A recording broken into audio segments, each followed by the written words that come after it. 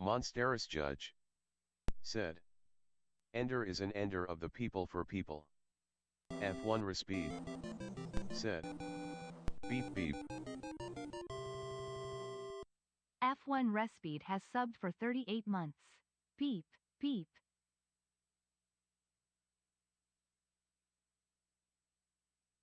Oh no. I'm never late. A wizard arrives precisely when they mean to.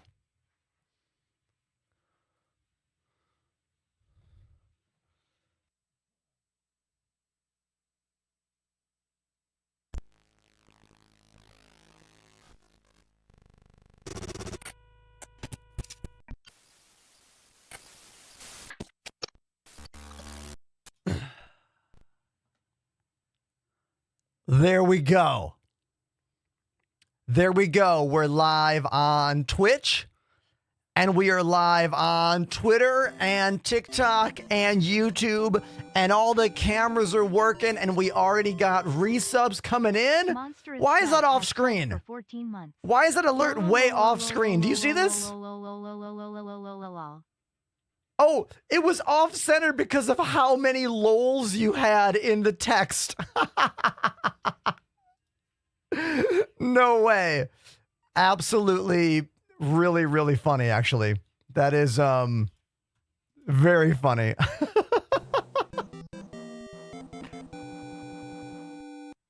XX_nightside_XX dropped a 5 sub bomb.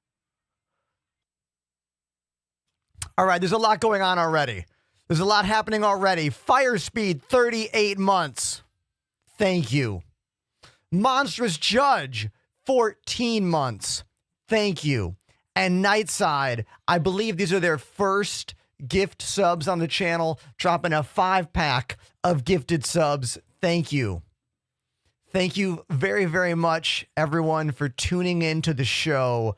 My ears feel weird today. Like, I don't know. You know when your ears are like kind of clogged and then the world sounds crazy? That's where I'm at right now.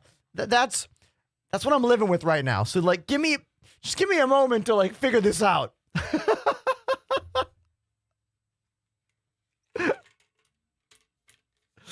Flip says same.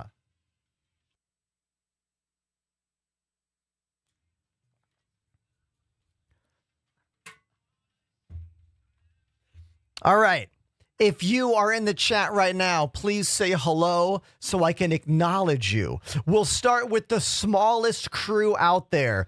YouTube, Red Rabbit on YouTube. And you know what? I want to stop the music right now because I have a pretty amazing YouTube announcement to talk about. Now, we might not have that many views on YouTube. We don't. It's a smaller part of our brand. But you know what? It's about to become significantly more important. And do you know why? I bet one or two of you out there knows why. Let me show you something that happened this morning right here. I am now a YouTube partner. After years of trying to hit the minimum number of views, engagements, watch hours, we finally hit it. So this means there is an entire new revenue stream out there, waiting for me, waiting for us. Isn't that incredible? Truly incredible. This means, for those of you who don't understand, I can finally make money on my videos on YouTube via the ads, via the watch hours, via super chats, which is the YouTube version of Twitch bits. So this is pretty incredible. I'm very excited. And you know what? There's only two reasons this happened. It's only two. And I want to speak to them. This happened because, one, I have been multi-streaming everything I do on YouTube for the past, I don't know, 3 months. And I have been a maniac posting short form content on TikTok and Twitter and Instagram, but also YouTube. So that's pretty amazing.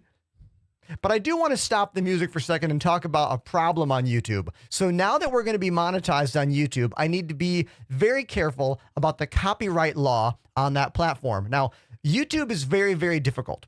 I never stream any music on YouTube. I use what's called the VOD mix on my OBS to remove this music you're hearing. You don't hear any of that music on YouTube because they are crazy about copyright. They are so crazy about copyright that I got a copyright strike for playing the drum beat to We Will Rock You. Look at this. Look at this.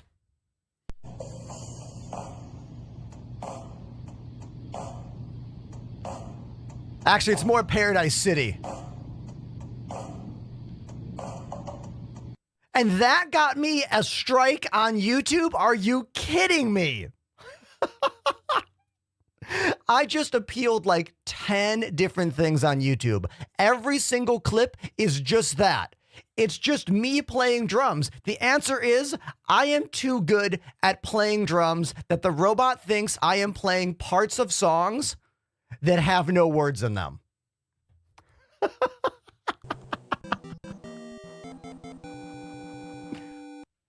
XX_Nightside_XX dropped a 5 sub bomb.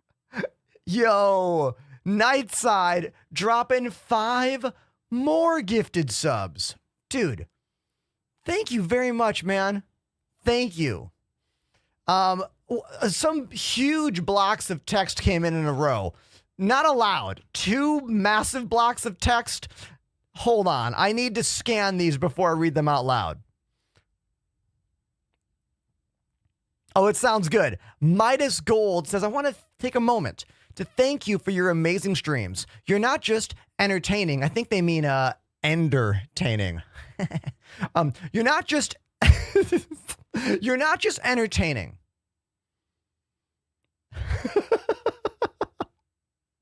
I lost track of where I was reading. I'm going to start it over.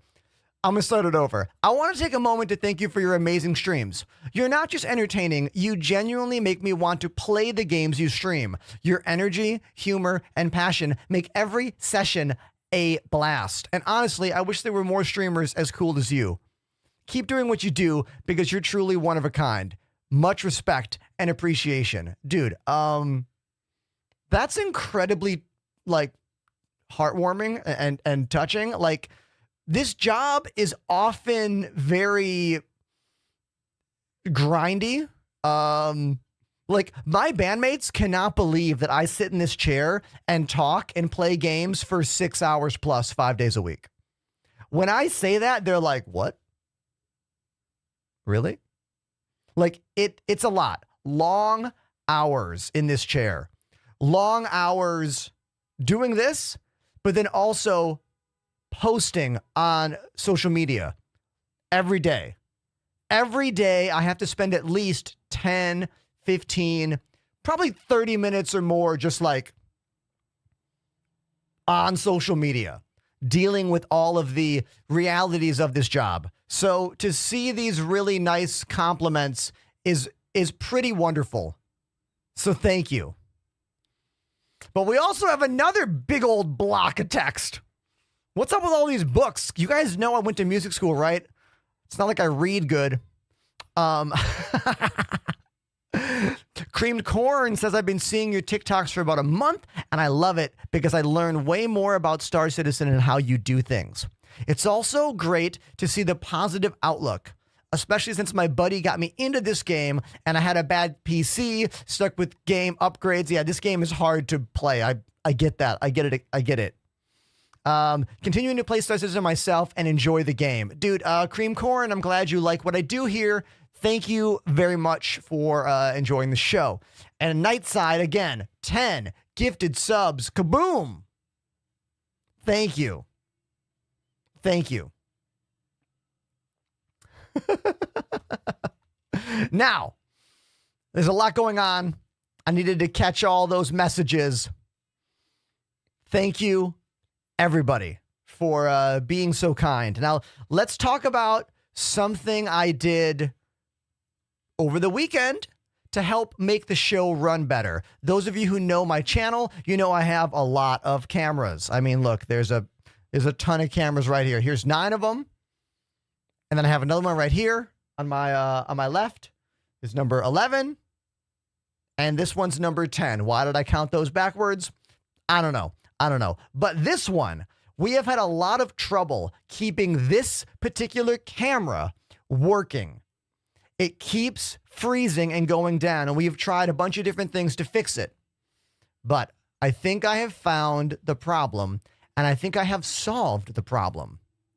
I was using a USB 3.0 40-foot extension cable plugged in to the camera cable and then into my computer. But I found on Amazon the other day a 32-foot USB-C to USB-A cable. Now, the Facecam Mark II by Elgato uses a USB-C output.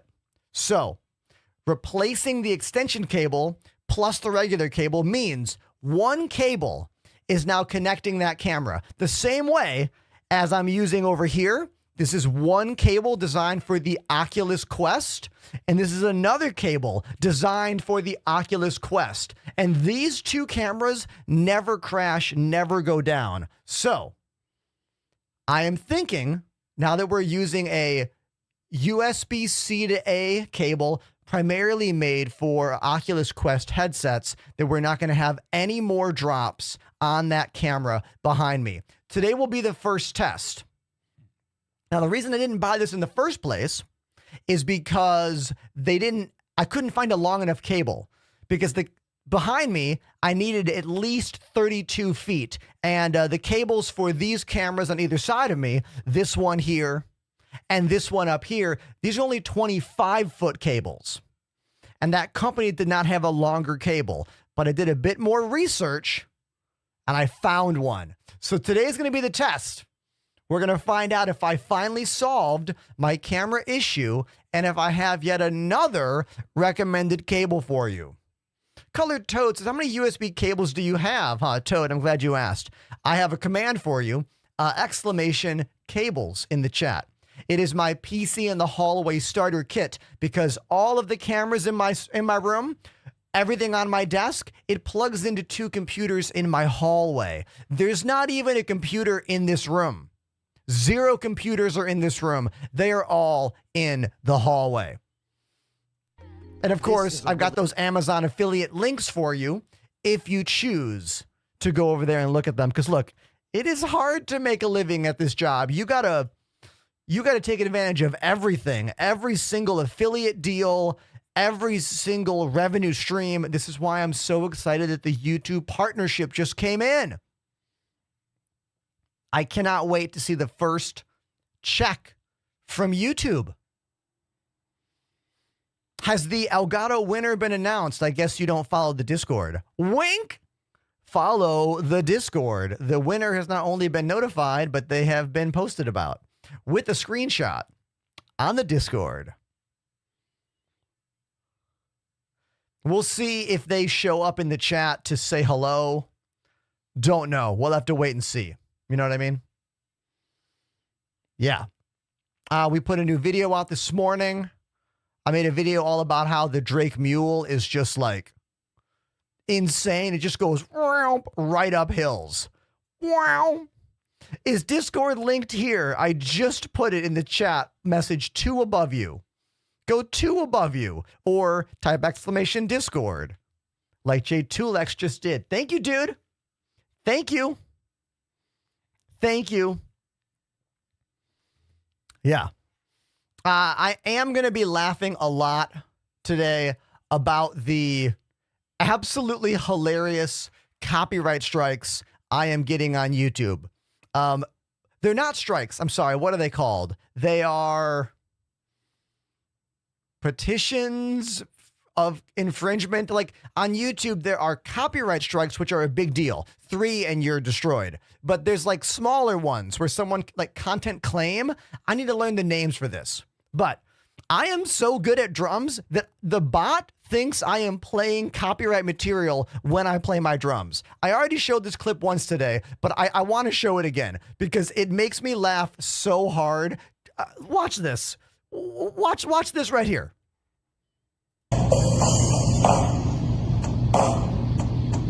Copyright claim. What? Yeah, so apparently doing that is enough to get a copyright strike or claim on YouTube. No more take me down to the paradise city. Don't even do that. I wasn't even playing that song. But don't do that, drummers. YouTube's going to slap you right in the face.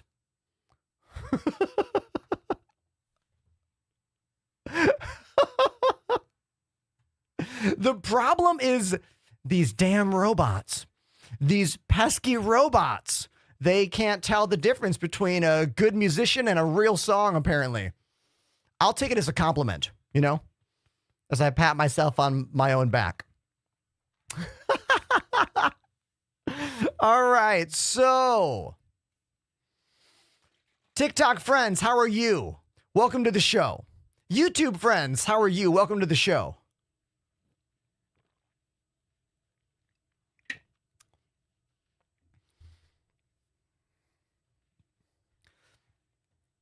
Let's boot up Star Citizen. Oh, I have some more good news. Wait, I have some more good news. This is literally, stop the music, the first time this has ever happened to me in my job as a content creator and as a streamer. So I work with a lot of different brands, right? I work with a bunch of brands. Most of them are companies that I either met at a trade show or a brand that I have used for a long time and tried very hard to get a hold of. It's usually very difficult to acquire brand deals in this job. However, over the past couple months, we have been using this thing, the Delta Hub wrist dress, Carpaccio G 2.0, right? And I've been loving this thing. One of you out there screenshotted me on the front page of Twitch, saluting this dude who just subscribed, wearing that, and you sent it to someone over at Delta Hub. I got an email this morning from them that was like, hey, one of your viewers sent me this clip of you. We would love to work with you. Why don't you write me back and we'll talk about it?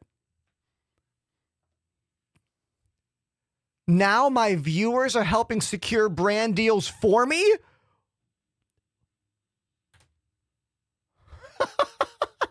Thank you.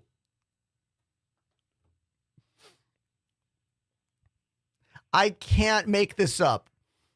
I'm not making this up. Who did this? I don't know which one of you did this. Like, I have no idea. How long until we find out? How are we going to find out?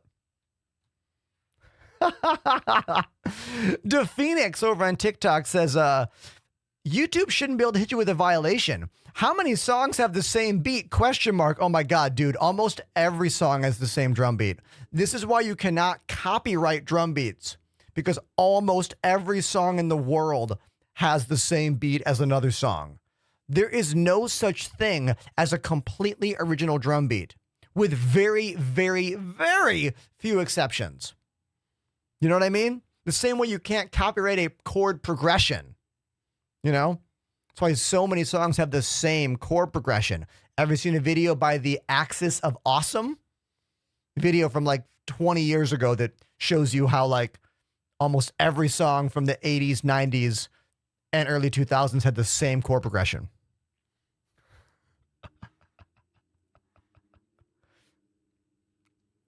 All right. Let me see. I'm just getting caught up on the chat real quick. Someone named Ahmet says, play Star Citizen. Yeah, that's what we're going to do. Unless you're too bored, in which case, I don't know. Watch a YouTube video? Which, by the way, we are monetized on YouTube now, huh? Wink? Yeah, that's right. Now, before every play session, I do the same thing.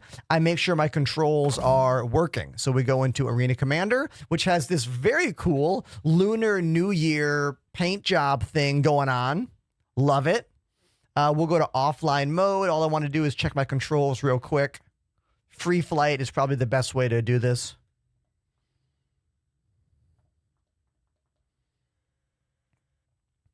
All right, deploy.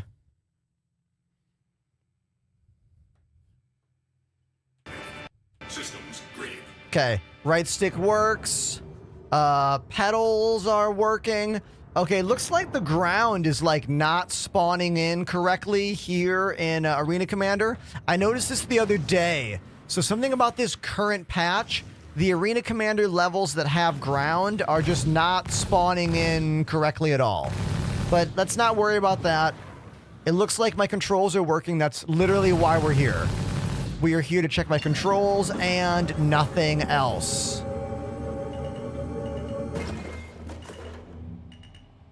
Whoa! It is really fun just kind of zooming around here. Going a little bit crazy. Full burst, like full boosting everywhere.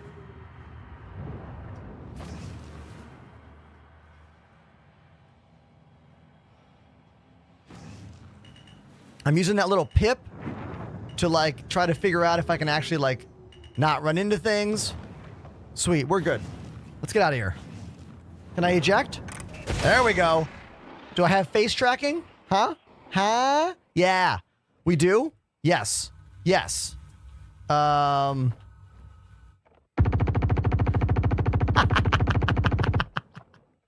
Okay, sweet. We're good.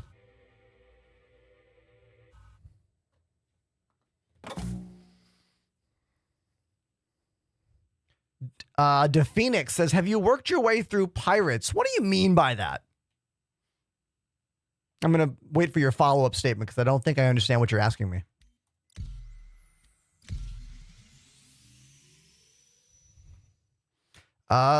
Jory says, anyone else had trouble with the Hull C auto cargo loading system? Oh, dude, I haven't tried to use the auto cargo system since physicalized cargo came online. So I'm not the one to ask about that. Sorry. First time chatter, Ryan Bagel. Hey, Ryan Bagel, do you know I live in Brooklyn, New York, home of the most amazing bagels in the world? Fact. Yeah, it's in the water. Now, their question is, servers seem whack, or more of a statement. Well, look, that's not new. That's not really newsworthy at all. I'm just booting into the game for the day, so I'll let you know how it's working for me. Oh, you mean the Pirate Attack in Arena Commander? Yes, I have done that. I have played through that entire wave of enemies. Okay, here we are in Pyro, based on the ceiling of this hab here. Yeah, we're in Pyro.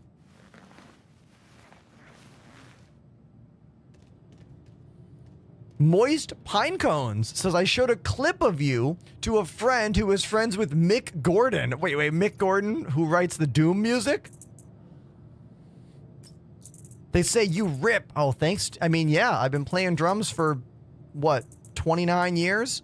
I've got a tour that leaves in less than 3 weeks. Exclamation tour in the chat. It is with a ska and reggae band from here in Brooklyn called Stop the Presses. I'm super excited about hitting the road with them. It's going to be an awesome, awesome time.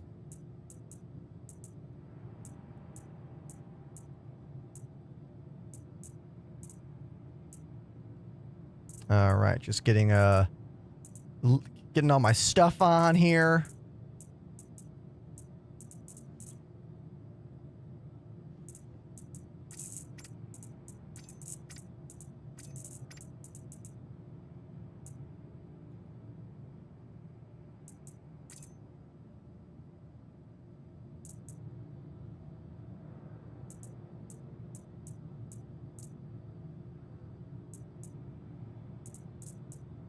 right. Oh, I got a slug in my bag here. We can give that to Panamanium later. Beautiful. He loves those.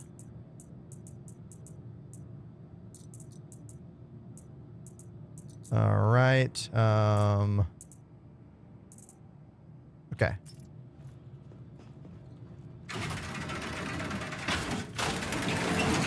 Trillo Hunter. Welcome to the chat. They ask, have you ever flown the Talon Shrike? You know what, dude? The Talon Shrike was my very first Star Citizen giveaway. The very first one I ever did back when that ship was released in, I don't know, 2021? So I haven't flown it for a long time. Every time I jump out and try to put up shields, the eyes close or the windshield goes black. Oh yeah, that's been glitched since the ship came out, dude. Like, one of the downsides to the ships that have really, like, detailed, unique visual aspects, like the Talon Shrike and the, what's the other one called? The one that looks like a huge shrimp. The other alien ship like that is that when the screen goes down and then it goes transparent, it just gets glitched sometimes. The Prowler. Thank you, Flip. Thank you very much.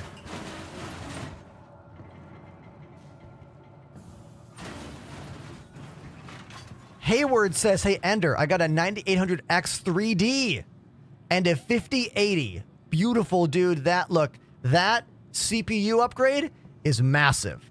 Someone named Arja on TikTok says, is Squadron 42 good? My dude, Squadron 42 is not yet released. It is set to release in 2026. There is an hour and 15 minutes of gameplay footage on YouTube, though, that premiered a few months ago at the CitizenCon convention in Manchester, England. If you have not watched this yet, it is incredible. Quite literally the first level. It's, what, half movie, half gameplay, part tutorial. It's really cool to see that finally be real, especially from someone like this and like you who have been a part of this project for the past many, many years. I've been playing this game on Twitch for 4 years now. I know a lot of you have even played the game quite even longer. Oh, I gotta turn that Nightbot off. Thank you very much for reminding me about that. Let me kill that timer. Thank you very much. That is gone. Thanks, chat. Thank you so much.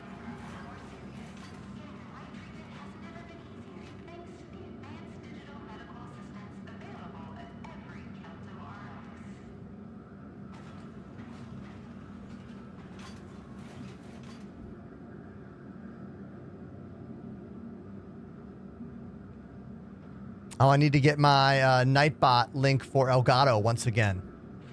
I lost it. Hold on, I lost my Elgato link.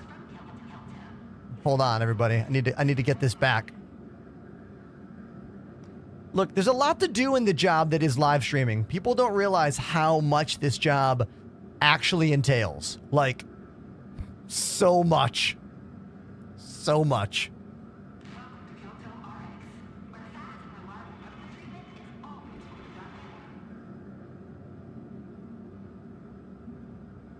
Okay. So much more than just streaming. Oh my god, if all I had to do was stream, this would be the easiest effing job in the world. Facts. Absolute facts.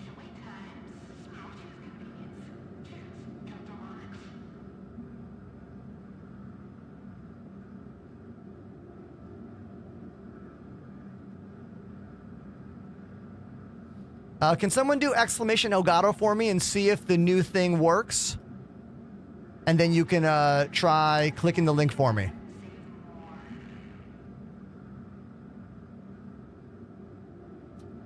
Is that link take you to the main Elgato page? That should be a default tracking link. I think we fixed it. Oh, awesome. Thank you so much. I should add something about me being an Elgato partner in there, though. It's kind of vague.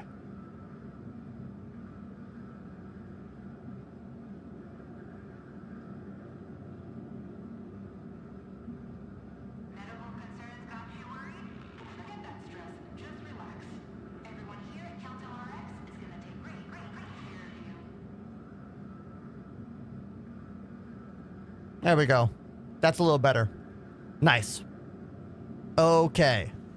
So we are here to, no, you know what? We're fine. We don't need to go to the hospital. So if one of you asked a question in the chat, I'm sorry I missed it. Just ask it again, and I will get back to you. You know? So this humongous backpack that I'm using right now, I got this from beating the boss guard at Security Post Korea. So when you break into Security Post Korea, there will be one guard wearing heavy armor with tons. Excuse me, right there. See that security? They'll be wearing tons of gear with this huge backpack full of stuff. And we took him out the other day, and, well, I still have all the stuff. Do I use any shader packs? Asks Big Chungy. No. In my experience, in my opinion, I wouldn't use any third-party graphical things in this game. This game is already so incredibly difficult to get to run, so full of glitches, so full of flaws and problems. The last thing you want is some, like, software malfunction causing extra problems for you. You know what I mean? So I suggest you use none of that stuff, like no other things. But, you know, it's up to you. You can do whatever you want, you know? If you want to, go for it. I'm not going to stop you, but I might...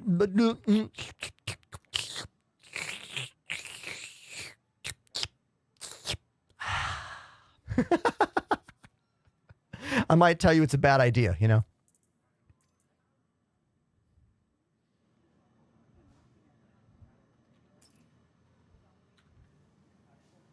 All right.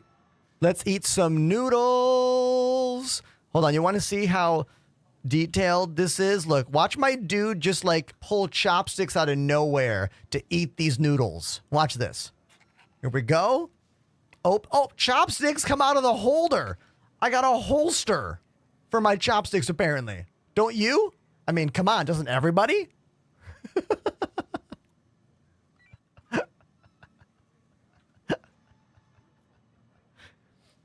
How do these streamers manage 1,000 viewers and still play? It's crazy. I know, Vector. I know.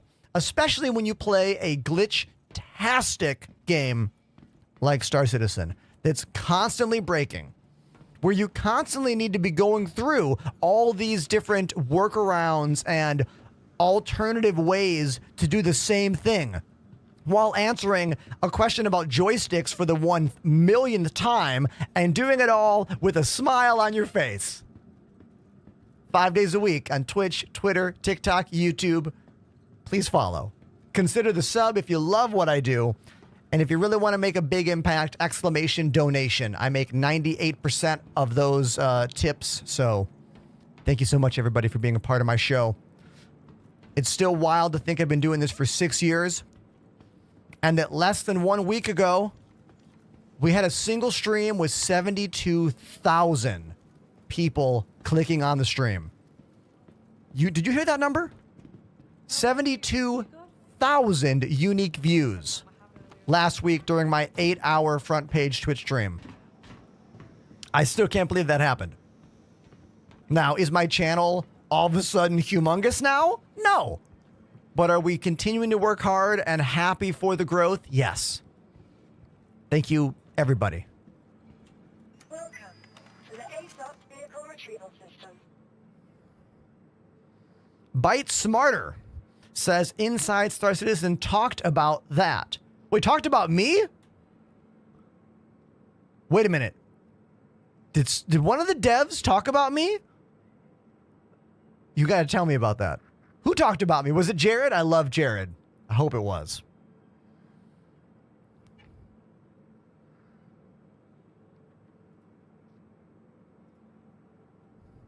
All right.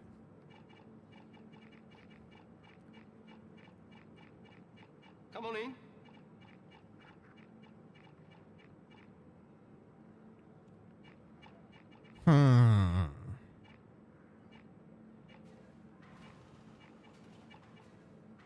What ship should we fly right now? Bite Smarter says, CIG said there was a front page streamer with elevator issues. Can you find me the moment they say that? Can someone find me the timestamp? Did they mention anything about how good looking I am? Or anything else that lets you know it was me? I mean, I know it was me, but.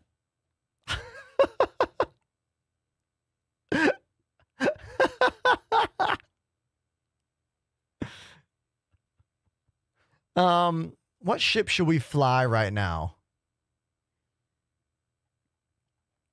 Let's start the day with some salvage. Oh, what is that? Moose Run? Moose Run dropped a 5 sub bomb. Dude, thank you, man. Thank you very, very much.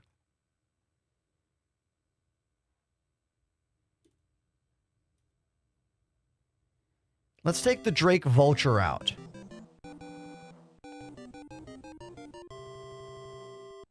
Crump_0 activated the Prime sub. Yo. Glad to drop this here. First of all, Moose Run, thank you for 5 gifted. Incredible. Crunk, thank you for the Prime for 2 months. Everyone, you need to know that we almost have as many subs 42 minutes in as we made during my shorter stream on Thursday the other day. So this is pretty awesome. Thank you, everybody. Thank you very much. Now, someone said, how was rehearsal? Okay, rehearsal with Stop the Presses was great. I had a lot of fun working on their tunes.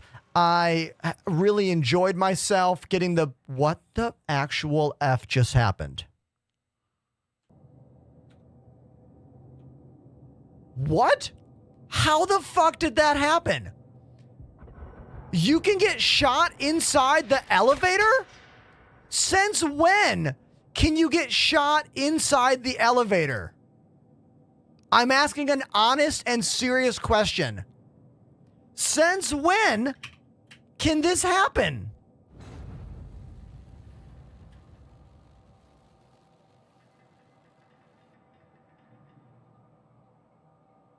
Look, I try not to get mad about this game. I'm going to call absolute fucking bullshit. I was in the elevator going to my personal hangar that spawns specifically for me, and someone was behind me and killed me and stole all my shit. I had a lot of great gear. I had a lot of fantastic gear right there. And this is a moment where I normally don't get mad, but everyone needs to know this is fucking bullshit. It shouldn't work this way. You should not lose all of your shit because you got into an elevator that momentarily allowed you to pull a gun out. That's some fucking bullshit. Absolute trash game right there.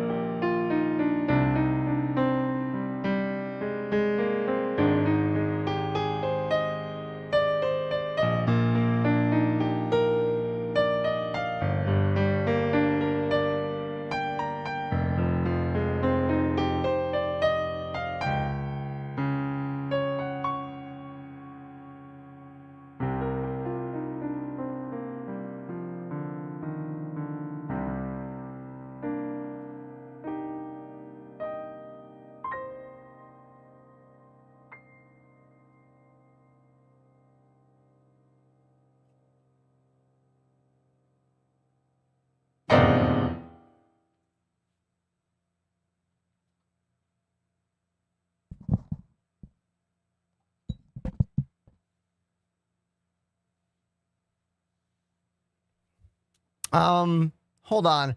Was the camera even on me playing drums? Why did the camera go to the camera got weirded out there, right? It like, look, I'm actually very upset.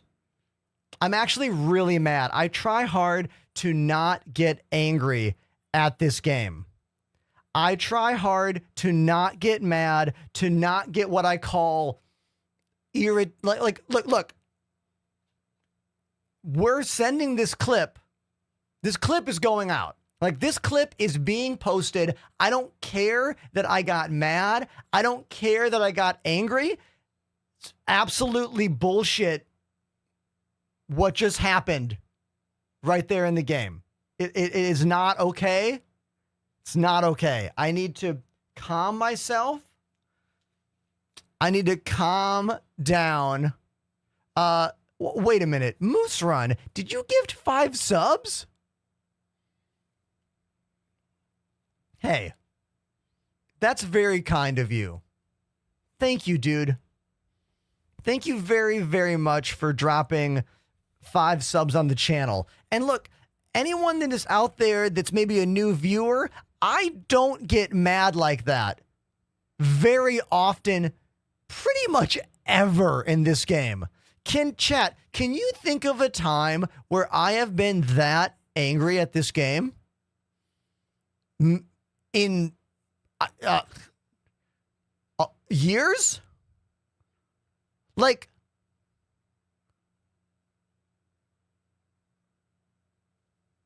I can't think of one.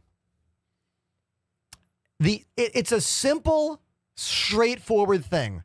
Yes, I know. Pyro is a dangerous star system. Yes, I get that. Pyro's all about PvP. I get that. But when you walk into an elevator going to your hangar at the station you just woke up at, someone should not be able to pull out a gun behind you in the elevator and literally drop you, then drag you out of the elevator and take all your stuff. That should not be possible. And I know whoever did that is watching the show right now. How else would you know that I was there? So, okay. I'm going to do my best to calm down and change what we're going to do. I had a plan for content that is now completely different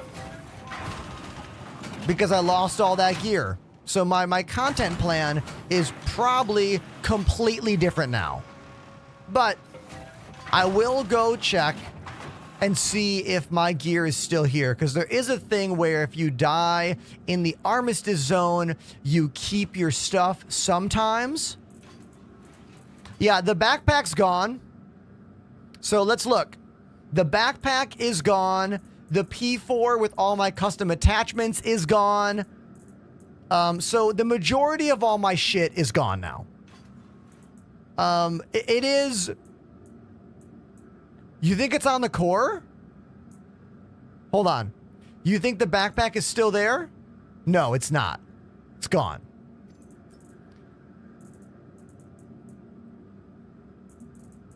So, like, look, the point is simple.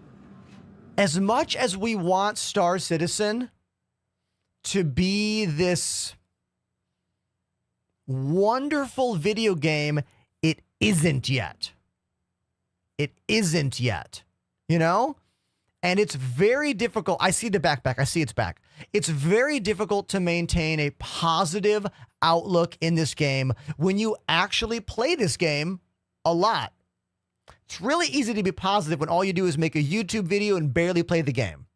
But when you play it daily in front of an audience, like I do here, Monday, Tuesday, Wednesday, Thursday, Friday, it's challenging to stay positive and realistic and optimistic when things like that happen to you. Now, There are some resubs coming in right now in the chat. Thank you, everyone, for being so generous to me. Cream Corn with the Prime sub, thank you. Colt with the Prime sub, thank you. I don't normally act like this, and I'm very sorry for getting upset. It's just when you care about something like a game and you've put so much time and so much effort into it for as long as I have, every now and then these little things just like will come up and they will smack you directly in the mouth. And that's what just happened to me. So much so that I don't even want to use any of that gear. We are going to equip effing nothing right now. All right. The backpack is back. I am leaving it there. I am not going to take it because I can't take the letdown of something like that happening again to me right now. Cannot. So we will just buy some med pens. I will buy a med gun.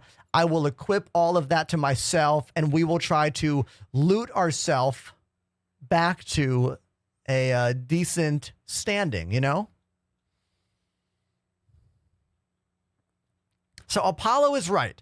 Technically, you could equip everything in the hangar to avoid that in the future. But how annoying is that? Like, that's really annoying. If you actually break it down and think about it, it's kind of annoying, right? Like I want to walk through the station with all my gear on. I want to walk through the station and kind of like look, like I want the character to look kind of cool when I'm walking through the station. Like I think about that stuff. I think about all of that when I play this game, you know? But it's all right. Everything's cool. We'll be fine. I'll be fine. Thank you, everybody, for being a part of the show. Now, if there was a question that I missed, please bring it up in the chat. I would love to read it out. And we're going to have a good day. Everything's going to be fine. We're going to have a good day.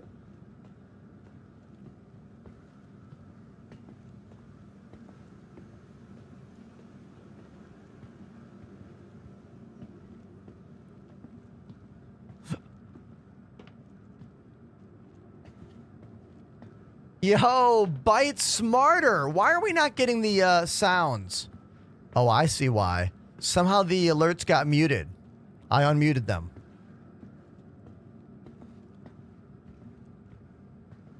If that had happened in Stanton, I would have a list of it. Because when crimes happen in Stanton, you can see them here in the journal. How many of you think we need some kind of update to the journal for Pyro? Anybody? Like, when something happens to you, shouldn't we have some way to know? Or is it better to not know? Like, I'm asking an honest question about this game. If you get killed by someone in a random elevator, should you be able to know who did it? Frog says not know. It's in the console log. Oh my God, Stysig, Evil Org in the house. Of course you would know.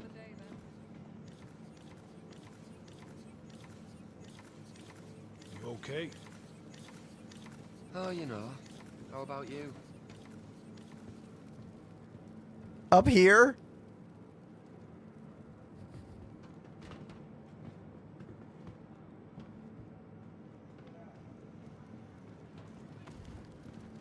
Somebody named Water on TikTok says, is it true Star Citizen wants to make the game economy player driven? Well, I mean, we haven't seen any videos in a long time about how the economy in this game is going to work in the future. It has been quite a while since we have had a detailed video like that. I honestly don't know about what the future of the in-game economy is because it's been a while since we have had a detailed video talking about that system. Now, once upon a time, there was a guy named Tony Z who worked at CIG, and he made these long, in-depth videos that went into that stuff. There was a whole video all about the quanta system, about like how someone selling here would affect prices here and would affect demand there and spawn NPCs here. It's a long ass video from years ago, but everything in this game changes. Everything in this game is not fixed. It's all in flux. So I don't like to predict too much. You know what I mean? I feel like CIG is due a video on literally that topic. Tyler on TikTok says, look, it's my favorite streamer. Hey, dude, thank you very much. Thank you. How am I doing? I'm doing pretty good, man. We had kind of a really annoying in-game moment. Someone totally just like spawn killed me in an elevator. I got a little mad about it, but I'm over it now. I'm going to disengage the red button. Hold on. Let's disengage that. Let's be safe. Let's be safe. I got YouTube partnership approved just this morning. And one of you out there sent a clip of me on the front page of Twitch using the Delta Hub wrist rest. And I got an email this morning from someone at Delta Hub saying, hey, do you want to work together? One of your viewers sent me this clip of you. No one has ever gotten me a deal with a brand other than me in this job. So if that was you, please speak up about it. Who did that? Incredible. Absolutely incredible.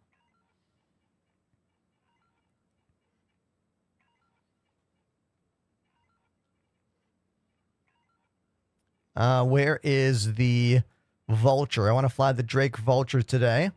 We've been flying the new Drake ship a lot, but I kind of want to fly the Vulture today.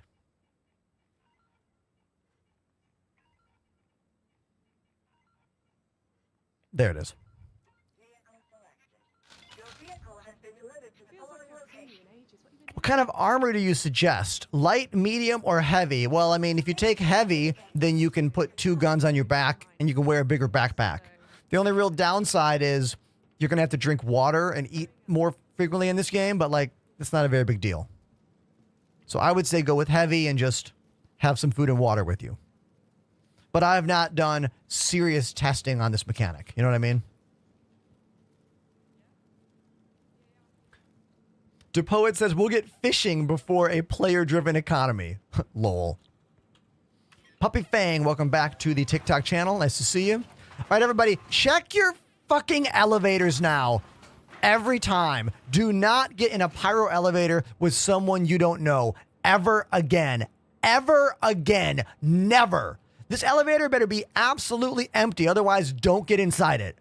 Because they can just murder you. As soon as you go down to your hangar, it lifts the no-fire zone. The no-fire zone gets lifted on the... right here. Someone can just fucking kill you right there. How do I know? Because it just happened to me moments ago. And I'm still mad about it.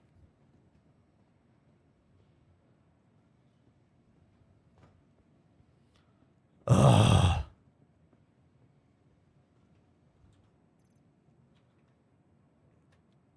All right, this is a good point. I have not made my little best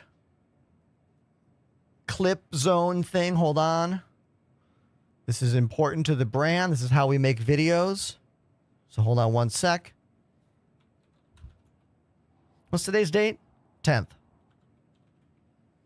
I have a tour that starts in about 2 weeks. Going on the road with a band called Stop the Presses from here in Brooklyn. It's a ska band. I really like their songs. Their songs are fun, interesting, exciting.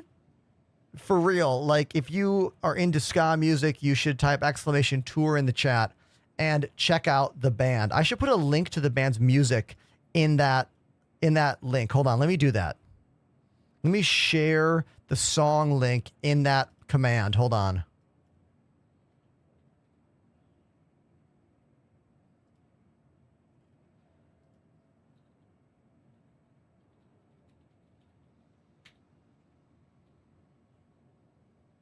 There we go. Now it'll work. I can't spell. There we go. Now I can spell. 6 shows on the West Coast, in California, and Vegas.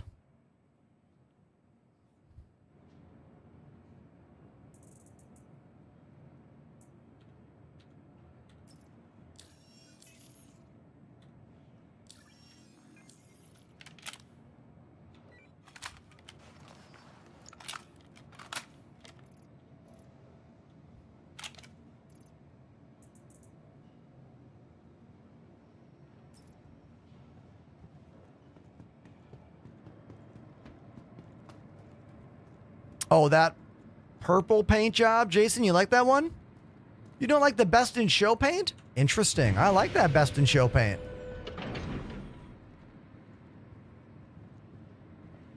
Oh, yeah. So apparently someone at CIG mentioned me. Was that in the 3-hour-long Star Citizen Live? I have still not watched that whole thing. I watched the first hour of it. I plan on watching more of it later today when we have our dinner break. I heard that they said something like someone on the front page streaming our game having elevator issues. Oh, you put it in the Ender Reacts? Let me go there. Let me go there right now. Thank you so much.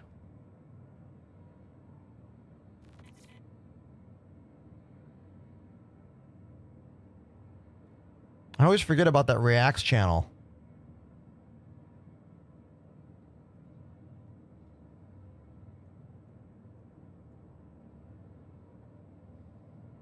Okay.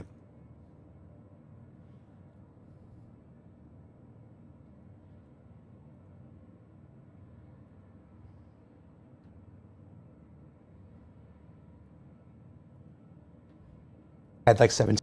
Okay, hold on. Let me rewind this for consistency. Or for 2,000. Famously, we were watching a big streamer jumped into game. Oh, hold on. This is about me, chat. This shit's about me. Let's watch. Hold on. Rewind. On Friday, better. Famously, we were watching a big streamer jumped into game on Friday.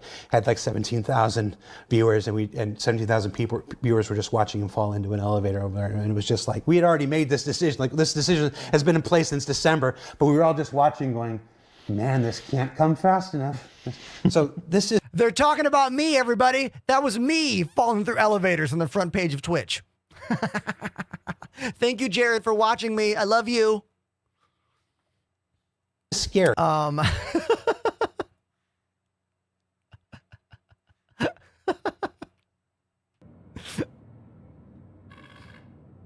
They called me famous. All right. Can we? I don't know if that word is allowed to be used yet, but that's very generous. Thank you for being generous with your words, CIG. Do I like salvage? Says Dragon Tablet. I do. I love it. Someone named Empty says Star Citizen or Elite Dangerous. What should I buy? Well, my dude, that depends on you. Do you want a finished game? Elite Dangerous. Do you want an unfinished game that is the most interesting video game that's ever been designed, but your computer might not be able to handle it, or you personally might not be able to handle it because of how glitch-tastic the game is? Then get this one.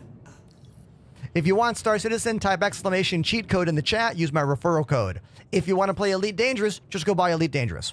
I played that game for like 7 years, almost every day of my life.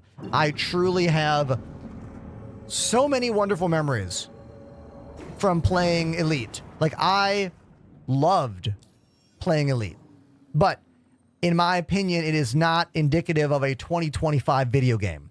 It feels like a retro game in many ways.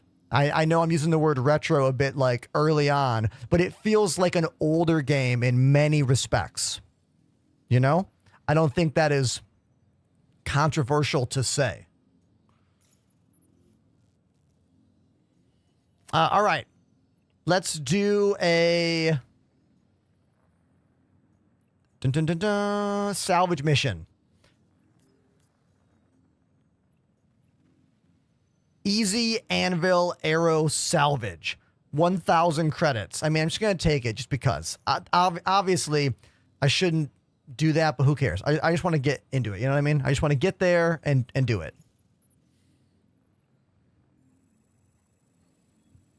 You're usually better off just going to bunkers and like looking for downed ships and players that left stuff laying around. But we'll just do this one to kind of get started. You know what I mean? Obstructed, of course it is. The quantum travel glitches in this game are so irritating, so annoying. I had a video I was gonna post this video earlier today all about quantum travel bugs, and I was like, you know what? I just don't want to do it. I just don't want to. I don't want to spread negativity, but I also want to educate everyone about it. It's a fucking problem. Okay? Really is. You should not need a master's course in Star Citizen just to go somewhere where you took a mission. Yet, that's what you need. You need high level knowledge just to go places in this game right now. And that is not an oversimplification. Like, I am being honest. I am telling you how it is.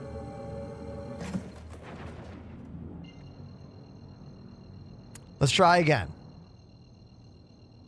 Engage. All right.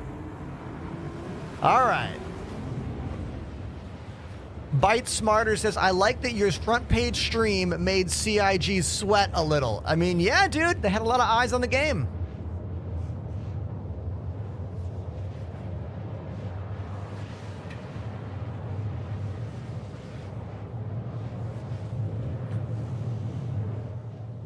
Officius over on TikTok says, hey, Ender, can you give me 3 or 5 things that would make Elite Dangerous on par with Star Citizen? Oh, yeah. Easy. 1, the ability to do this.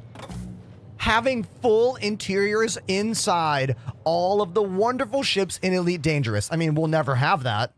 We will quite literally never be able to do this in Elite Dangerous. But that's one thing that would help bring the game on par right there. Another thing would be significantly better graphics. I know graphics are not everything. I know they're not. But look, Star Citizen is one of the most beautiful games in the world. The fidelity and detail in this game is absolutely beyond. I mean, look, right now, that's me. This is us. We're passing by the star. We are in game, not in a loading screen. Like, we are traveling through the star system, right? That's another thing that Elite could have, better graphics. Maybe planets that are not copy pasta. Almost every planet in Elite Dangerous is just copy paste. Copy paste, copy paste. And all the ground looks like pinched like sand. I'm not trying to complain about Elite. It's an older game. I get it. But what you're asking, trying to compare a revolutionary, cutting-edge, unfinished video game with one that is, in my opinion, kind of on life support, trying to do anything and everything to keep their viewer base interested in playing the game. Now, if you're still playing Elite and having a good time, I commend you. Go for it. Have fun. I have thousands of hours in that game. They named a base after me. It's called the Ender's Enclave. It's in the Atacapa system. I am not hating on Elite Dangerous here, but comparing it to Star Citizen is only worthwhile for a couple little details. You know? They are really not comparable.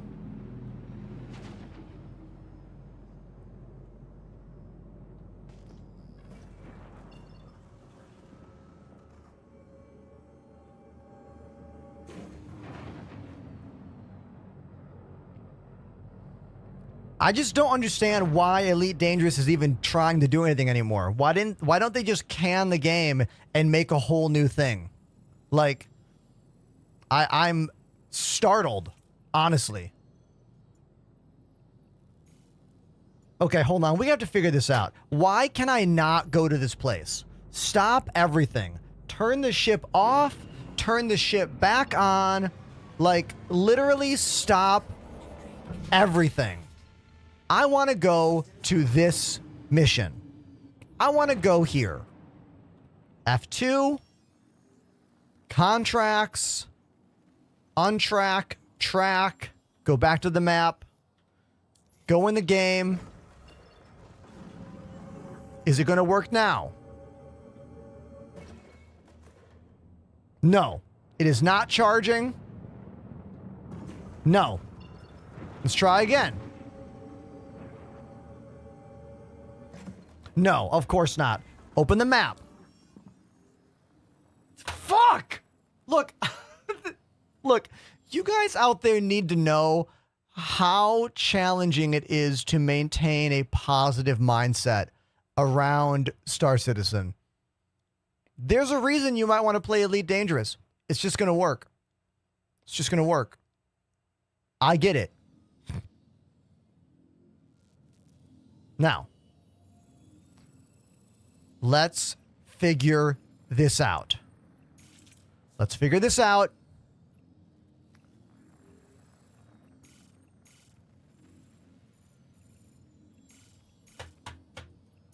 Well, what am I supposed to do here? What am I supposed to do? Let's try going to Pyro 1.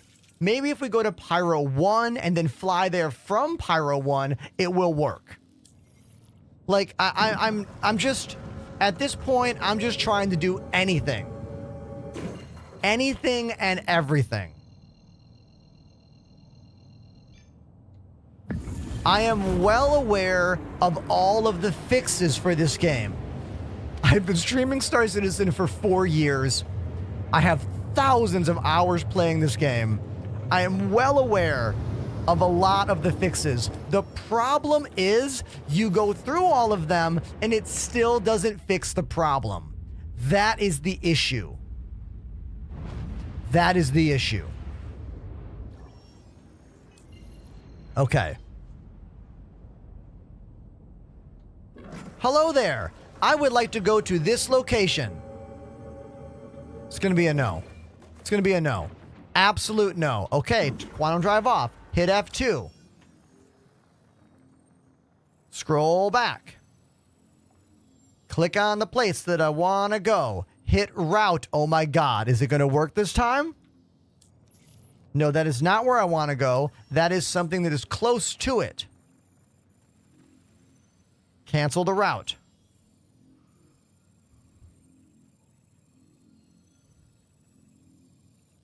I want to go there. Invalid location. Invalid location.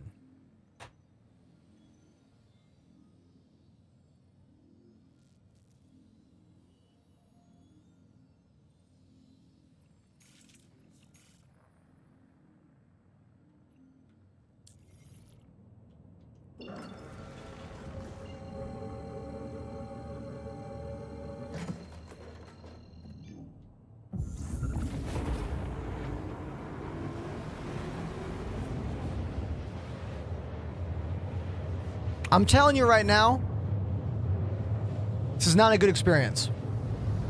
This is not a good time.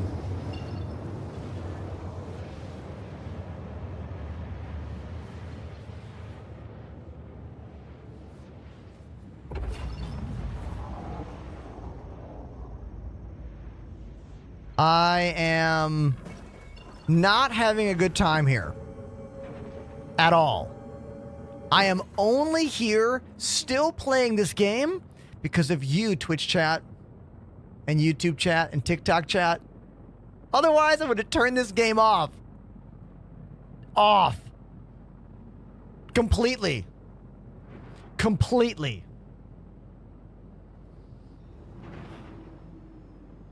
Hey, on the good news is I get to play drums in 27 minutes. So that's some good news, right?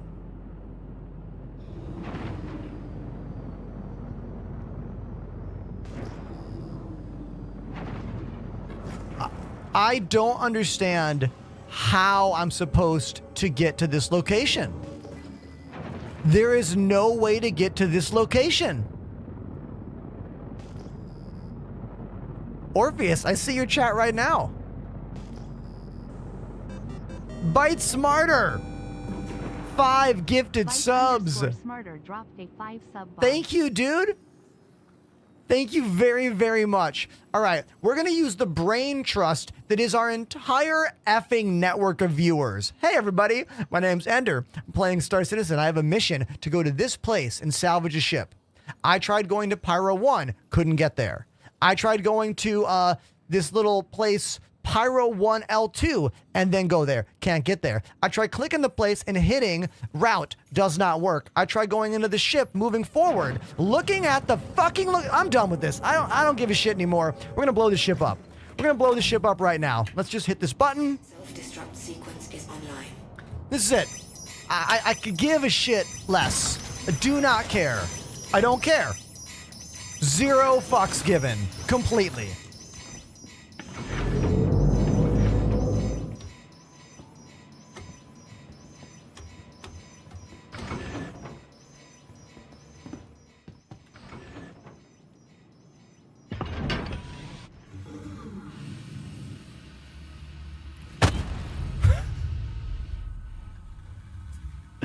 And now we just float here in space. Oh, a friend is here. Who's here?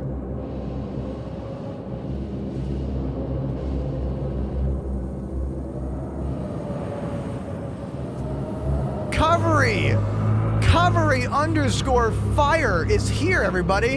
And they're in a beautiful looking ship. Can we talk about how good their ship looks? Hold on.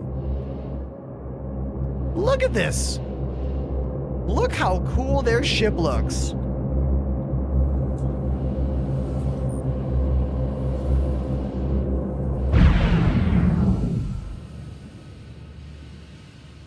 Permission to come aboard, Captain?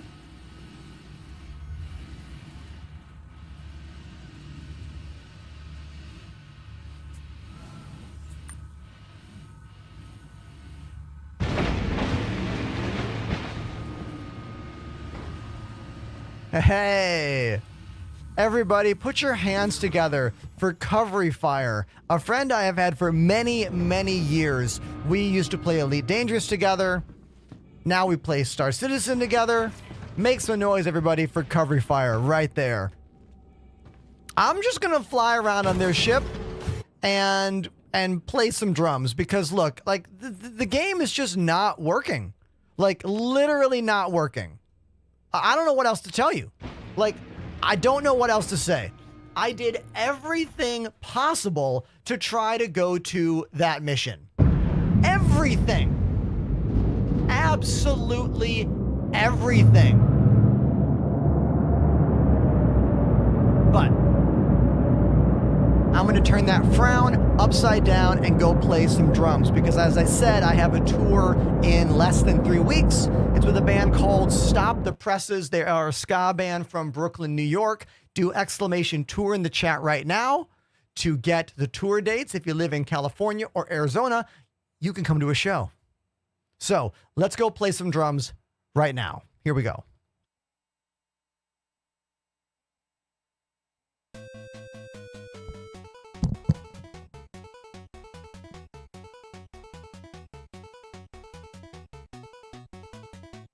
A 1-year resub, everybody.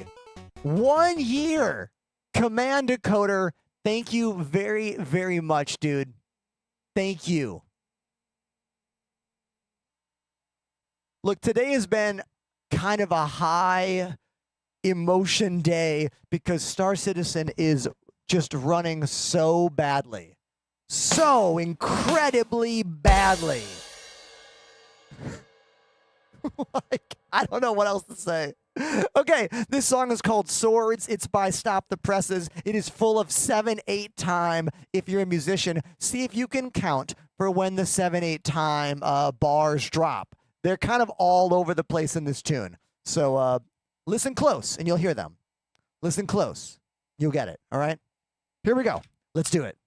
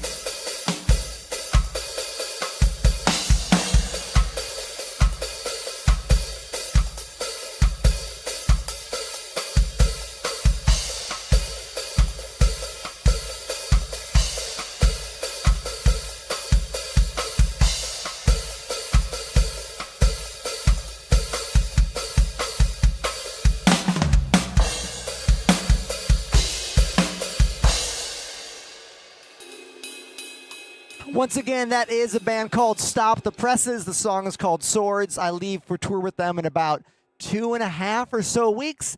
Exclamation tour in the chat for all the dates. There's about 6 shows on the West Coast. So if you live in California or maybe Arizona, you can come see me play a show with them. And thanks again, Covering Fire, for flying me around in game while I played drums.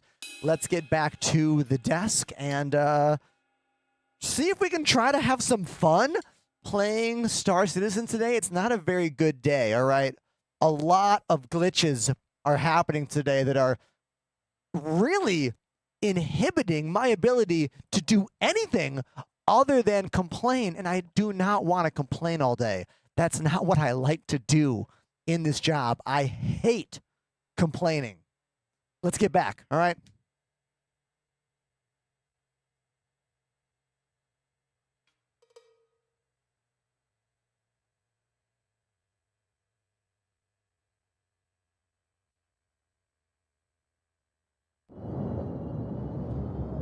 Will I be streaming any of the shows? I might stream some of the shows on TikTok. Definitely not on Twitch. We will eviscerate my average views if I stream on Twitch. But I might stream a bit on TikTok.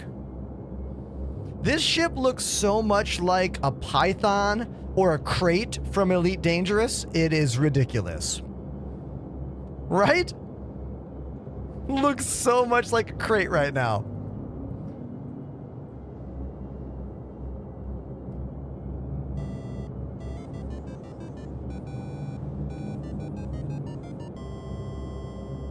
Angie Frog 1 has Hey, Angry Frog. Resubbed. Angry Frog, thank you very much for the resub to the channel. Thank you, dude. What's the goal of this game? Great question. I would say the goal is whatever you make of it, dude. Whatever you make of it is the goal. It is an alpha video game that is in progress with updates changing everything about the game every couple months. So the goal is to try to have fun and experiment with what we can do in this game. You know? It's a pretty good answer, I think.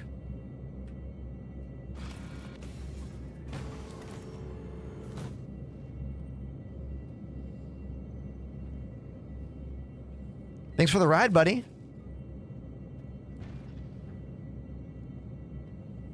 This ship is called the Zeus. Let's talk about the Zeus real quick. I like how it has these big compartments right here. Big old gun rack right there. We have the main pilot seat. We have co-pilot 1, co-pilot 2. We've got some more lockers right here. Is there storage in these lockers? No, there is not. I like this docking port right here. The docking port is so cool. Really neat design of that docking port especially. We actually have a ladder that leaves right here. You can get outside the ship. Hey, Mercury Star Runner, can you have one of these, please? Thank you. We got some more compartments here that hold more of the ship modules. The engineering terminal for whenever that comes online. We don't know when. Fuse box. Fire extinguisher for when we get fire in the game. There will be fires on ships in the future, mostly caused by damage or modules overheating and or getting too damaged. So we walk down. We have yet another weapon rack. This is 2 weapon racks. We have a little kitchen area, which is pretty awesome. We got little cabinets in here. Seating. Again, another little cabinet. Window. It's always great to be able to look outside and see what's happening, see where you are.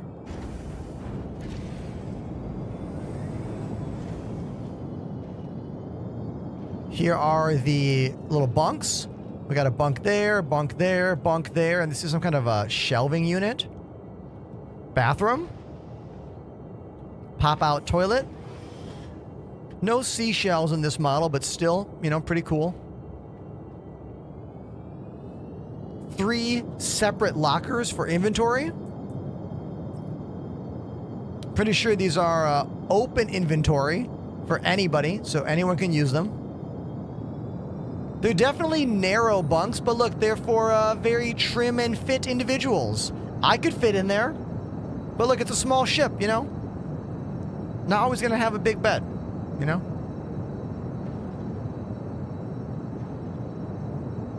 Here is the back of the ship. We've got some more housings right there. That's for some radar. We don't have a radar unit yet.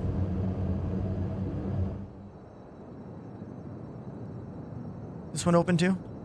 This one does not open yet. Looks like Covery brought a little motorcycle with him. It's a cute little guy. I feel like that gun should fold up inside it to make it even smaller. I really want CIG to design some kind of transforming hover bike like this that folds up into a 1 SCU box. How many of you would love that? A little single-size bike that folds up into a 1 SCU crate. I think that would be incredible. Like, such an incredible detail. Also, I do like how these housing units to hold the hydraulics are behind little, what, glass or plastic?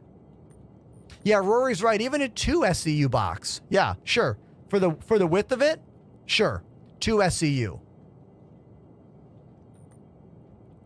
Oh, Herman talking about parachutes. Parachutes? I mean, yeah, we need that. Like, there are so many obvious things we need in this game. I don't even talk about those. I mean, I have. It's like I'm tired talking about them.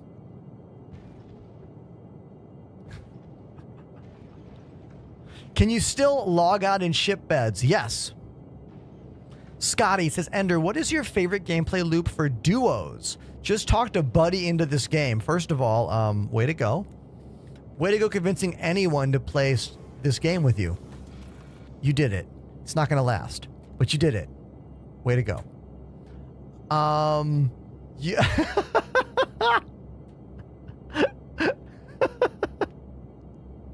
You can go bounty hunting with a friend. If your ship has a gunner, you and a friend can go bounty hunting. Oh, I got that mission. Thank you. If your friend likes doing salvage, you can go salvaging together. That is a mechanic as well.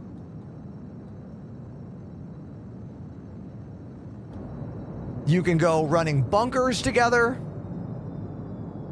Like, there is so many things you could do.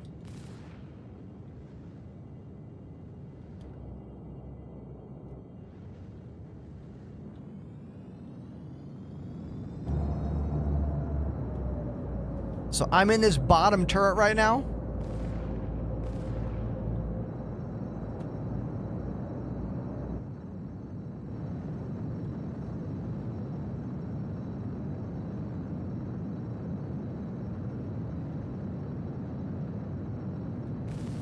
What starter package do you recommend? Whatever the cheapest one is. I think when you are new to this game, the worst thing you can do is spend too much money because you're just going to get more annoyed faster at this game, right? So spend the lowest amount of money you can, and if you love it, you can always upgrade the ship to something else and then pay the difference in that cost. I only suggest buying something beyond the starter cheapest package when there's a big sale. Like, sometimes you can get an Avenger Titan for $50 or so. Sometimes you can get a Intrepid or a Cutter for $50 or so. Otherwise, get the Aurora or the Mustang. Those are $45.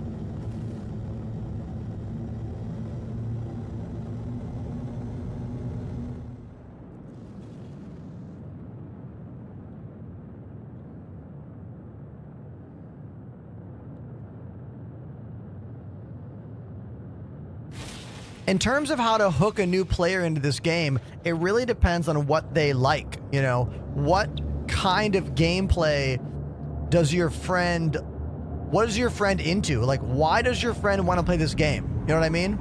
What's in it for them? Space travel? Pew-pews? Teamwork? Cargo? Exploration? Find the thing that speaks to them and show them that, you know?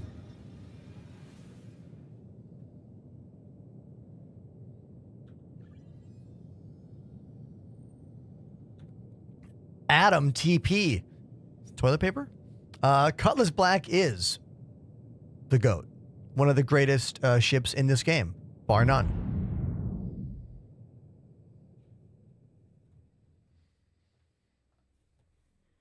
Wow. The beginning of this show has had such high emotions. Like when the game barely functions and I get angry about it, it takes me like an hour to come down from that anger moment. Do you know what I mean? Like, really? So there's a glitch going on right now. We are in quantum travel, but we can't see that we're in quantum travel. This has been a glitch since 4.0 pretty much came online. Only the pilot of that ship can see the quantum travel animation. I can't see it. VidBlitz says it's insane how the Cutlass Black has withstood the wave of new ships and concepts. Yeah, dude. The Cutty Black is an old ship. Didn't they premiere that ship in like 2018 or something? Like, it's a very old ship in this game. And there's been easily 50 ships since then. It's crazy to think that we still are talking about it. You know? You would think they would made it obsolete by now.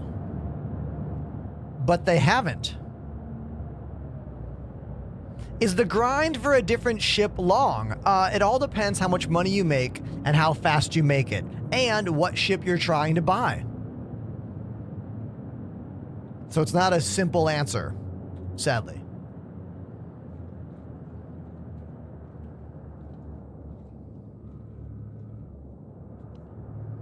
Just getting caught up on the chat.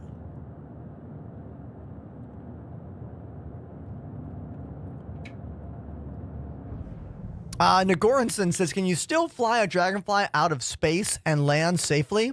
I believe so. Pretty sure the Dragonfly still is glitched to the point where you cannot explode when entering a planet via the atmosphere. Pretty sure. First time chatter named Visor. They say, is that the guy who played Elite Dangerous for 5 years straight? It was 7 years, and they gave me my own base in the game. It is called the Ender's Enclave. Here is the plaque they sent me when Odyssey came out to commemorate the location. But I have not played Elite Dangerous in about 4 years. I did everything I wanted to do in that game, and eventually it just didn't give me the joy that it used to give me. You know what I mean? Now, you could argue that Star Citizen doesn't give me joy sometimes. That is a fact. But I believe in this project. I've been playing this game for 4 years, and I truly do believe Star Citizen is the future of space video games. Absolutely. The future of gaming in general. Elite is still a fun game. It's just not for me anymore. I don't care about base building because I don't care about having a base. To care about having a base in a video game means you are invested in that game's world. You are invested in long-term engagement, like owning land. Like, you don't buy property in a town you don't like. So why would I care about base building in Elite Dangerous? Although, it's important for those of you that still love the game. If you still love the game, I'm happy for you. Because video gaming is supposed to be fun. Did you guys know this? Did you know that video games are for fun? Did you know that? You can drill joysticks to your desk for fun to play video games? I know. Who knew? Who knew?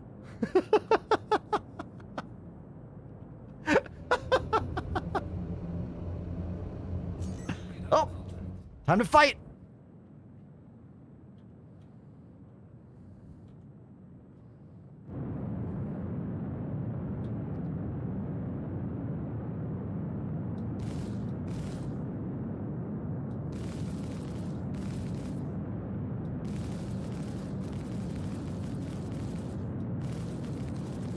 Oh, got him.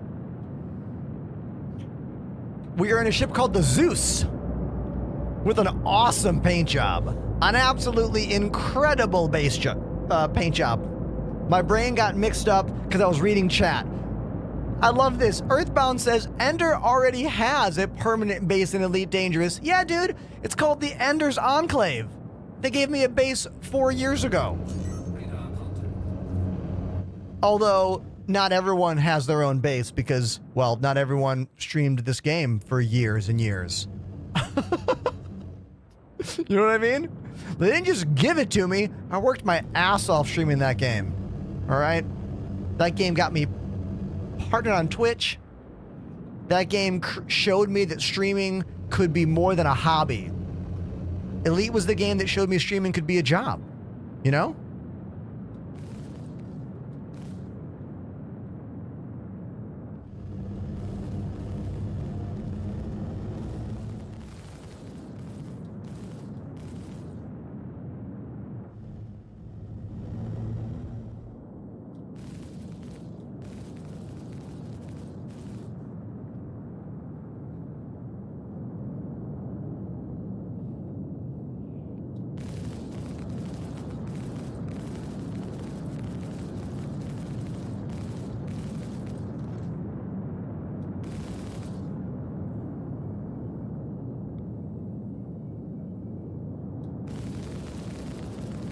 It's a little tricky to get convergence with the pilot gun and the turret gun on this ship. Because when the pilot has the best aim for it, I need to go a little bit higher. So the pilot almost has to like be a little bit nose up from the target.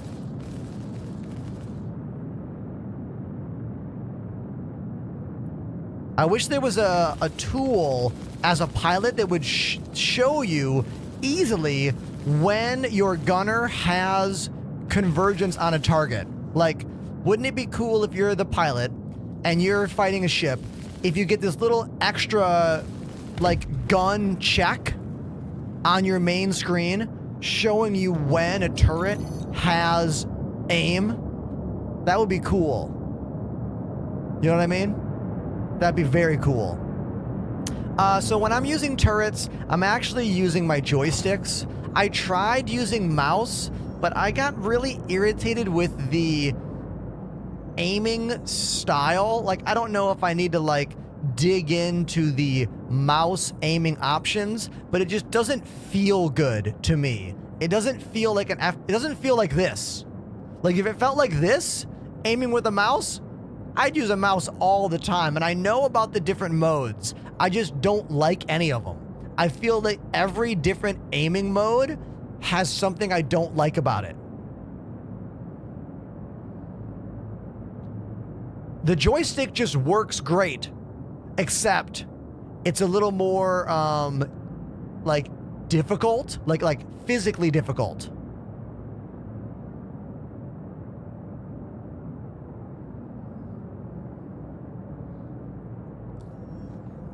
What are your thoughts on tariffs hitting all the Chinese imports? Dude, it's not good. It's not good, man. Look, I'm pretty sure you guys are going to have a hard time buying VKB joysticks with these tariffs that are happening. Like, and have a hard time buying CPUs and GPUs and pretty much all of consumer tech hardware. Like, it's not good. You know, I'm nervous. I am nervous about what the future holds here, you know, in more ways than one.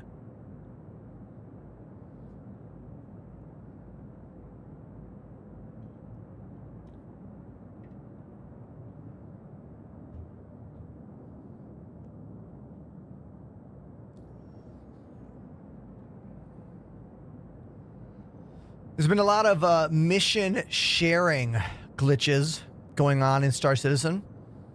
You'll be in a party with the crew. You will try to share the mission. It won't work. You know, it's just par for the course. Nico, pardon me, says, do you think the Saber is a good solo fighter? The Saber is one of my favorite ships in the game.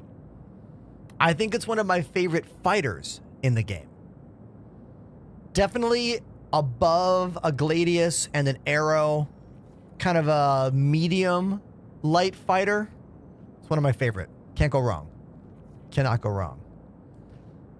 Dutch Blood, first time chatter, says, I stopped playing Star Citizen a while ago, came back recently. Thoughts on the Corsair nerf? Was it needed? The Corsair was too powerful. The pilot DPS in the Corsair was a bit over the top. I don't like that CIG made it so that the bottom gunner controls those bottom two guns and the one on top. I feel like they should redesign the Corsair and make it so that there is a fourth gunner slot for that top back turret. But if you're a good turret gunner in this game, you should have bindings set to swap between the different turrets. So if you're down there in that lower part of the Corsair, you can be shooting the main guns, hit the button, go to the back ones. You can set bindings for turret 1, 2, and 3. They're kind of hidden in the menu, but I put them on these guys. 1, 2, 3. While you're at it, thoughts on the Polaris? Oh, it's only the greatest ship in this game, bar none. A triumph of video game design. Etherfox has subbed for 38 months. Another month, another question. Any place to find drills for new twin stick flyers? Everybody, Etherfox, 38 months. Tier 3. Tier 3. Who else is going to tier 3 sub today? I don't know. It might not happen. Thank you very, very much, Etherfox. Now, what's your question? I don't think I get it. A place to find drills.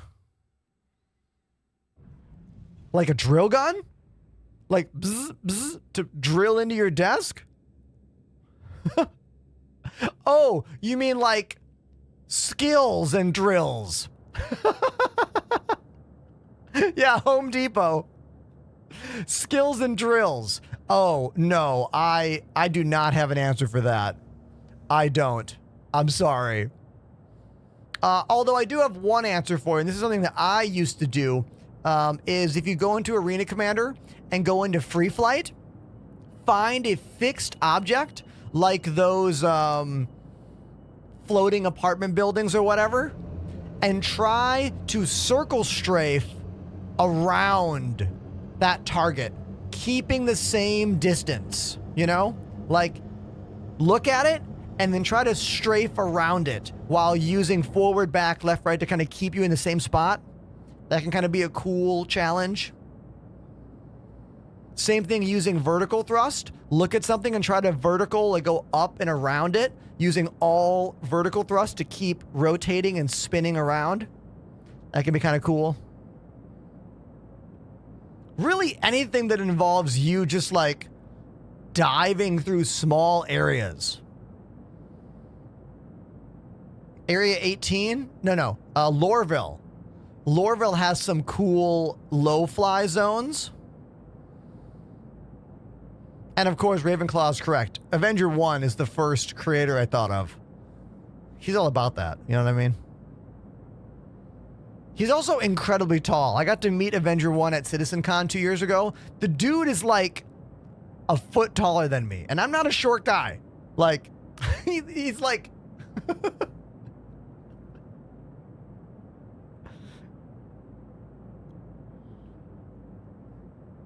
We are in the Zeus. That is correct. This is the Zeus with a very elite dangerous style paint job. Might be the most elite dangerous paint job of any paint job in this game.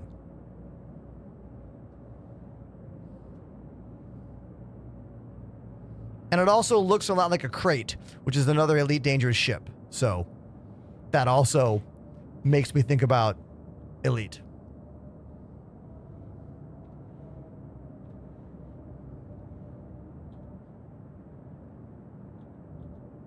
Oh. Time to fight.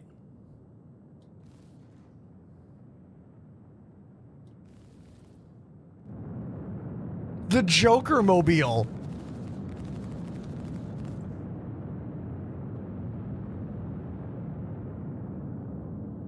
This guy's name is No Zone. Hugo No Zone.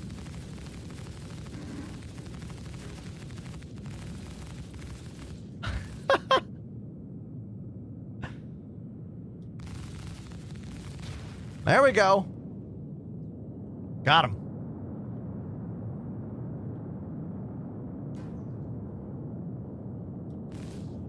One more.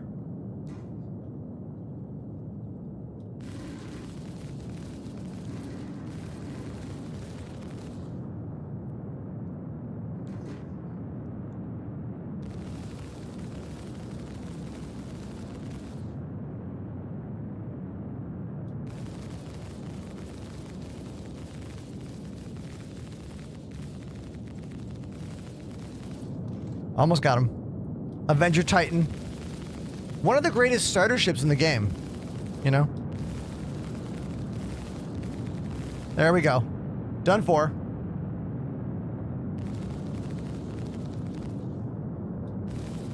Boom.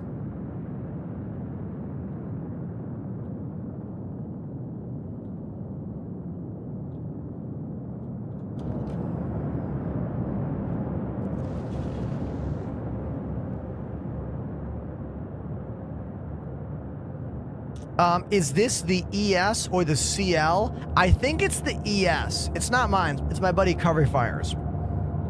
I think it's the ES, though. Hey, Covery, which version is this? ES. Okay, they just answered. I was right. Yeah. Sweet.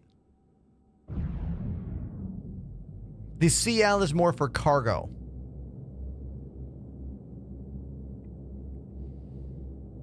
Drew Tack says, hey, Ender, if you put stuff in the lockers on a ship, does it persist or is it just crates? Okay, anything you put in storage on a ship is supposed to remember and stay until the ship gets blown up or you claim the ship.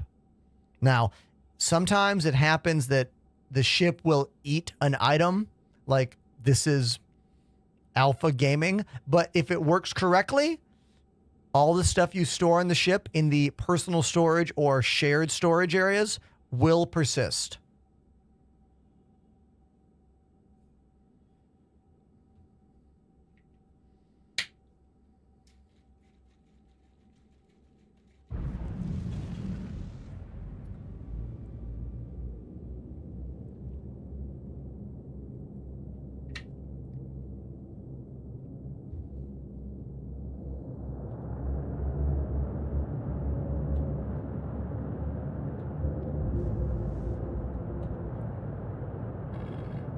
So last week, I got to go on the front page of Twitch, streaming Star Citizen, and during the 3-hour-long Inside Star Citizen that premiered 2 days later, Jared Huckabee talked about watching a streamer, he said the word famous, watching a famous streamer on the front page of Twitch get frustrated about elevators and how it made him, like, cringe a little bit, and they talked about how elevators are a problem, and they were talking about me, which is kind of cool. Nice to know that CIG is taking bug fixing more serious. I mean, they made a 3-hour video about bug fixing. Now, I have not watched the full video. I watched the first hour of it. We're going to watch a little bit more of it later today during my on-stream dinner break, because I'm curious to dive into those topics. Like, this video goes through hangars and elevators and I think some other inventory things, and like breaks down why those bugs happen, which is something I don't actually know about.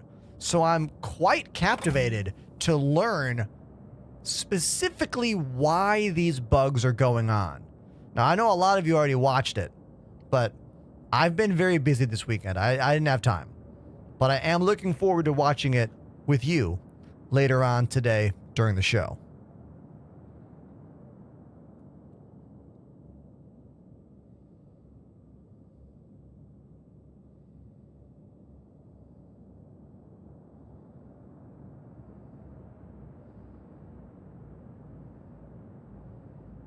Ghost on TikTok says, ERT mission, what reputation required? Well, you can't get extreme risk threat missions until you've ranked up to them. You need to rank up one by one. Very low, low, medium, high, very high, ERT. You got to go through all of them.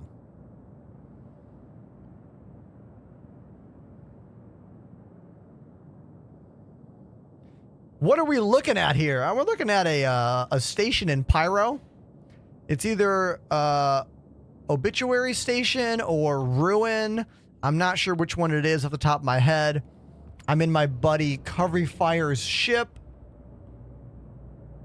We are going to land pretty soon, and then I'll go call a new ship for me.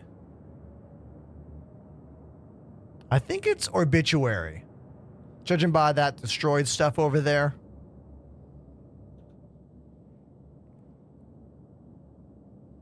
Here we go.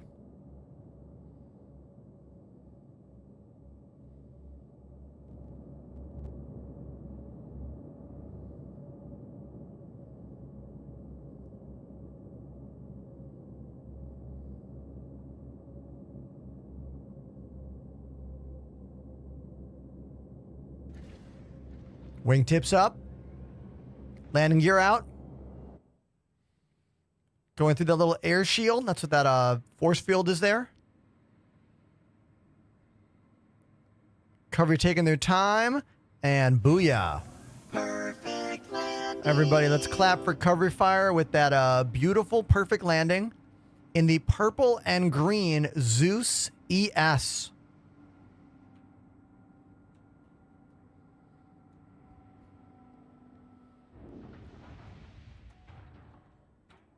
Everyone, let's say thank you to Cover Fire. Well done. Well done. Let's clap. I'm going to go out this door just for fun. I quite like the way they designed this. I want to show off the design here. So this is the side airlock for future docking collar gameplay.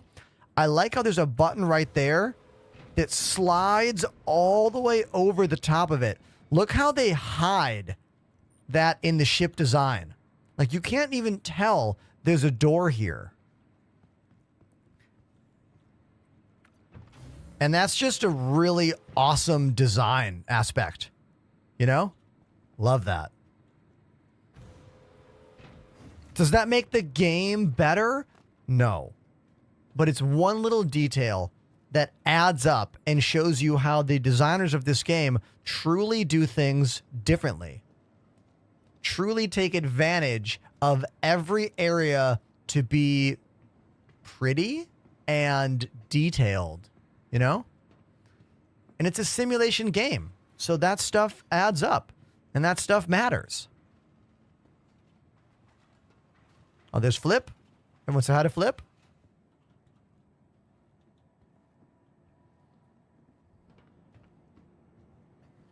That ship does have emergency access. Down below, there's a ladder. Unlike the Mercury Star Runner, that ship actually has an emergency exit.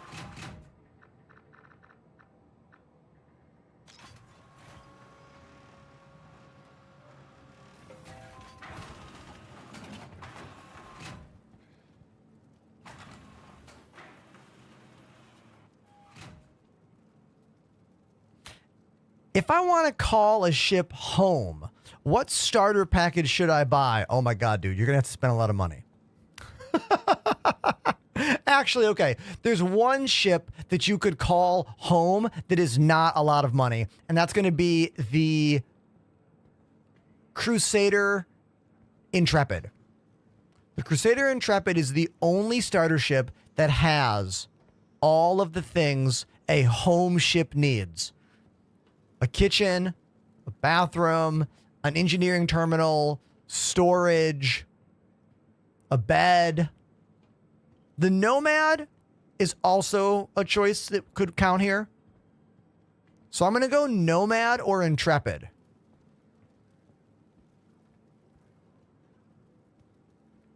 All the other ships are quite a bit bigger, you know?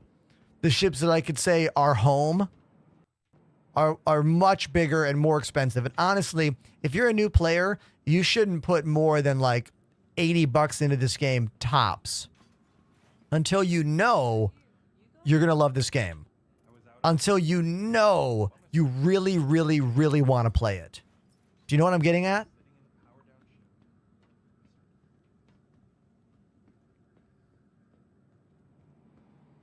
And besides, you can always trade in a ship and buy another one with money on the pledge store or in game by just farming missions. I also like the Cutter, Danger. You're right, that's another really good ship. So, best starter ships, Cutter, Intrepid, Nomad.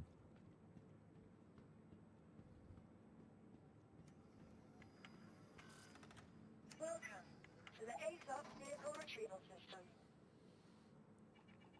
All right. You know what? Let's fly one of those ships right now. Let's fly the Intrepid right now. Just talking about it. Why not? Insurance claim has been sent. Your vehicle No. has been moved Forget to it. storage facility. We're not going to fly that ship. No, I take it back. To the ASOP I take it back. retrieval system. We're going to fly a MISC ship.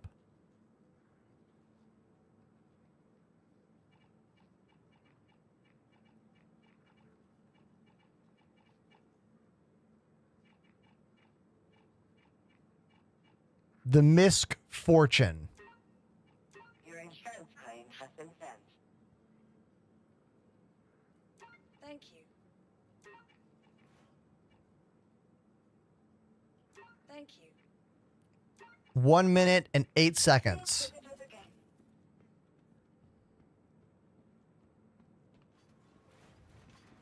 If you are going to get this game, please type exclamation cheat code in the chat and use my affiliate link or affiliate code. You get some extra starting credits and your account gets tagged that you learned about the game from me. Now, if you don't get your personal hangar to spawn, you have to call a ship first. So let's call a ship, then we'll get our hangar to spawn.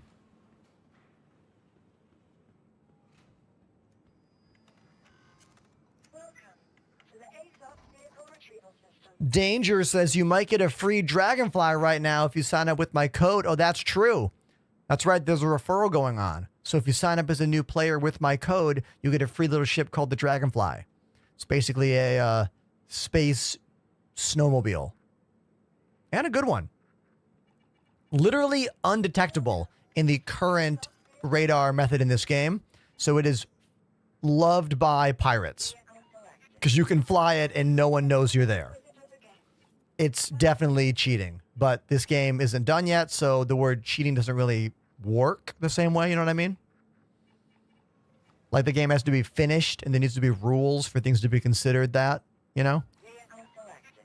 Your vehicle has been delivered to the following location. Please visit us again.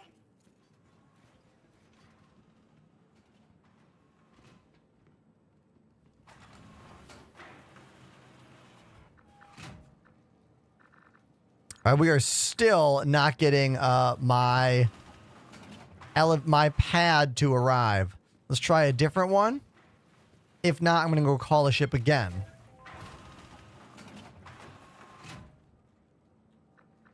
There we go.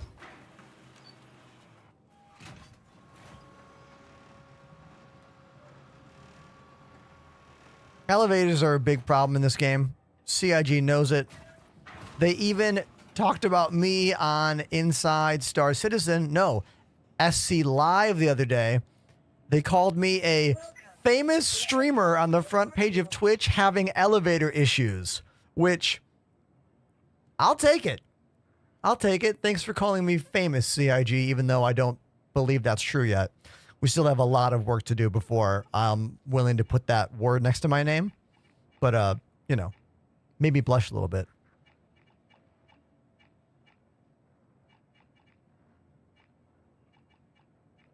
Your vehicle has reached the visitor gate. Goodbye.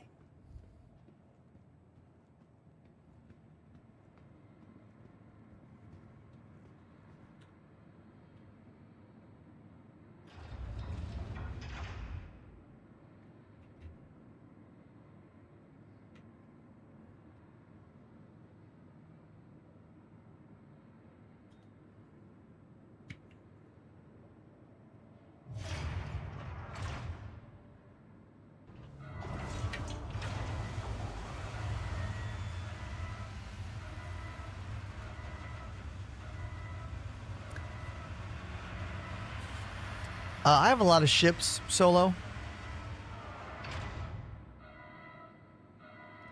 We are drinking the new caffeine-free G Fuel Hydration Blend today. No caffeine for me. I don't need it, you know? I don't need it. That's why the hydration blend is great. Helps get me hydrated after my gym sessions that go before every single stream. I go to the gym about 4 to 5 times a week. Then I come home, post a video, and go live on Twitch, Twitter, TikTok, and YouTube.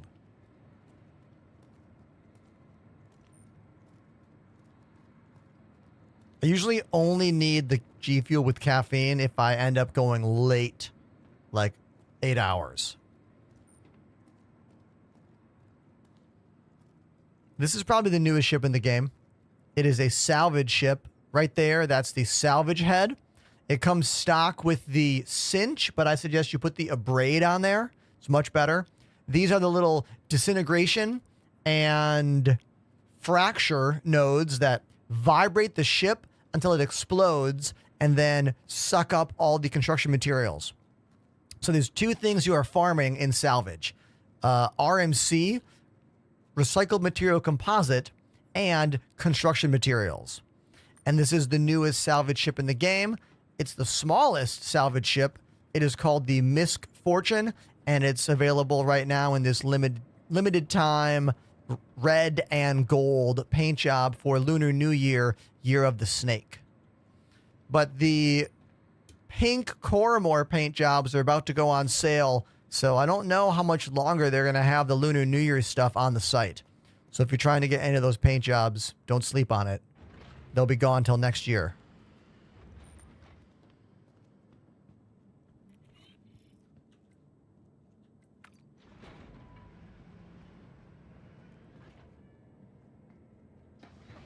I want CIG to make an even smaller salvage thing. Like, what about a salvage vehicle? Like, think about the Rock DS, how useless that is. What if the Rock DS could do salvage and mining? Now it's a useful vehicle. You know?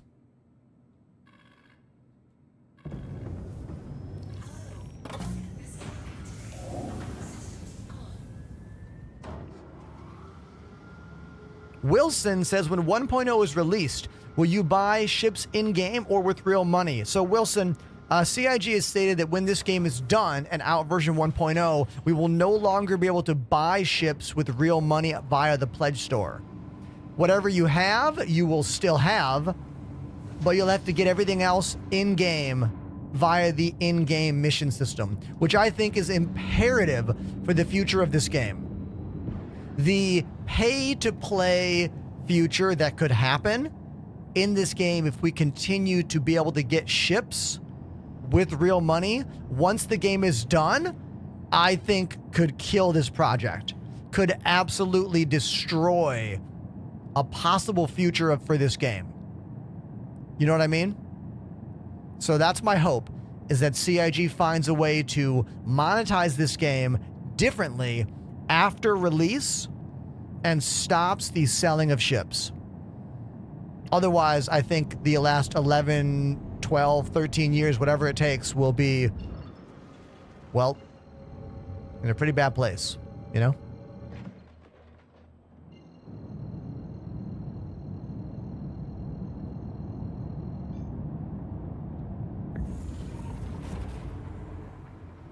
Is this going to take me directly to the hold on. I think this is the location that we couldn't get the game to go to like 2 hours ago, and I got all mad. I think it's finally allowing me to go here.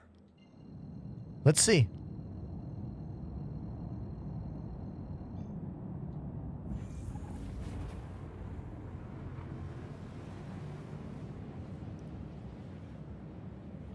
We truly don't know what the future for this game holds. You know? We can try to predict things, but ultimately, we don't know. You know? There's a lot of unknowns still in the world of Star Citizen. But we do know this. CIG is taking bug fixing and stability serious in a way I have never seen them do. Because here's the deal. CIG canceled a free fly event earlier this month. The free fly events always bring a lot of money into this game, and I have never seen them cancel a free fly in the 4 years I have been covering this game. They did it because they said the game is not in a good place. We want to make it better. We're canceling the free fly so new players don't log in and have problems. They've never done that before. This is why I believe that CIG is prioritizing bug fixing and stability. They also gave us a 3-hour-long live stream from Friday where they break down all these bugs. The reasons behind these bugs. Like, Jared was more agitated than I have pretty much ever seen him during a Star Citizen live. Did you guys watch it? I only watched the first hour, but like, he is way more aggressive about the bug fix questions than I've ever seen him. It was almost like a different side of Jared, and I liked it. I really liked it. I look forward to what comes next, you know? I really look forward to it. He even swore. Yeah, he never swears. Like, Jared has it so together. If you don't know who that is, he's the guy that hosts all these videos that we watch, all these behind the scenes things.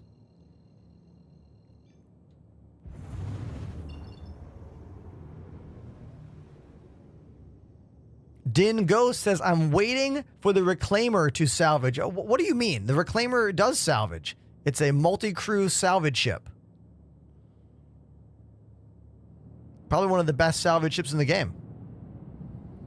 All right, let's see if we can make our way to this location. It's 800 million meters away. Is the quantum drive going to work for us? Or is it still broken? I'm not going to try again. If it's still broken, I'm just not going again. Yeah, it's still broken. Okay, so that mission is just impossible to go to today. We will not be going there. End of story. All right, so I wasted 1,000 credits there. Whatever. So irritating. So annoying. Let's do a bunker mission.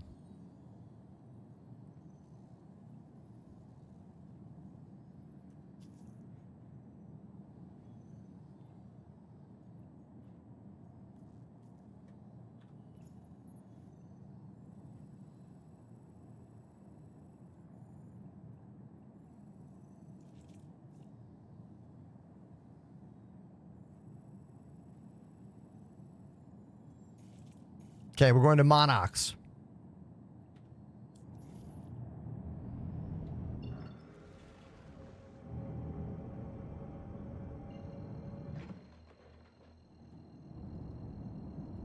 I want to thank everyone for being here on the channel.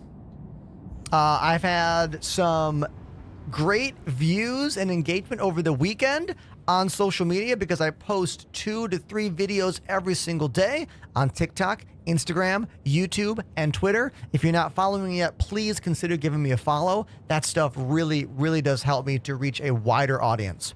I made a video today talking about some differences between the VKB Gunfighter and VKB Gladiator joysticks that I don't talk about on camera very often. The difference is you can feel the X and Y on these sticks when you move between them. Like I can feel the spring between this axis and this axis. And there's almost like a little chunk that happens as you move around. The Gunfighters are not like that. The Gunfighter is completely smooth from the X and Y, very similar to a thumbstick on a standard gamepad.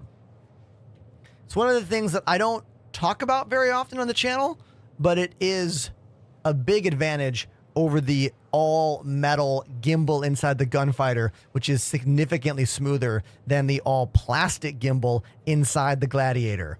But then again, this one's twice the cost, so I understand why that happens, you know?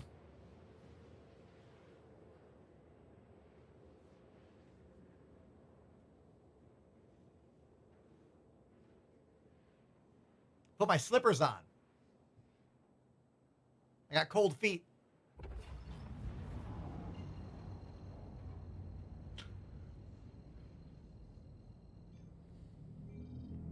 Exclamation slippers if you want to get these slippers.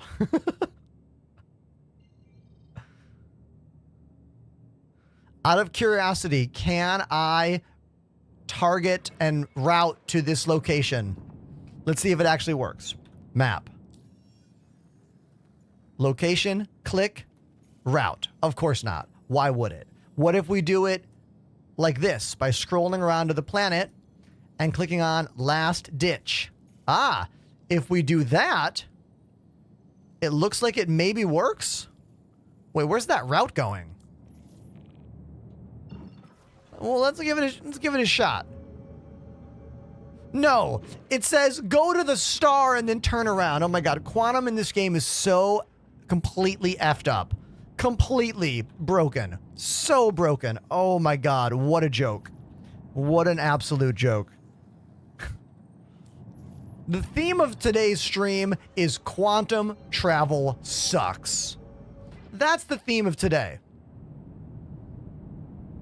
How many times is it going to cause problems on today's stream? Over and over and over and over and over and over and over and over and over and over again is the answer.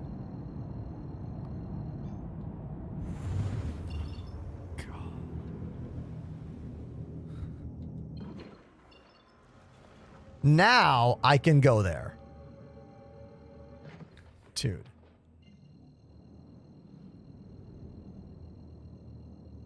Imagine how boring it would be if everything just worked. I know.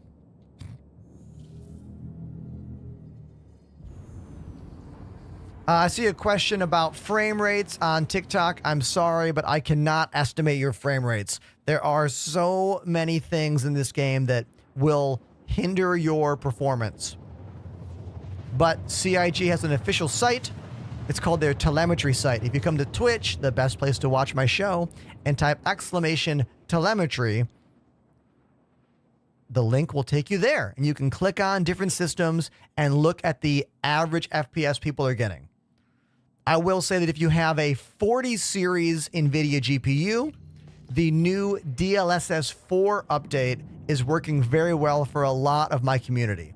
I am not using it, but a lot of our community members are, and they are telling me they're getting upwards of 10 frames or more. Was the free fly canceled? It was canceled. And I think it's a good thing. It was canceled because, well, the game is not in a good place. Not at all. And having new players show up to a glitch-tastic game is something that Star Citizen is actually less interested in for the first time in my history with this game. In the 4 years I have been covering this game and broadcasting on Twitch, I have never seen them cancel a free fly because of game instability. And they did. This is a good thing. It means they are taking Chris Roberts' letter to heart, that this is a year about bug fixing and stability and less about new features. I'm happy about this. I think it's a really important and worthwhile change. Look at the in-game view and look at the outside of the ship view. Can we talk about the difference? I can see where I'm going. I can't see a damn thing. Can see. Can't see.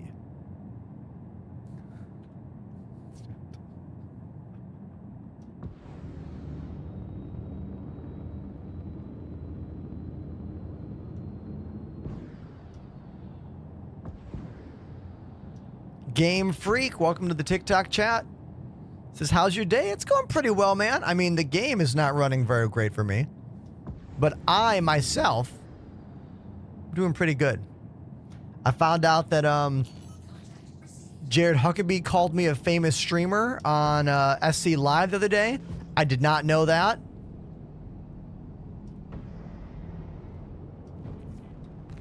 Oh, we gotta fight.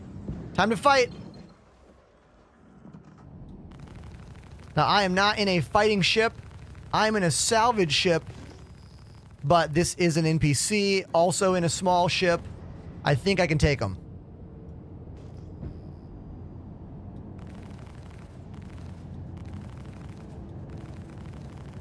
And besides, afterwards, I want to go salvage their ship. I'm here for some organic, full circle salvage gameplay. Blow up the ship, salvage the ship. You know?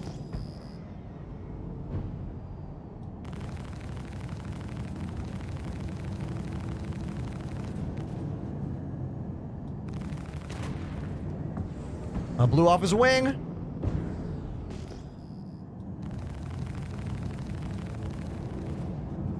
There we go, there we go.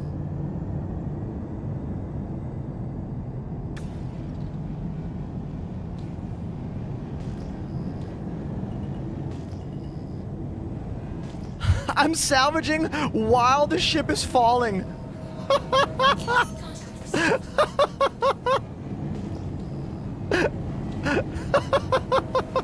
No! No! I got too excited. I got too excited. See you later.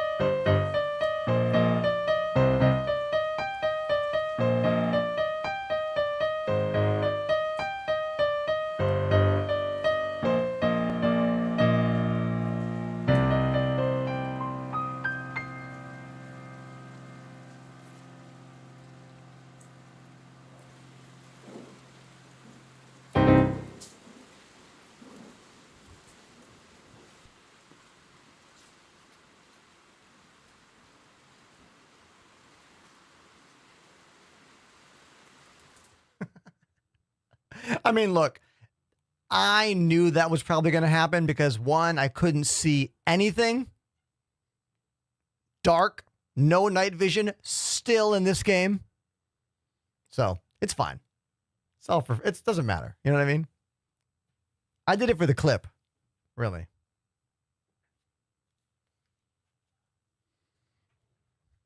Also, I wanted to see if it was possible to salvage a falling ship. And I learned it is. It is possible. Just maybe don't do it at night when you can't see how close the ground is.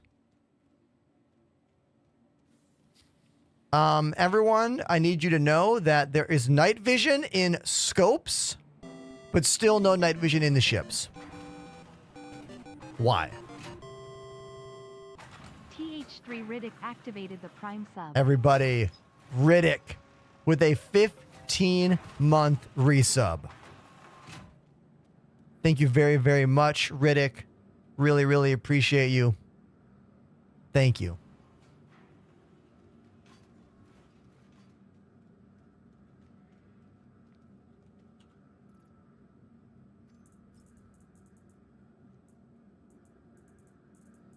All right, we'll take 2 med pens. We'll take 1 gun and 1 mag for that. Do I have a custodian mag? I do. There we go.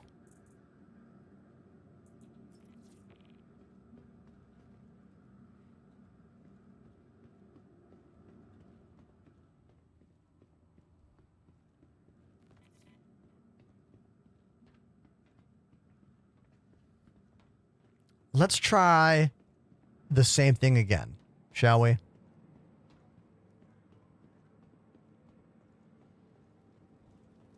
Whoa.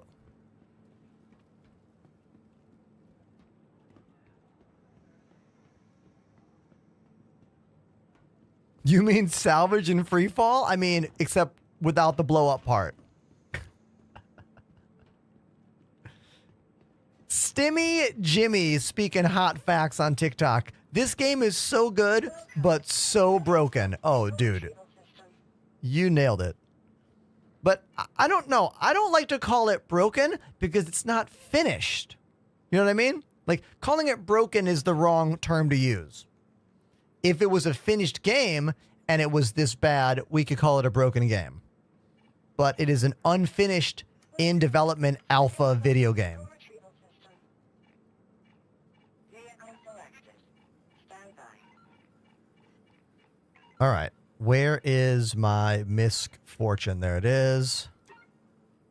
Your insurance claim has been sent. Thank you. Now, out of curiosity, is there any way we could give the misc a advantage with its gun loadout? I don't know. Let's look it up on Urkel real quick. Let's look. I'm pretty sure like it's not going to be worth upgrading at all, but you know what? I'll bite. We'll play along here. So if we find the ship, misc, where is it? There it is. Fortune comes with those little CF117 Bulldogs. I don't believe I can put a bigger gun on the mount. No, I can't. I mean, I feel like what attrition is probably not any better. I mean, a little bit, maybe. The sustained DPS of an attrition is 268 compared to 117, but I don't know about the fire time. Like, how long can we shoot that weapon? You know what I mean? So it's debatable whether or not that's going to give us an advantage, swapping those out. We could put ballistic weapons on there, which will give us higher DPS, but if we're fighting more than one ship and we run out of ammo, we're done. You know what I mean? Scatterguns. I haven't used scatterguns in a long time. Who out there is using scatterguns right now? Are you finding anything worthwhile with them? Like the Havoc ballistic scattergun? I'm wondering if that's worthwhile in this, because really, we're only going to fight 1 or 2 ships. You know what I mean? 1 or 2 ships is all we're ever going to fight. Otherwise, we're going to try and run away.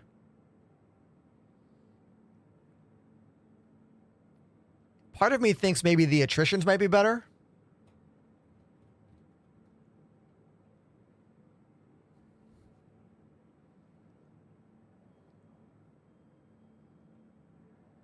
Danger says the Pyro Burst Scattergun kills NPCs through buildings.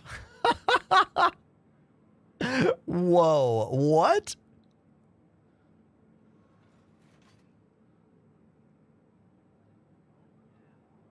You mean like the dominance? Is that the one you're talking about? Oh, you mean the size 3 ones. Okay, all I have are size 1s on this thing. This thing is only size 1, and I feel like it wouldn't be the right move because I don't want to get up close. You know, this thing is like... Maybe just attrition 1s are the move. They're slightly better than the standard guns. I don't have to worry about ammo. Yeah, I'm just wondering, you know what I mean? Honestly, I don't really get too involved with custom loadouts in the game right now, just because, like, it's such a pain in the ass dealing with the ship loadout system. It's not fun. Oh. The Pyro Burst. You bought them in Pyro? Where'd you get them, Danger? I might buy them for fun. Where'd you get those?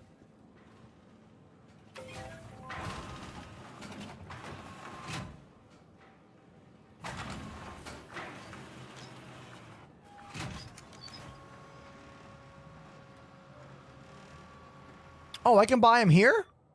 I'll try buying them here. Why not? That sounds fun. Let's try it.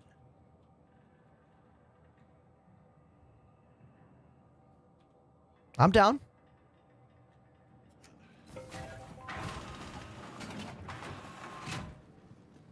Minty says, I was going to get the Elite Dangerous, but I need the Odyssey DLC to walk around. Facts. It's true. If you want to walk around and do the on-foot FPS missions in Elite, you need the Odyssey DLC.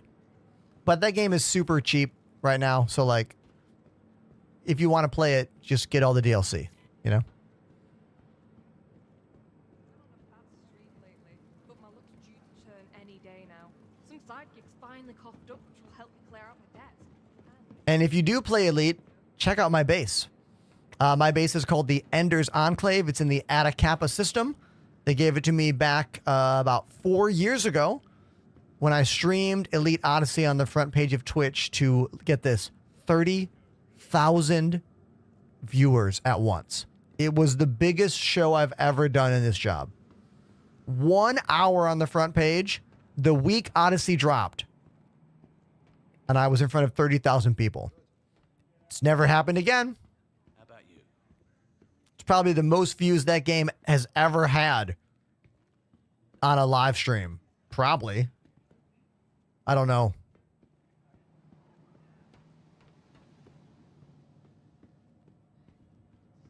Ship parts. Here we are.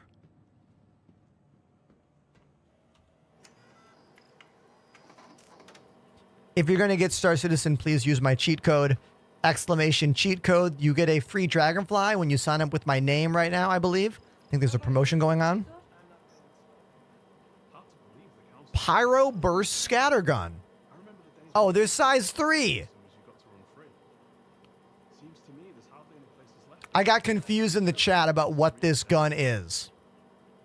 So we can't, that's not going to help us. What are the size 1 guns?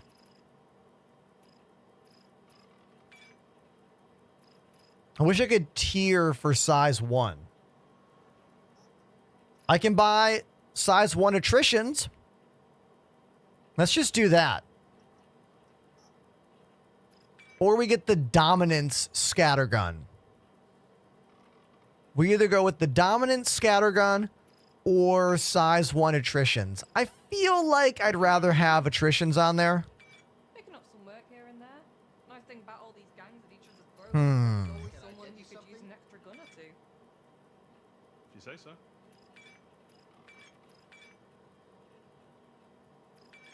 Let's buy them both.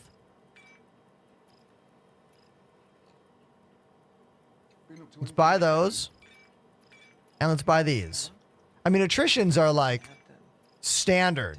Also, can we talk about how cool it is that we can buy attrition guns conveniently right here at a pyro station instead of taking 3 trains to get to that place on Hurston, like what a pain in the ass it is to get to that gun store on Hurston just to buy the attritions. This is way more convenient.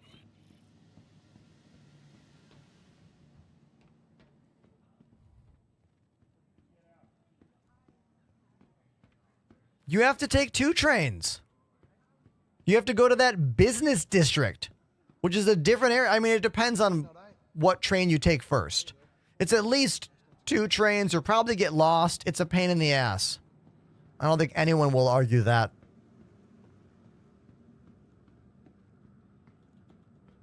How about? Sounds like you're having a bit of luck. Look at that helmet, everybody. Sweet. Headhunters.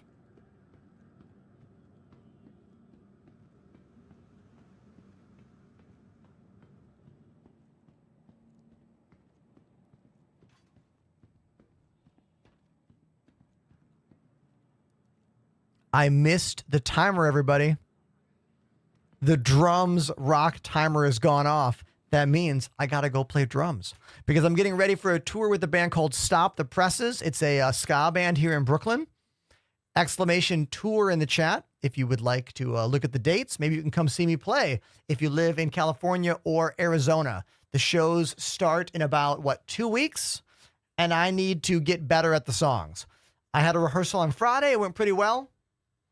My second rehearsal is on Wednesday this week. I'm going to play a song off their album called, what am I going to play this time? Let's play Dead Man's Party, because this song is hard. This is an Oingo Boingo cover. If you know what that means, you know it's a hard song.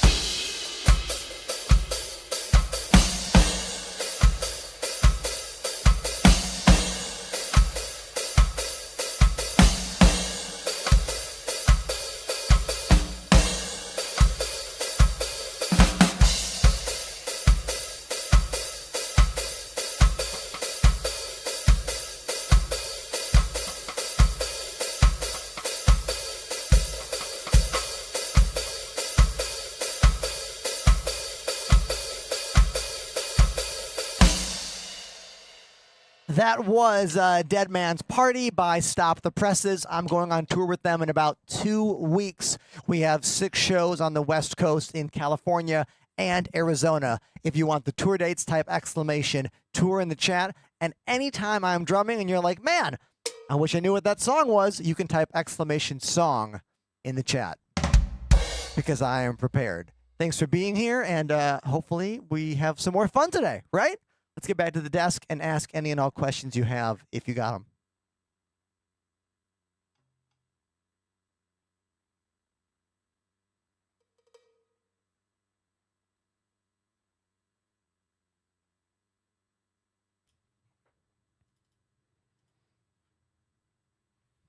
Like I was drumming and I was like, I hope someone says the answer to the question is !song. But now it's wrong because I finished the song. Now it's wrong. It would have been right if it came out during that moment. Does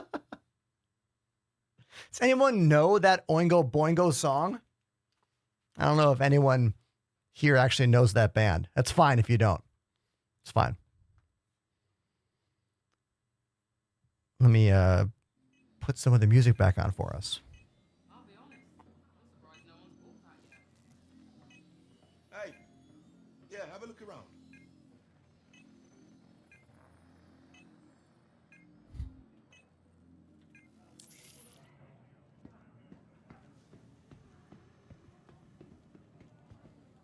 Let's buy some noodles for the road.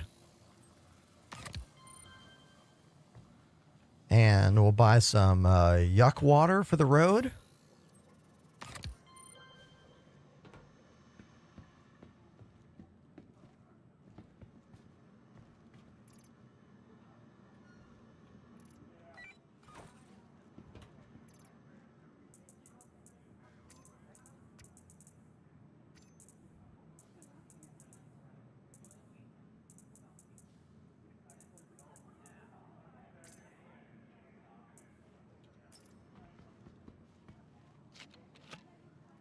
Let's drink some water here. 9. Every single drum break today is going to be me preparing for my tour, unless you drop a sweet donation. Wink. Muse is a good band for sure. What's up? I've been thinking something over. It seems like all the rank types have some kind of distinguishing feature. Nashbo, welcome to the chat. Hope I got your name right.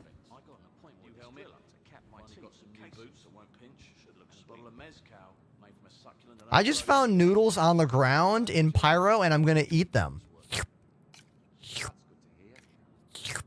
There we go. Sweet.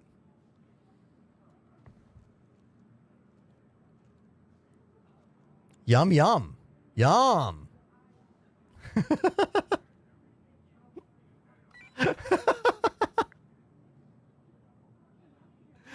Oh, damn. All right.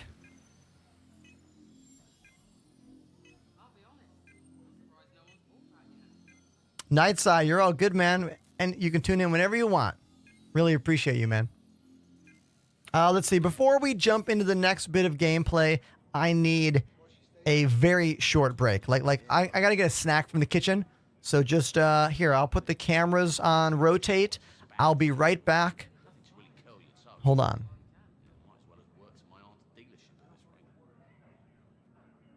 Yeah, life's a real piece of shit. What's your status? Did you hear what was in that last door? A crate of congeo coffee beans with Referral.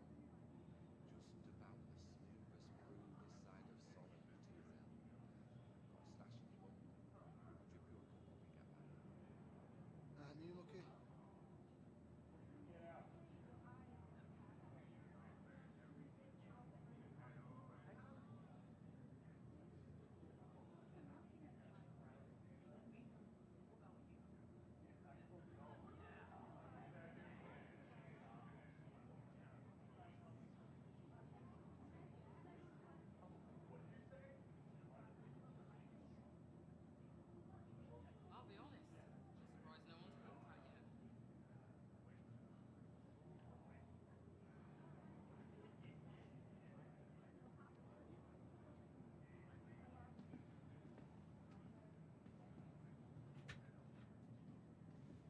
man.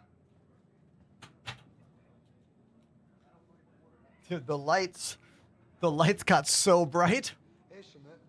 Went to get my ship restart, but my reg tag spoof failed just as I was leaving. Alarm started blaring the works. Long story short. Yeah, I need to make a snack time command. Good idea. Good idea. Don't know, something's off. You've been in the game as long as I have. You trust your instincts. Good on you. Living the best life, right?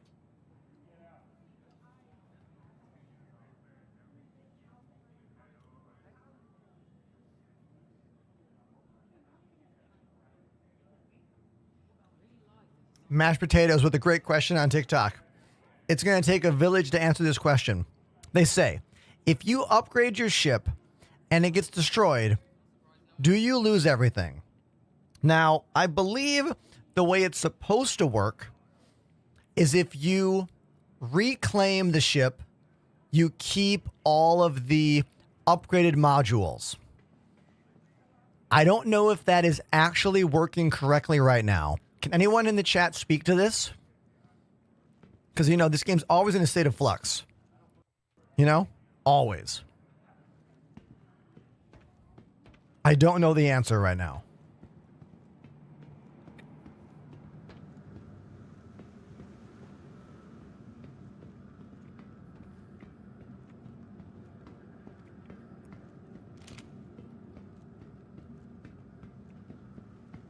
Chat is confirming for me that custom loadouts are saving when you claim the ship.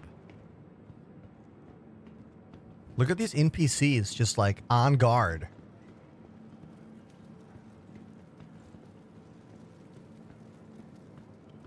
There has been times where that wouldn't save. That's why I asked people in the chat who have done it recently if it's working for them. So we're about to do a custom loadout on one of my ships right now. And I will definitely explode the ship multiple times before the show is done. I mean, I've already blown up my ship like 3 times today. Now, in order to do any custom loadouts, you need to make sure that all of the things are in the same place. The ship needs to be where you are, and your components you want to change also need to be here. So we are looking for my ship, the Misk Fortune. It is stored here. Beautiful. That means if I go into my Moby-Glass menu and go to the far right-hand side, hit Vehicles, select Ship, find my ship that I want to mess with, the Misk Fortune. There it is. Look for our weapons. Here we go. Bulldog, replace that with Attrition 1 repeaters. Boom. Save changes and equip. There we go. And now when I call the ship, it'll show up with those upgraded guns, the size 1 attritions. Oh, wait. I forgot to look at the salvage module. Wait a minute. Wait. If it's saved from before, it'll be the abrade and not the cinch. I think it comes with the cinch, and I upgraded to the abrade scraper. Yes, my abrade scraper is saving, therefore proving the fact that a blown up ship comes back with the upgraded modules. There we go. Madame Suna on YouTube this time. Nice to see you.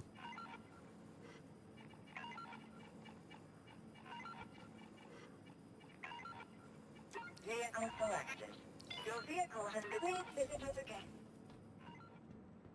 Moist Critical. There is no way you are the Moist Critical. Can we all appreciate how wild that would be if you were Moist Critical?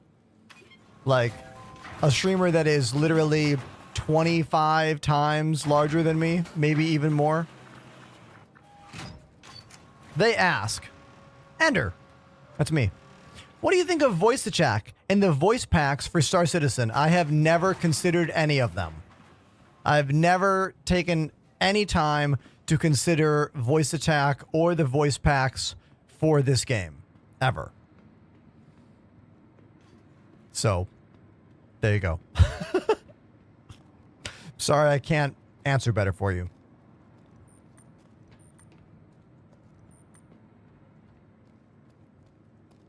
Let's look at those upgraded guns.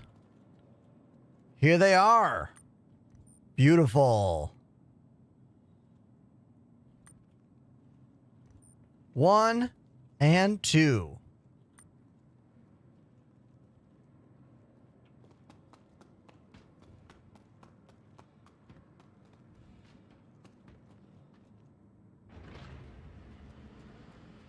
Now, if I was hired to do a voice pack for voice attack for this game, then I would talk about it. You know? Because obviously mine would be the best one, right? Duh.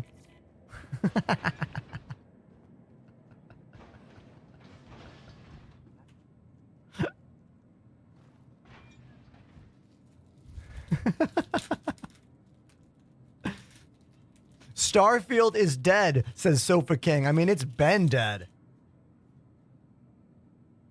For a long time, right? Months. It was almost DOA, honestly.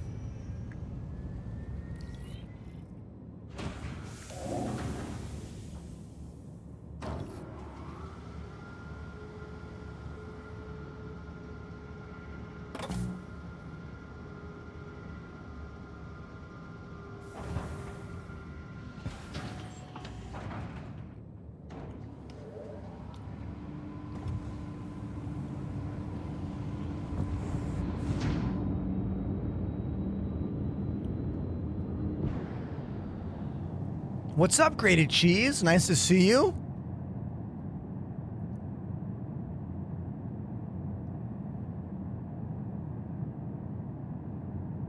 Yeah, the quantum drive and travel system has been my boss fight today.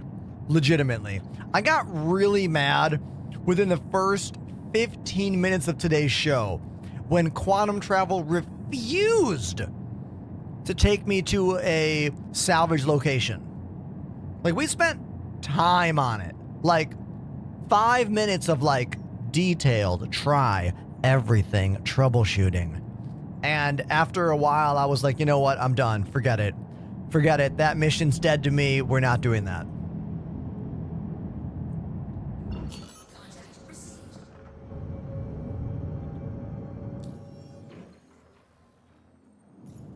Do I still have that bunker mission? No, it canceled it. Okay. Here we go. Mercenary.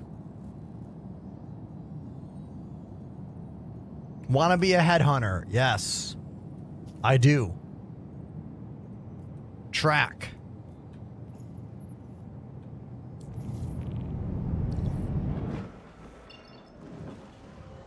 Oh, it's the same location. Look, there's my body marker. Beautiful. Oh, wait, I got super mad after I got killed in an elevator. Thank you, Judge. I almost forgot what I got mad about.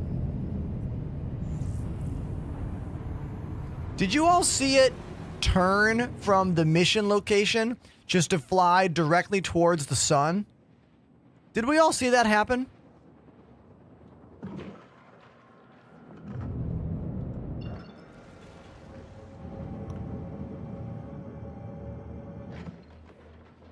I'm going to get off this topic and talk to someone in the chat named Anthony.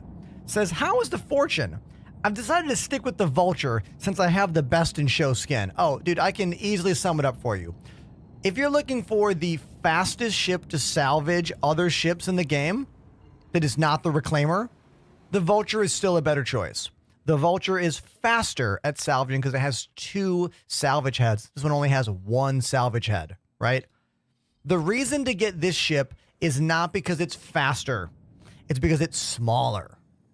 It's a lot easier to fit this inside of other ships. Like if you have a friend that has, say, I don't know, a Polaris or whatever, it is way easier to park this thing in the Polaris.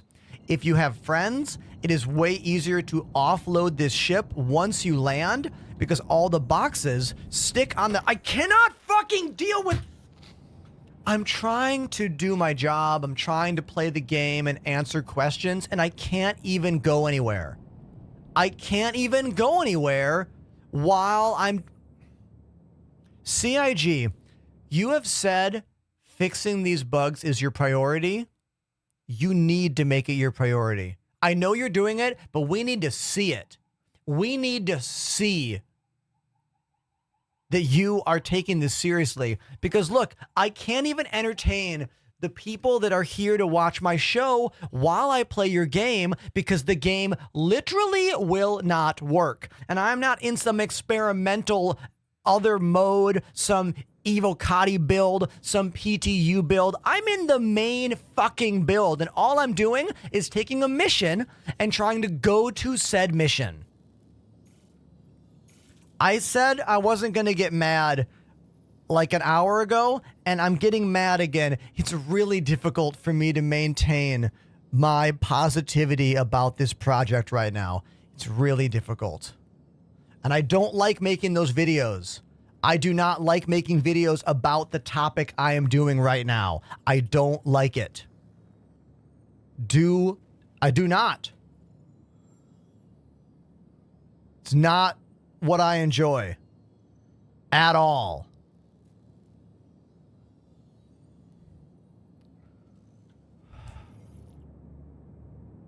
Look, maybe it's my server. We're just getting the fuck. Let's get the fuck out of here.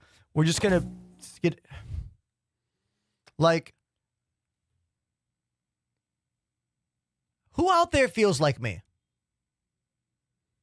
Who out there feels like me right now? Like, I am not someone that hates on this game every day on the internet. All right? I'm not.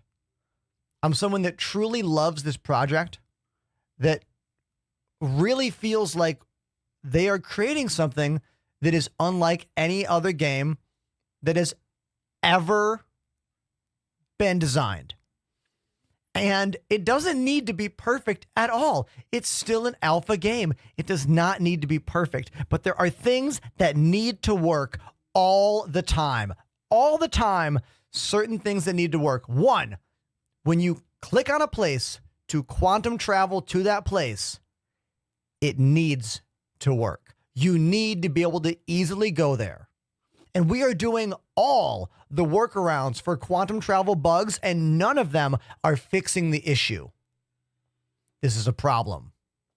This is a big problem. CIG needs to figure this the fuck out. Now, I don't like being upset. I don't like swearing on my channel. I don't like this. Okay? I really don't. I'm just going to jump into a random new server and see if this makes it any better. I'm really happy this wasn't happening on Tuesday last week when I was on the front page of Twitch. We had a good stream on Tuesday. I had a pretty good stream on Thursday. Like, I don't know what's different about today, but I'm having a really hard time.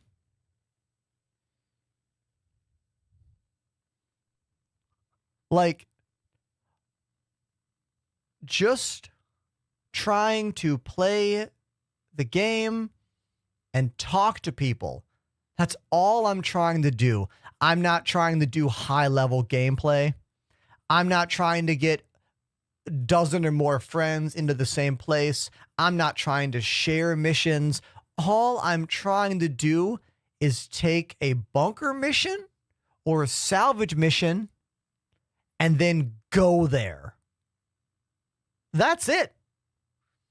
This is pretty baseline shit in this game.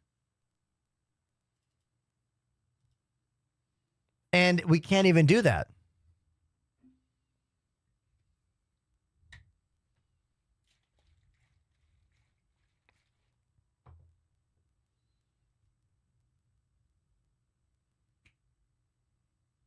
You know?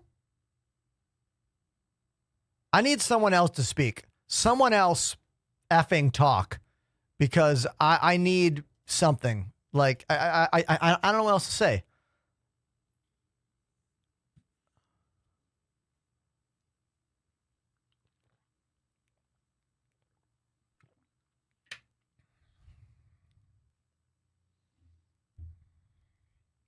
People are very annoyed in the verse right now. Yeah. King Chaos. Hey, what's up, dude? Nice to see you. Have I finished the pyro missions? No. You know why? Because I don't care. This game is working so poorly right now, so inconsistently, I could give a shit less about anything happening in the game beyond just like, can I play the game and talk to my chat? You know what I mean? Like, if I invest myself into something I need to do and that thing is glitching out or not working, I get angry. I get mad. There's a reason that I'm careful about the things I do in this game. And today, I can't even take a salvage mission and go there. I can't take a bunker mission and go there. Quantum travel is a huge problem right now. And I know CIG has said they are prioritizing fixing bugs. They made a 3-hour video all about this on Friday. They even called me a famous streamer having elevator problems. That was actually pretty sweet. Thank you, Jared, for that. Thank you. Hey, this is what I need to turn those frowns upside down. Come on. Twisted X Greed has subbed for 2 months. The Great Beard Enders keeps reigning supreme. NY gang. What's up? What did I miss? Hey, Greed. Thank you very much for your 2nd month subscribe here on the channel. Thank you. We are having a horrific time trying to play Star Citizen today. Literally, quantum travel is just not working at all. I can't track a mission and go there. I can't fly there manually. I can't make a route manually. It seems to be that there is some huge issue happening with the quantum travel system in the game right now. It has made today's gameplay almost impossible. I like this question. This is a totally different topic. Davidson on TikTok says, I'm building a PC. Any requirements for Star Citizen? Oh, yeah, man. The best CPU you can afford. Preferably one with AMD 3D V-Cache. 7800X 3D or the 9800X 3D. You're going to need 32 gigs of RAM. 16 is not enough. Do not install Star Citizen on a spinny drive. It's got to be on a M.2 or an SSD. J Tulek says AMD Threadripper. Exclamation specs in the chat if you want to know what I'm running. Hey, you know what? Let's talk about something positive. I have had a lot of problems with this camera for weeks, but I did something yesterday. I replaced the USB 3 extension cable that was going to that camera, and then that camera, so the camera it's a Elgato Facecam Mark II, has a USB-C output. I was using the built-in cable to go to a 30-foot USB 3 extension cable because my computers are in the hallway. They are not in this room. Exclamation cables in the chat to know how I do this. But I was having a lot of problems for weeks. And I found on Amazon the perfect extension cable for USB-C webcams. Do you know what they are? They're cables made for the Oculus and any other kind of USB-C VR setup. So I've got a VR cable that's 32 feet long plugged in back here to this camera, and it has not died yet today. I am pretty sure it will not die today. There's someone in my room. Hello? Excuse me? Excuse me? Occupied. Occupied? I'll just go around you, I guess. All right. See you later. Either Fox, if I smash the middle mouse takedown so fast, you have no clue. It doesn't work.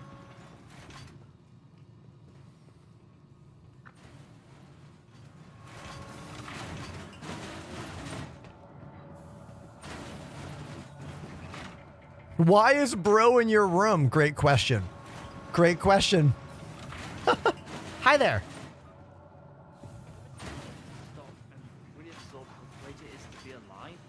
There's delicious food to eat. How long until we can work out? You know what I mean? Right? Right? Stealth stat or strength stats when?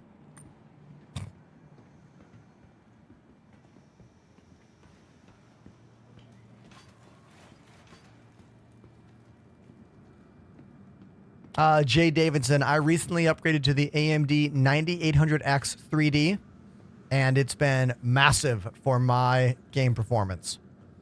Basically 10 to 15 more frames in pretty much every area. Right now, walking around the station, we're sitting in the, 50s, 60s? Oh, that gun is just coming right out of my back. Watch out.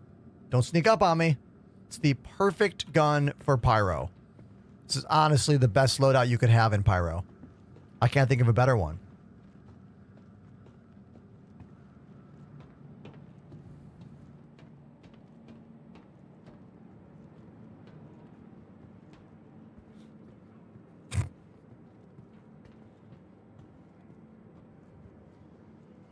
That gun has got your back, says Ravenclaw. Facts.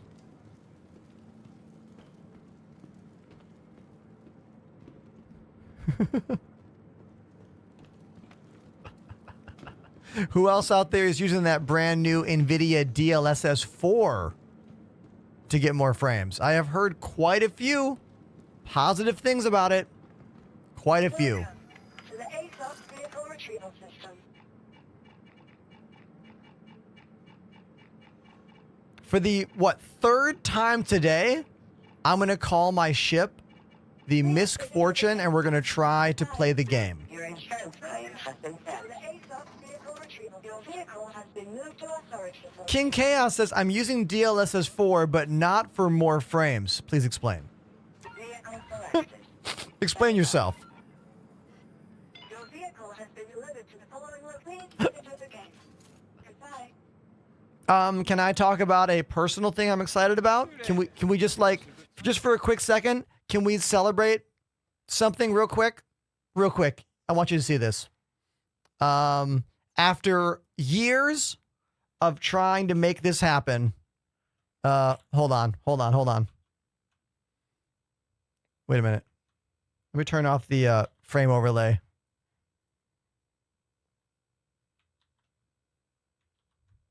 Okay. Look at this. Officially a YouTube partner. A new revenue source has been opened up. And I'm really, really excited. Really excited. So, yeah. There we go. There we go. Just wanted to share that with you.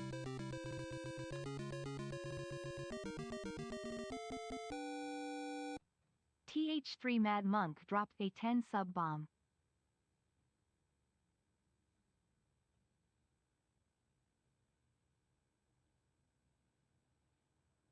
The Mad Monk, everyone, dropping 10 gifted subs.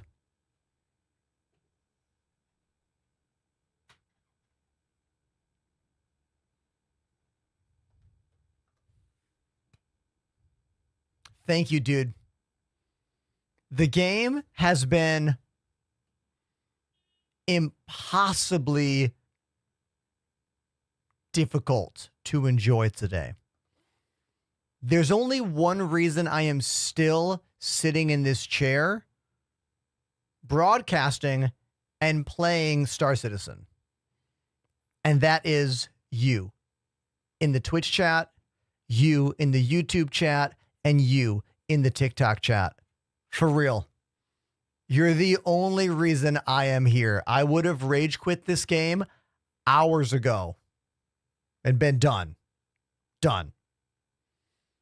So thank you for watching. Thank you for being here. All right. And thank you for those 10 gifted subs, our largest single sub gift of the day. Thank you.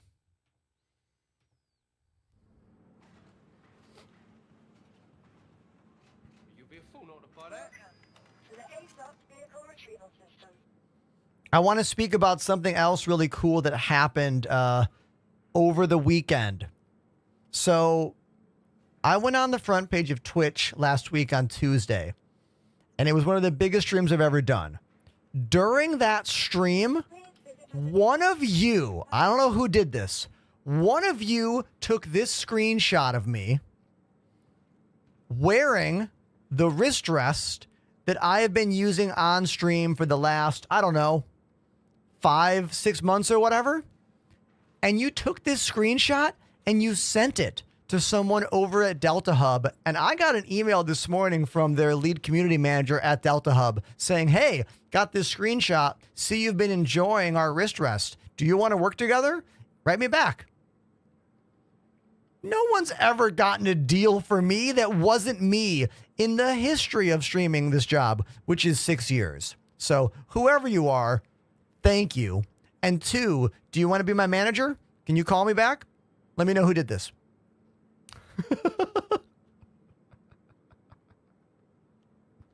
Like what?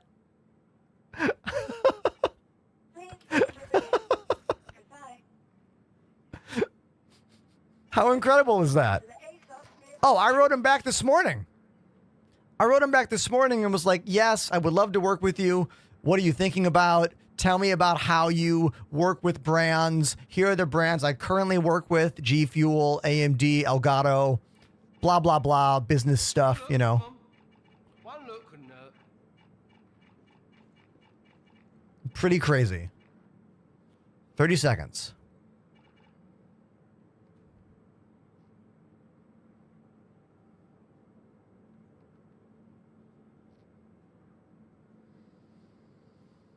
Davidson over on Twitch. Oh, I'm sorry, on TikTok, asking a question about affiliate. You mean like affiliate links?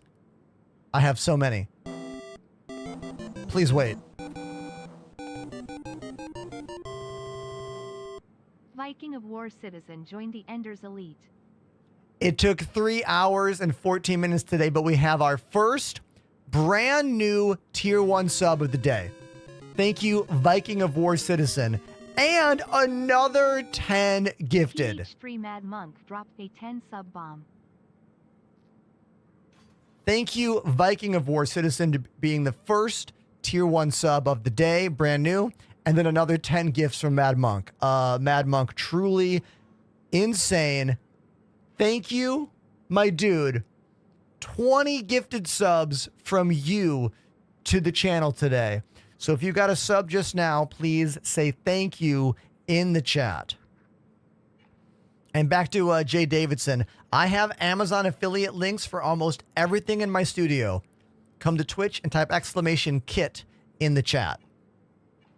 Vehicle selected. Stand by. Your vehicle has been revisited again.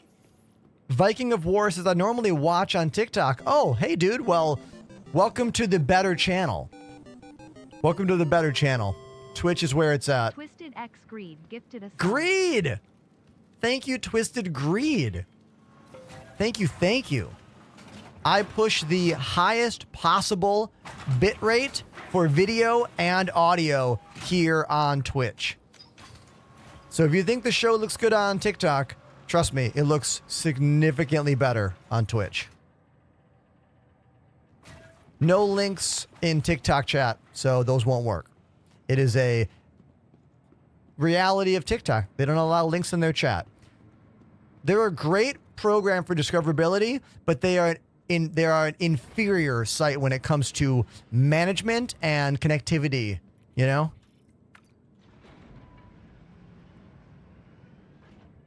You're good, dude. Don't worry about it. I do have some limited links available. I'm sorry, limited chat commands on TikTok. Like you can do exclamation joysticks to learn about my joysticks.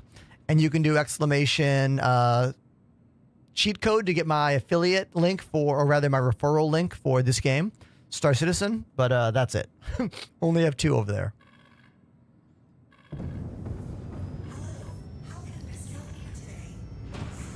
Are you enjoying this winter weather we're having? I mean, yeah, it's snowy in Brooklyn. It didn't snow that much over the weekend. It snowed a little bit.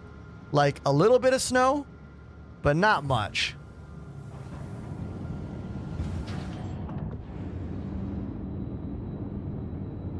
Once again, we are in this ship, the Misk Fortune. Here it is, right there. Oreo is here. What up, Oreo? Nice to see you. Where's my button? Where's my button? Is it not working?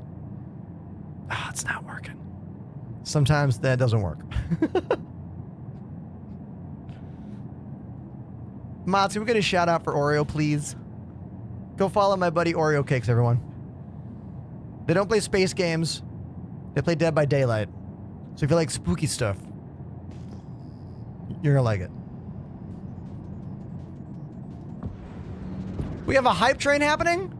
Okay. I'm gonna play drums with a hype train. Hold on.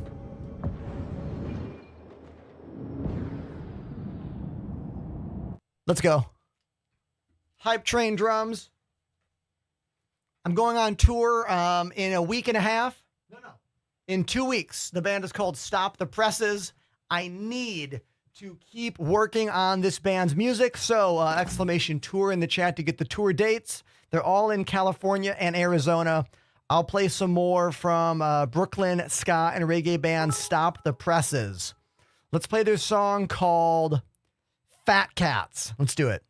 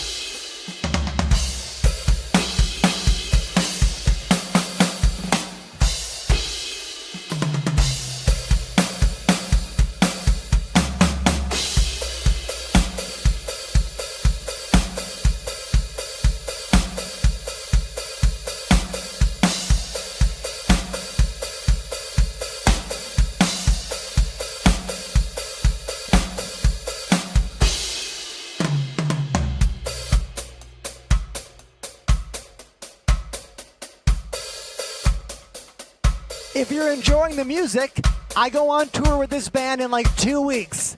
Exclamation tour in the chat.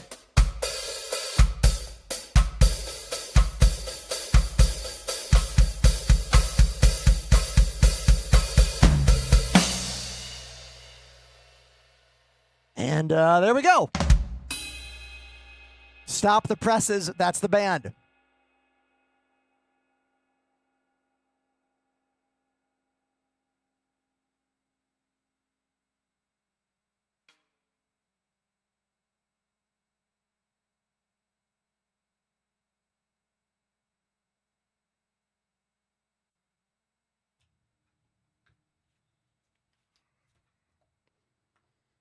I have my second rehearsal with them on Wednesday this week. I had a rehearsal on Wednesday. No, Friday last week. Went great. It was really good. Can't wait for the next rehearsal. The band's really talented, you know? It's fun to play music with like talented, passionate, driven musicians. You know what I mean?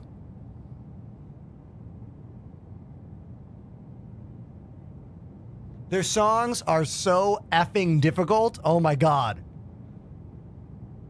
If anyone out there is a musician, then you noticed that song was full of all these unique little hits, these unique twists and changes, and they're not a normal groove-based ska reggae band at all. It makes their music interesting to listen to, but such a pain in the ass to learn.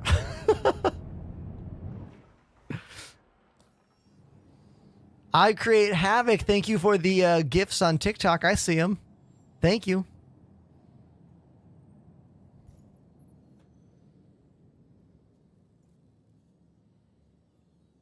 All right, here we go. Let's try this again. Need someone taken out? Yes, let's do that mission. Abandon Pyro 2 outpost. Try to track. What are the plans for today? Says Create Havoc. Well, Create Havoc, the plan is try to play the game and hopefully it works and I don't get super mad. I can let you know that I've gotten mad many times today because Star Citizen is in a really, really, really, really bad place. It's not a good time. It's not. Quantum travel bugs everywhere. Like, I think I have raged out like 3 times, and I've only been live for 3 hours today. Holy shit.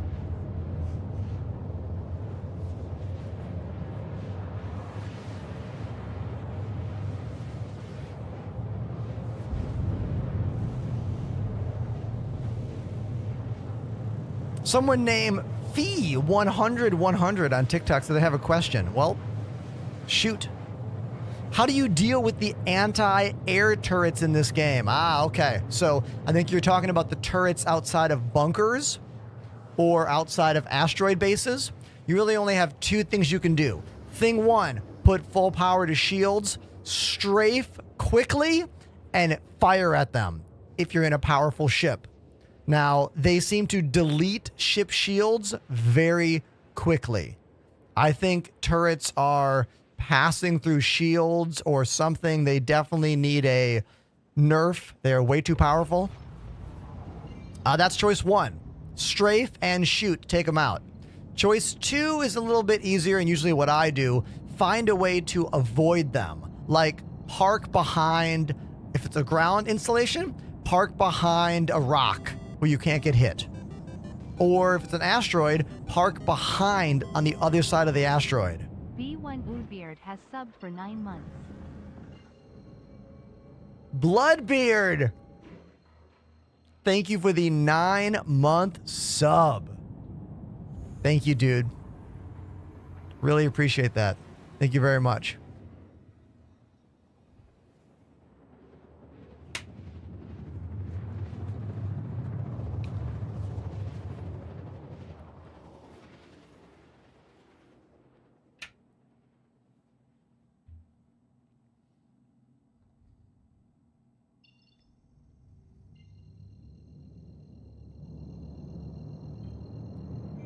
All right. Target location is over here. But there might be a ship down there I can salvage. You see that? That BT-0466? That could be a ship I could go salvage. After all, I'm in a salvage ship, aren't I? A new Prime sub? Evocatix activated the Prime sub. Yo, look at this, everybody. Evocatix. Thank you very much for the Amazon Prime sub. Oreo cakes with that big booty emote. I didn't even see that. Thank you for that. And thank you for the Prime sub once again, dude. Everyone out there, just so you know, you can subscribe to my show for free by linking your Amazon Prime and your Twitch accounts together. One free sub for me for money you're already spending. I like to think about how much money streamers could make if all of the people around the planet actually used their Amazon Prime subs. Like, think about how many people use Amazon Prime that do not watch Twitch. That is $3 of revenue that streamers are not getting. I think about that every day. Literally every day. This could be a super awesome payday, chat. Is this a Carrack? Hold on. If this ship is abandoned, we're gonna make a bunch of credits. Now, I don't know if it is abandoned just yet. The door is open. I'm just gonna walk up to it and see if we can salvage it. If the shields are on, I can't.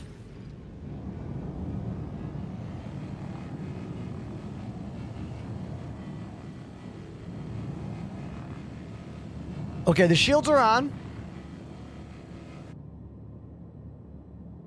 Which means I'm gonna park and investigate.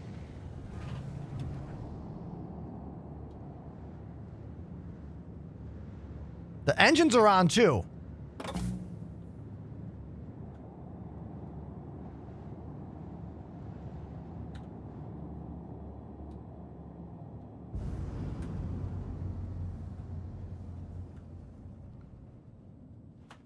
This is going to be an interesting moment, chat. It looks like the door is open too.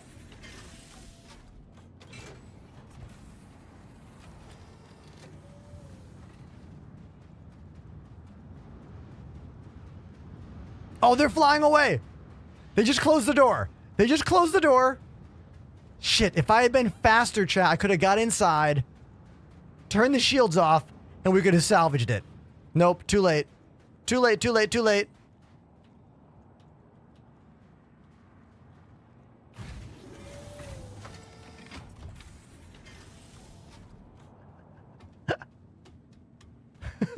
Do you guys think he saw me try to salvage his ship? Or they saw? Do you think they saw? Kind of unclear.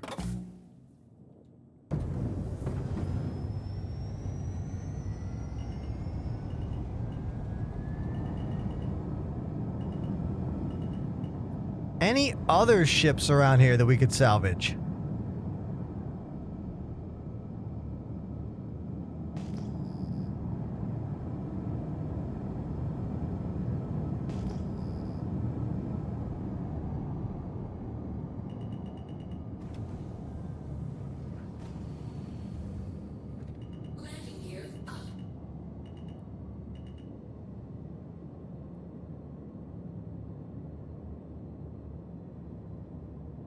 Well, they're not in the cockpit. I thought I saw the door closing. Did anyone else see that door closing? Like I said, it could have been Like, I don't want to start shooting if someone's in there. Because if they pick a fight with me, they're going to win. You know what I mean?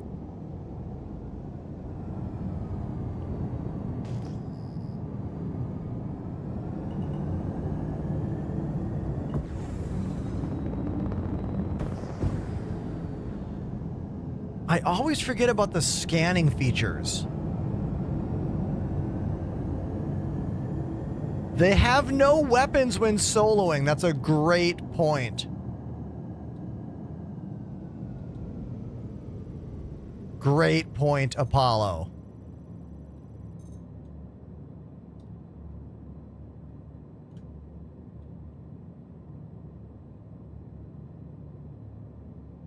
Passenger. Matisse 80. Okay. So there's one person on that ship. I'm going to leave him alone. Because clearly I am not able to pick a fight with a Carrack. You know what I mean?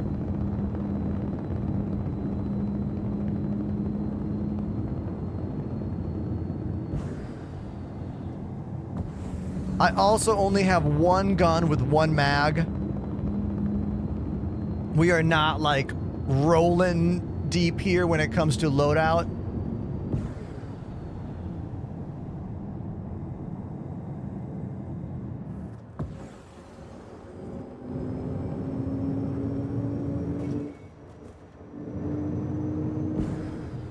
I do have a mission over here.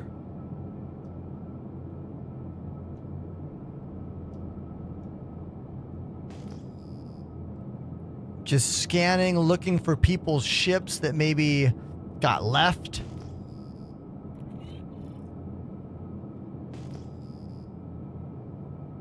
There's a bunch of rocks there that we could mine if we were in a if we were in the mining version of this ship, the Prospector, we could mine that stuff, but we are in the salvage ship, the Misk Fortune.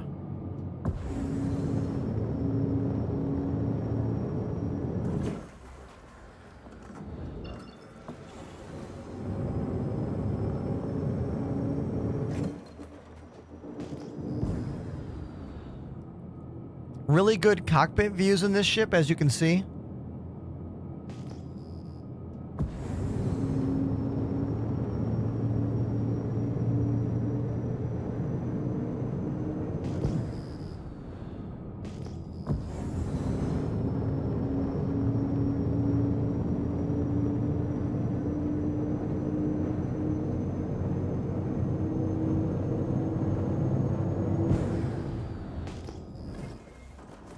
All right, other side of this ridge is the target location. I'm pretty sure this is a bunker mission.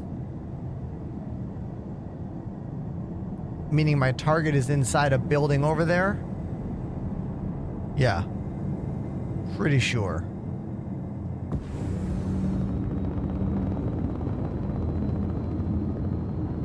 King Chaos says, you're flying. This is progress. I mean, yeah. I was able to actually quantum to a mission. Who knew? Who knew that was going to be a thing for me today?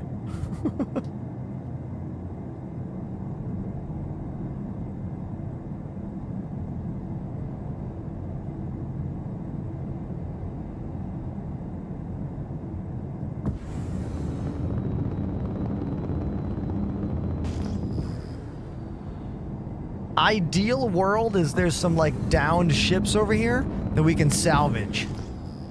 I almost want that more than I want the actual mission.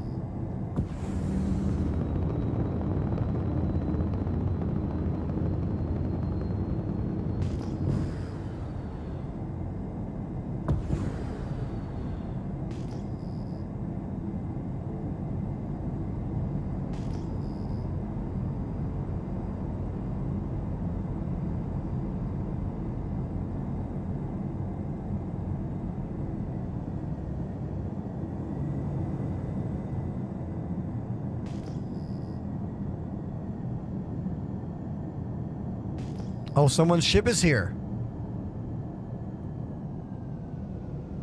Where? Oh, right there. Hell yeah. Salvage time. Yes.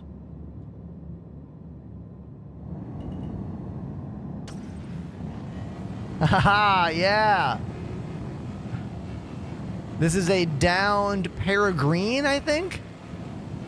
Saber peregrine? Or is this the saber, the other one? Fire or something? Which saber is this, chat? It's not the peregrine. That one has little holes in the wings, doesn't it? The Firebird, says Osgood.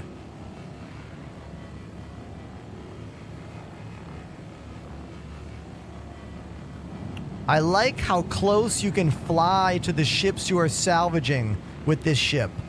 Unlike the Drake Vulture, you cannot get close. There's those huge teeth that stick out the front of the ship.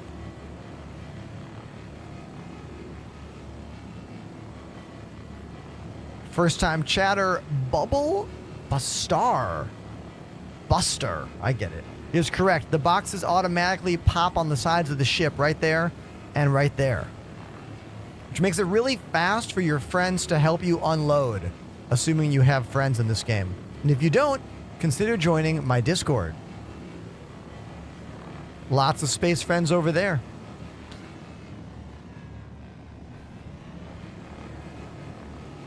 Honestly, what I'm doing right now is way more fun than the actual salvage missions in the game.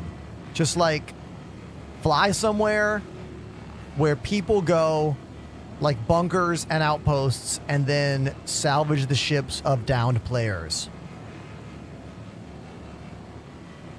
Or rather, failed players.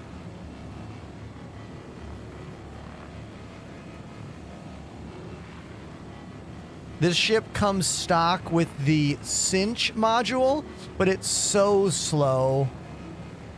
You're better off getting the abrade. You can buy the abrade at any of the L1 locations.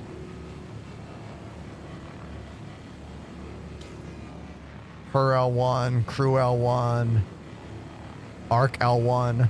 You get it. If you're in the Vulture, you have 2 salvage heads at once, so the cinch is not that bad. But in this ship, it is painfully slow to use the single.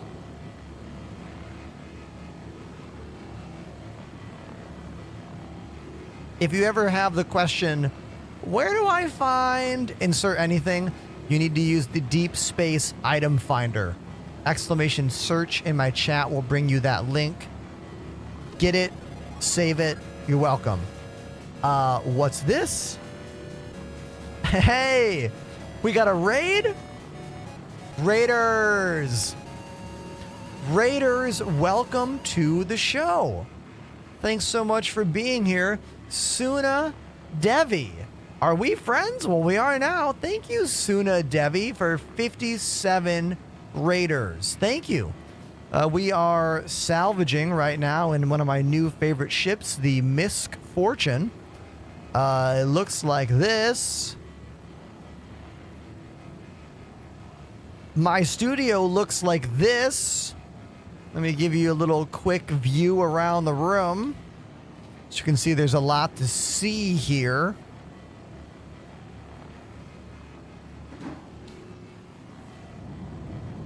Thanks for joining the show. Can we flip this thing over? Let's find out. Tractor beam? Oh, I think we can.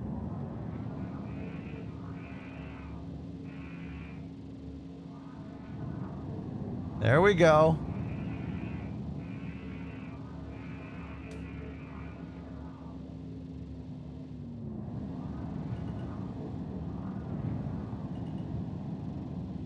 And we just put it right back down, swap back to the salvage, and there we go. Sweet. I really like salvage gameplay in this game a lot. Am I getting shot? Hold on. Was somebody shooting me?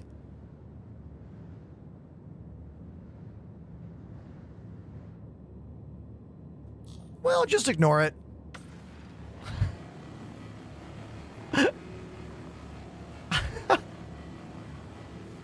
It was just small arms fire if it was, you know?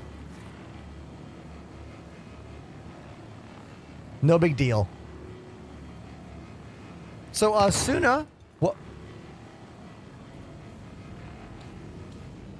What the hell was that? Hold on. What was that pop? We all heard that pop, right?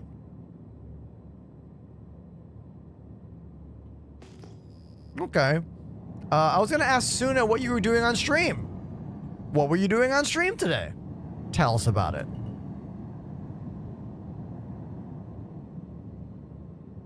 Oh, there's NPCs. Yes. We are hearing NPCs shoot at me.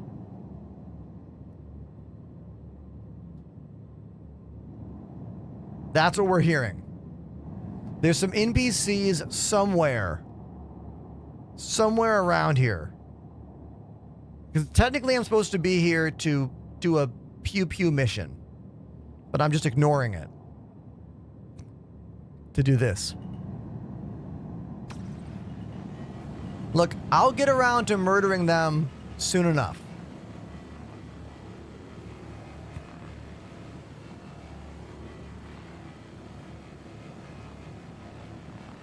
But I'm having fun.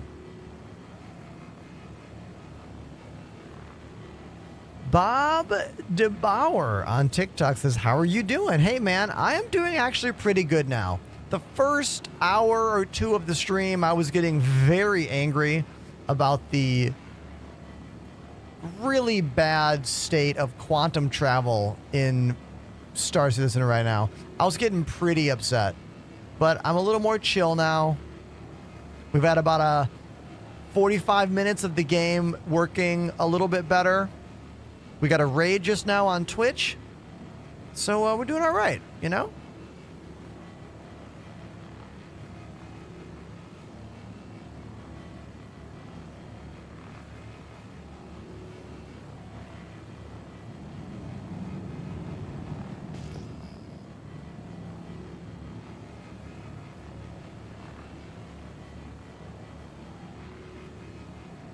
Does the salvage beam do damage to NPCs?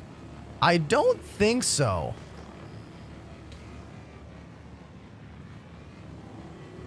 Shaka talking about DeBauer, the YouTuber. I don't think they're in my chat right now. I haven't said anything about them. Unless you see them lurking.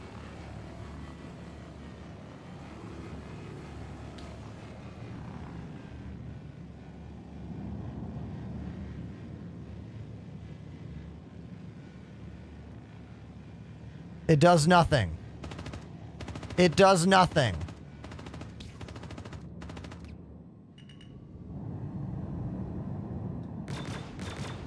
But these work.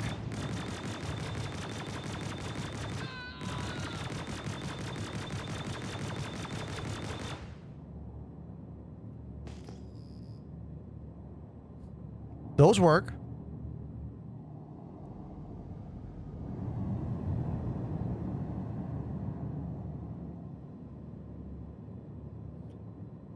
Time to activate the fracture mode.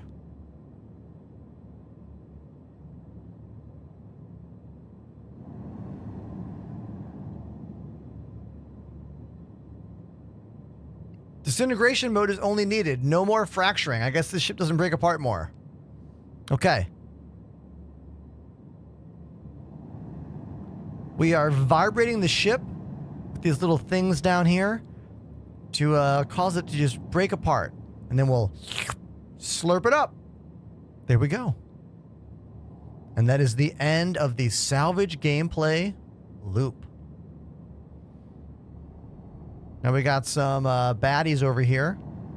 Let's pew-pew them.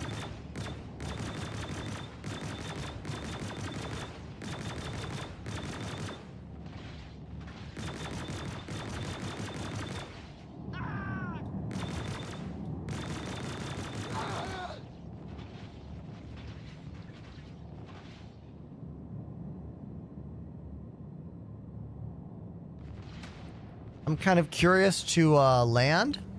I want to see if there are any enemies I should not shoot. Like, are there any, like, I don't want to shoot the headhunters people because I took their mission. You know what I mean? Perfect landing.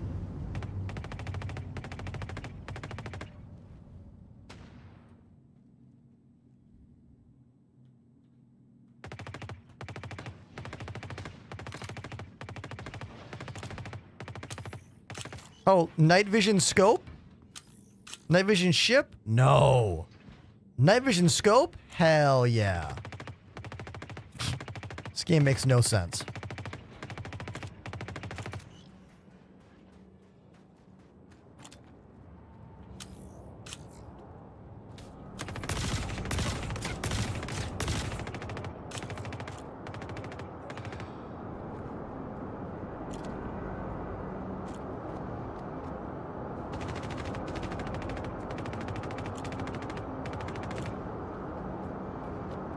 Those are my buddies. Apollo, maybe Cover Fire as well.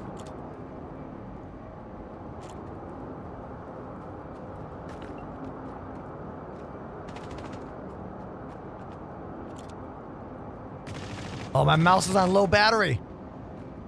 Hold on, we gotta run away and plug in my mouse so it doesn't die on me. Hold on. I thought it was charged. It's not charged.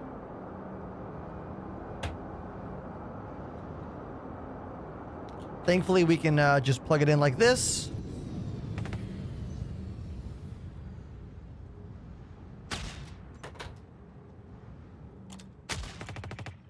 Oh my God, you scared me. What the? Wait, I thought that was Apollo. Didn't we see a marker that said, wait. Didn't we see a name tag on them? Oh my God, I saw them and that behind them. So I saw the name tag behind the NPC and I thought, dude, come on.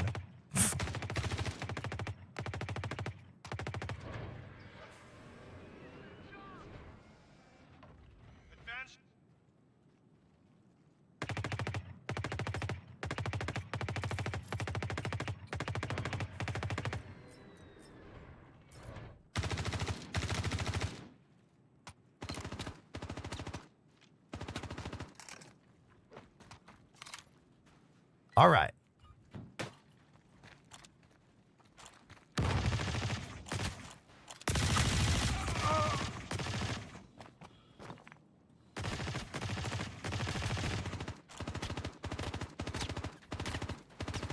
Oh.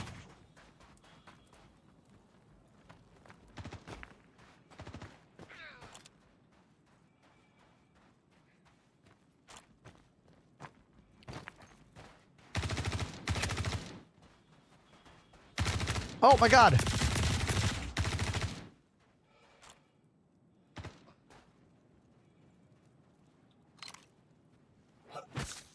We're good, we're good.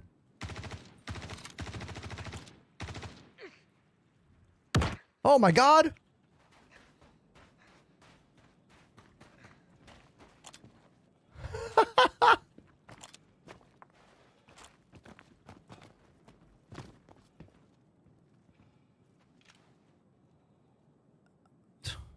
I thought there was a loot box. I just sat on it. Okay.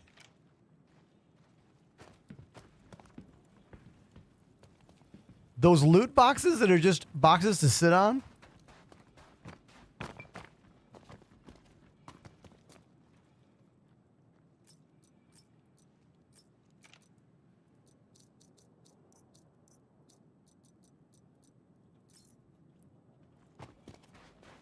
All right, I need to find some more ammo. Let's go check that body.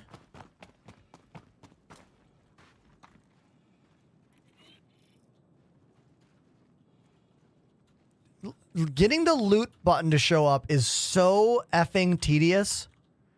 Do you watch this? Like, ugh. Oh. I had no idea. I had no idea. That's what you were joking about in the chat? You dirtbags. You dirtbags. Couldn't you see I was in the zone? Was activated?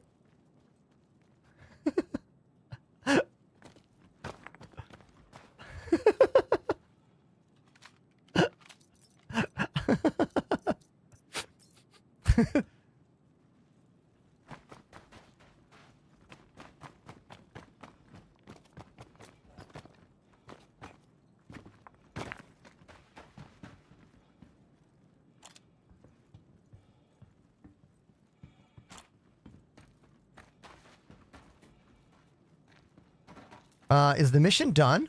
Hold on. Is the mission over?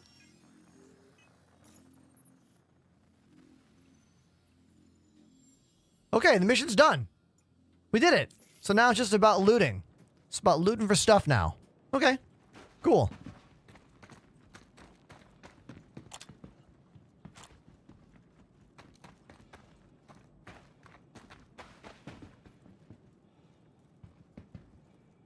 Look at this guy. Slumped over. Oh man, there should be stuff in these lockers. Shouldn't there be? There really should.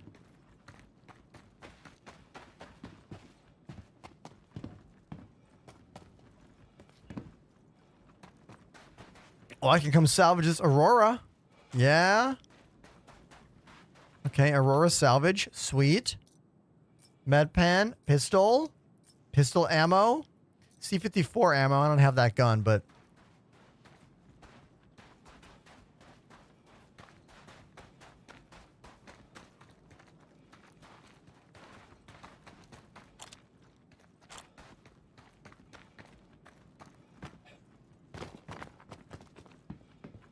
There's a box.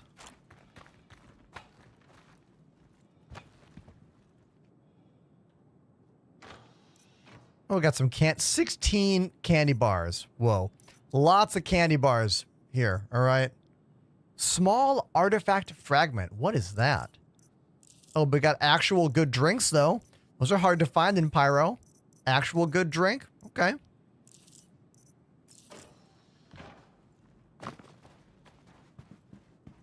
So that's where I put the box.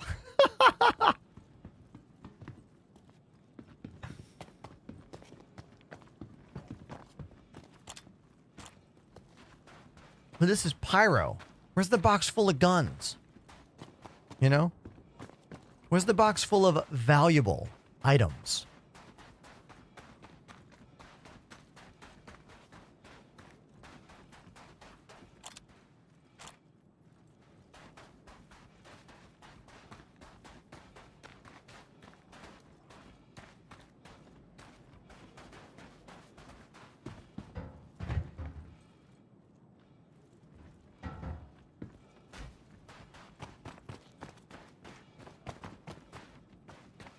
I like how red the ground is here. It gives a very, like, Mars kind of feeling.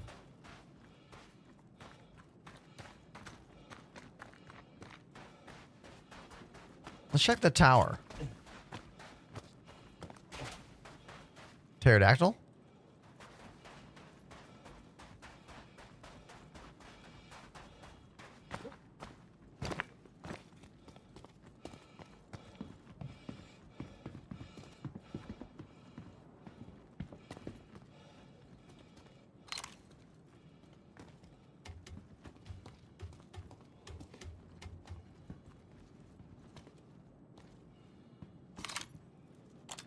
Viking of War says, salvaging for me is complicated and boring. Well, you could argue it's boring, but it's not complicated at all. Salvage is incredibly simple. Just find any kind of downed ship, strip the outside of it to get all the RMC, then use the fracture mode to blow it apart, then use the disintegration mode to suck up all of the rest of the ship. That's it. Now, mining is kind of a difficult thing in this game. It's very complicated. There's a lot of details that go into it. Look at this. Dude's got like could steal his clothes. I don't care about that. I like this these handcuffs here. It's kind of interesting.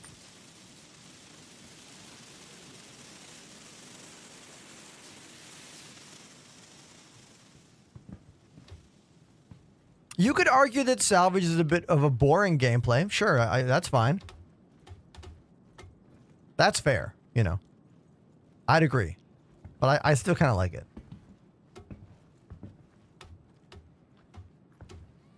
So, salvaging panels is technically better from a how much RMC you get from them, but salvaging panels is incredibly boring. Like, you just go to a Lagrange point and fly around randomly pinging until you find something divisible by 2000. And then if you're lucky, it is a panel you can go salvage. Like the most boring gameplay there is. I think it's much more fun. What are these small fragments? I don't even know what these are. Medium artifact. You guys seen these? What are these artifact fragments? I don't know this this item. I think it's way more fun to go to places where players commonly die, like outposts and bunkers, and then look for downed ships and then salvage them. That's kind of what I'm doing right now. I came here to do a bunker mission, but then also to salvage a handful of downed ships.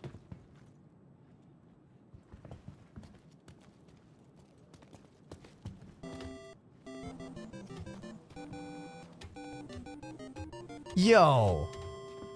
Mercy_Pinda activated the Prime sub. Thank you, dude. I just found a sniper rifle, too. Hell yeah, I need a scope, but I'll take it. Awesome. Thank you very, very much, Mercy Hinda. Almost called you Mercy Panda. That's not your name.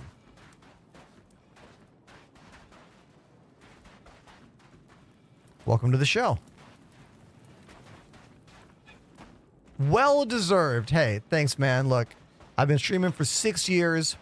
My channel's doing better than it's ever done because I have been a maniac posting every single day on TikTok, Instagram, Twitter, and YouTube. And in fact, just this morning, we got monetized on YouTube. I'm really excited about having a whole new revenue stream for the channel. Look at this badass helmet we just found. We just found a super badass helmet.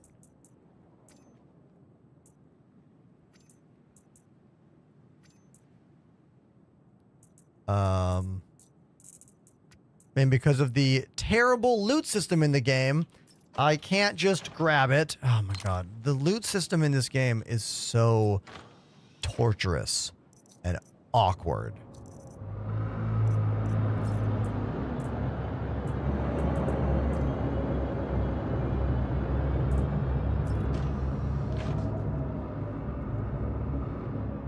I want to pick this up. Pick that up. I want to pick this the fuck up. Why? Why can I not just pick that up? This game frustrates me beyond belief. Who? I don't care. I don't care. I don't care.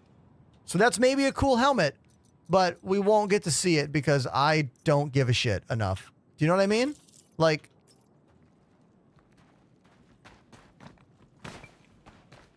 I don't know what else to say. What else do I say about it?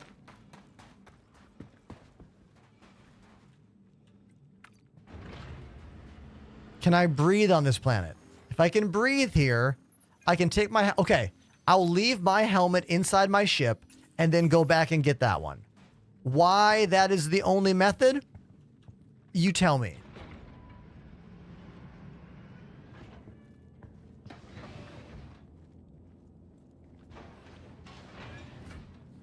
Hey, remember when I used to not get mad at this game? Can we go back to that, please? Can we go back to when I'm not mad at this game? I would really like to not be angry anymore.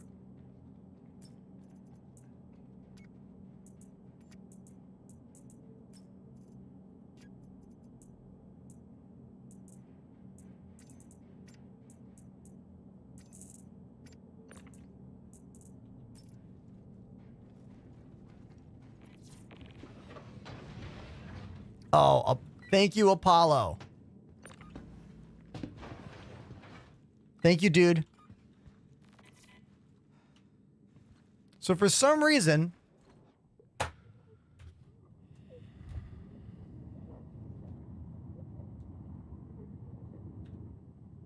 yeah, let's just fall through the planet now. Let's just fall all the way through the planet. I didn't want to be on the surface anyway. I didn't want to be up there. Let's put on this helmet at least. Can I put this helmet on? Hey, look everybody. There's the cool helmet. There's the cool helmet. Too bad we had to fall through the fucking planet to put it on.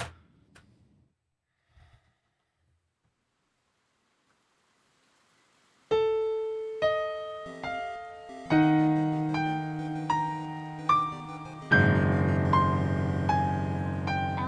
Nelly Alpha activated the Prime sub.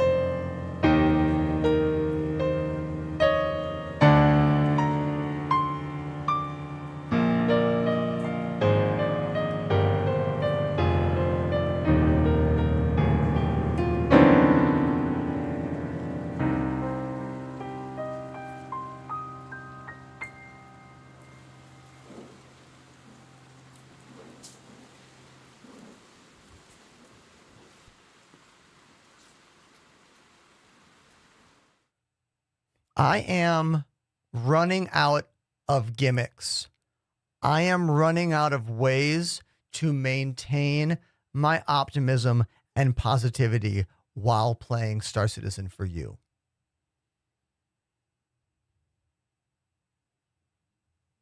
There's no joke. There's no like, you know what I mean?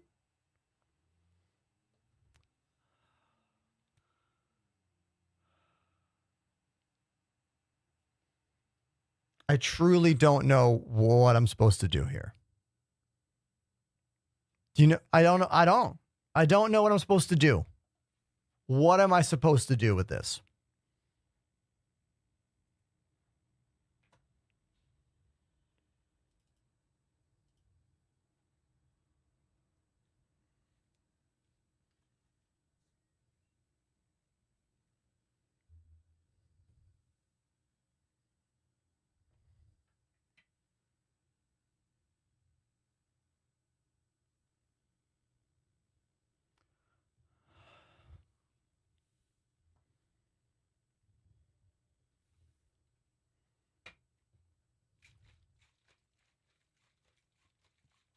I think today might be the most difficult afternoon I have had trying to play Star Citizen in quite a few weeks.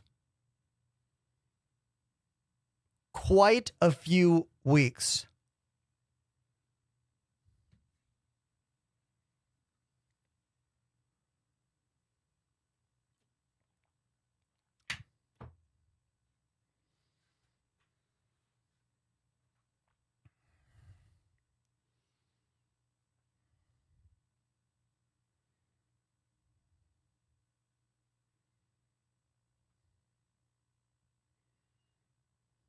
You know, I used to have a death counter in this game. I did. I used to keep track in a day how many times we had to backspace ourselves. I used to, but it just didn't create a positive feeling. All it did was create more of a negative situation. Hey, thank you, Lonely Alpha, for that follow. 3 minutes ago, I missed that. Thank you, dude. Thank you very much. Like almost every clip from today is just me complaining or swearing or being mad at this game. I'm going to look back at today's clips and there's going to be very few moments of positivity from me. And I don't like that. How is everyone out there feeling? I need to hear from some of you. I need to hear from some of you right now. Talk to me. Whether you're on TikTok or YouTube or Twitch, talk to me. I want to hear from you. Especially someone who's been watching for maybe at least an hour today. What kind of takeaways do you have?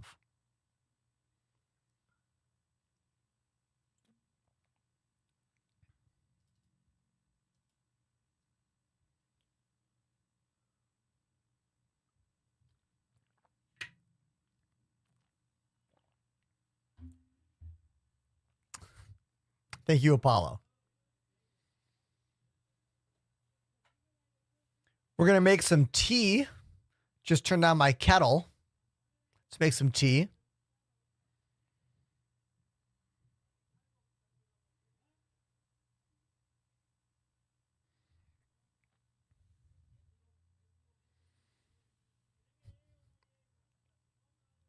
I get frustrated just watching you. Fact. I hear No Man's Sky has water worlds and gas giants. I too have heard that.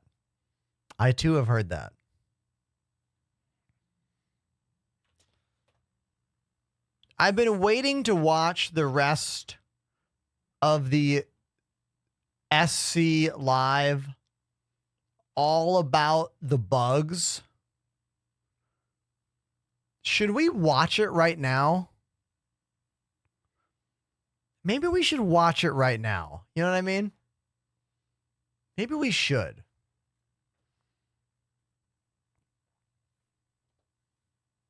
Maybe we should watch this.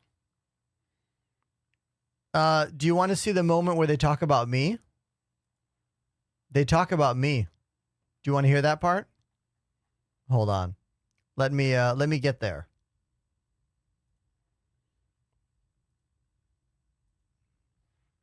Famously, we were watching a big streamer jumped into game on Friday, had like 17,000 viewers, and 17,000 viewers were just watching him fall into an elevator over there, and it was just like we had already made this decision. Like this decision has been in place since December, but we were all just watching, going, "Man, this can't come fast enough." So this is they were watching me. Scary. So I'm gonna fast forward to the section that's called Persistent Bugiverse. Let's go right to there. Right to the Bugiverse moment. I like that he called me famous. I am not. But I do like that because I would love to be one day. I'd sure be significantly more comfortable in my life. Thank you for all of you that subscribe and watch what I do and enjoy me. Thank you so much. For real. I'm going to grab a snack.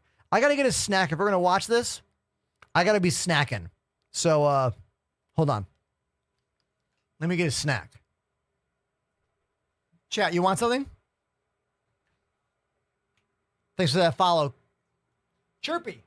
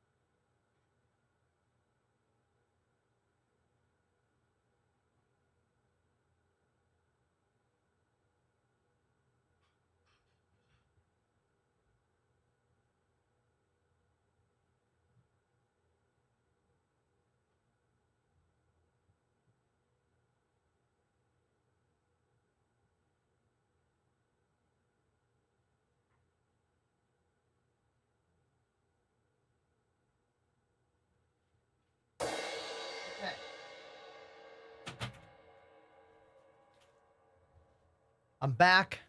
I got ring ring, banana, and a Cliff Bar mini.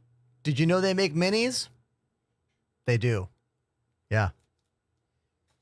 And my tea is almost ready. Let's make some tea together.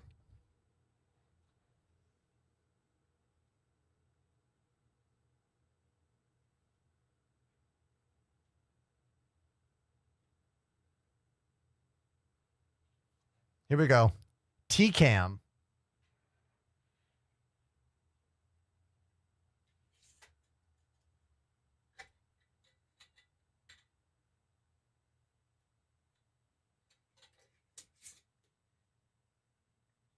See my dedication to you, chat? Come on, look at this.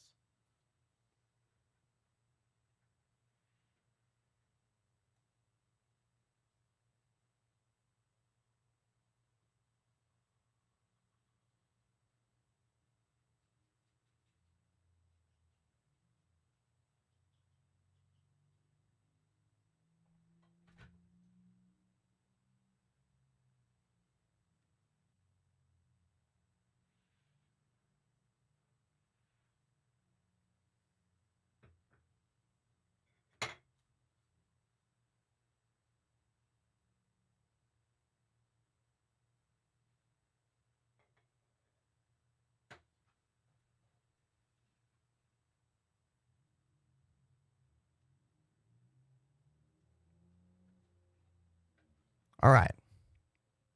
Now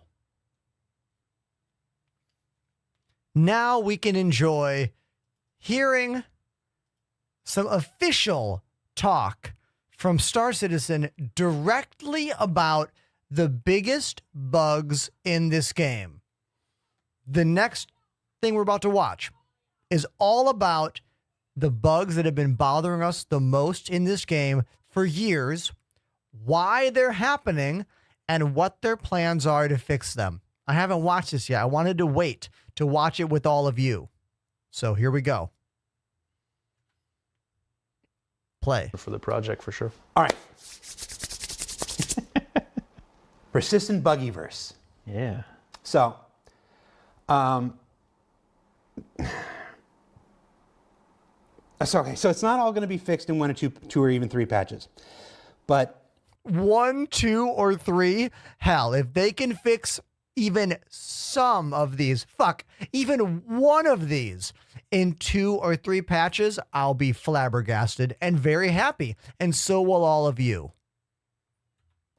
If I'm allowed, I think I can speak for everybody in the community when I say what the F about some of these long-term issues. So these long-term existing issues that have plagued the game since 3.24 or longer. So I got together with folks from the community team, Tyler and Lenny and Freya and all those folks. I got together with people from the player relation team, Bayer and his folks and everything. And I even got a few of these from Chris Roberts himself. There you go. Even Chris is weighing in on this. Very interesting. I got a list of issues that I want to ask you about and get some status updates on. Sure. This is basically the part of the show where I'll turn on subs for you guys. Hold on. Yeah, turn on subs for you. That's for you, chat. You're welcome. Hold your where we dive in. Butt to the fire. Sure. You ready? Yeah. So in no particular order. No. Hang on. There's an order. Hang on. Before we start, right? So I'll be the messenger here. So we did a little prep, right? We looked at a couple of these because I needed to prep. Unfortunately, I don't know everything. You don't know the current status of every single major bug in the game, Ben? No, I do not. I wish Get I out. did. I mean, that'd be great. Get out. But I did do the scavenging hunt to make sure that we got at least an update on most of those. And so that's, we'll get out of it. All right. Go for it. I want to start with server and shard instability. Yeah. Now I'm just going to read my notes here. We've got frequent login issues, including being stuck at position 1 in the queue for extended periods, shard locks, the servers becoming unresponsive or dead with players extensively discussing strategies for finding working servers, often relying on joining friends' instances.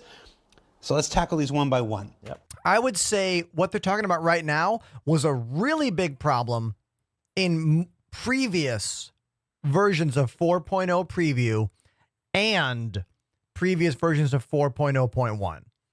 None of what he just said is really as much of a problem right now, but it still is affecting some players, login issues and being stuck in position 1.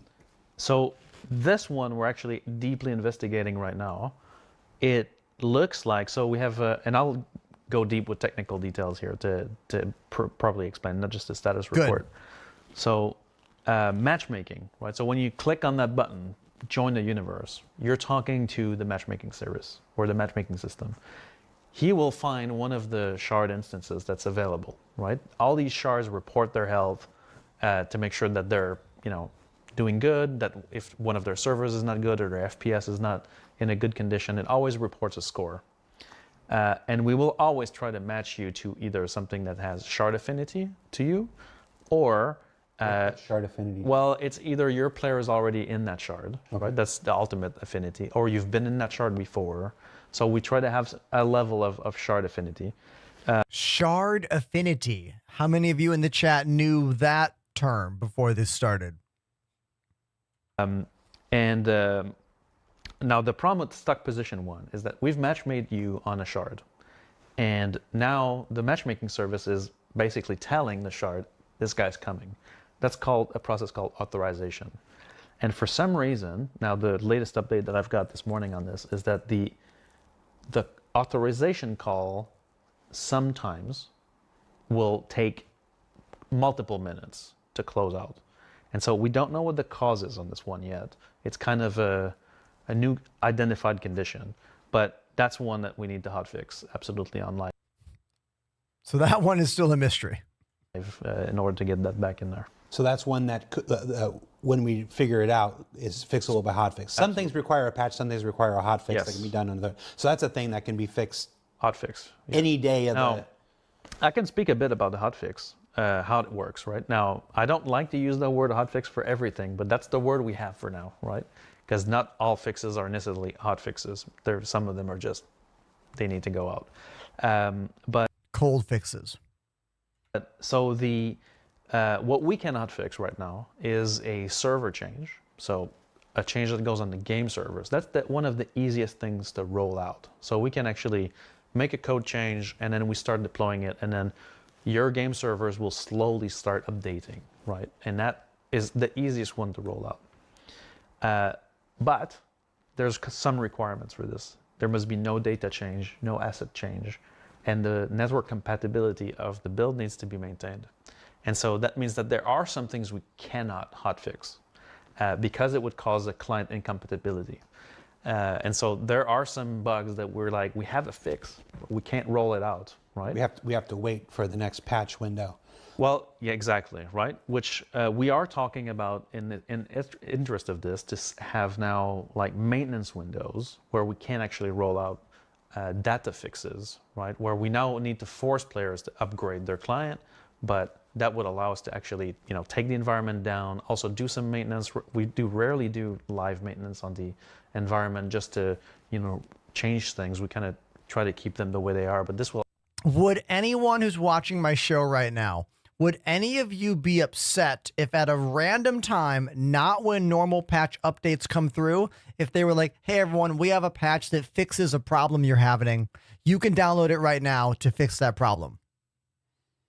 How many of you would download that? Like, always.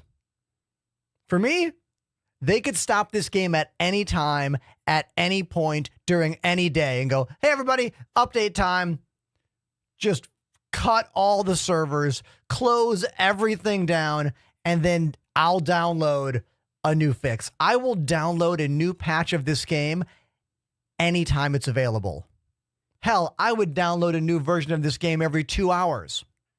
If it fixes a glitch, if it fixes a problem, I will always download it. I don't need to have it fall in the regular patch times. Now, I realize there's way more that goes into this. There's way more people involved. There's way more things. There's a reason there are certain patches on certain days. I get it. But I'm just saying, for me, they can dole out a patch update anytime. I will always stop what I'm doing and download it, and I'll be happy. You know what I mean? Like, this game crashes and dies all the time. So if you're like, oh, there's a fix, I'll just stop playing right now because it's probably going to crash in a minute anyway.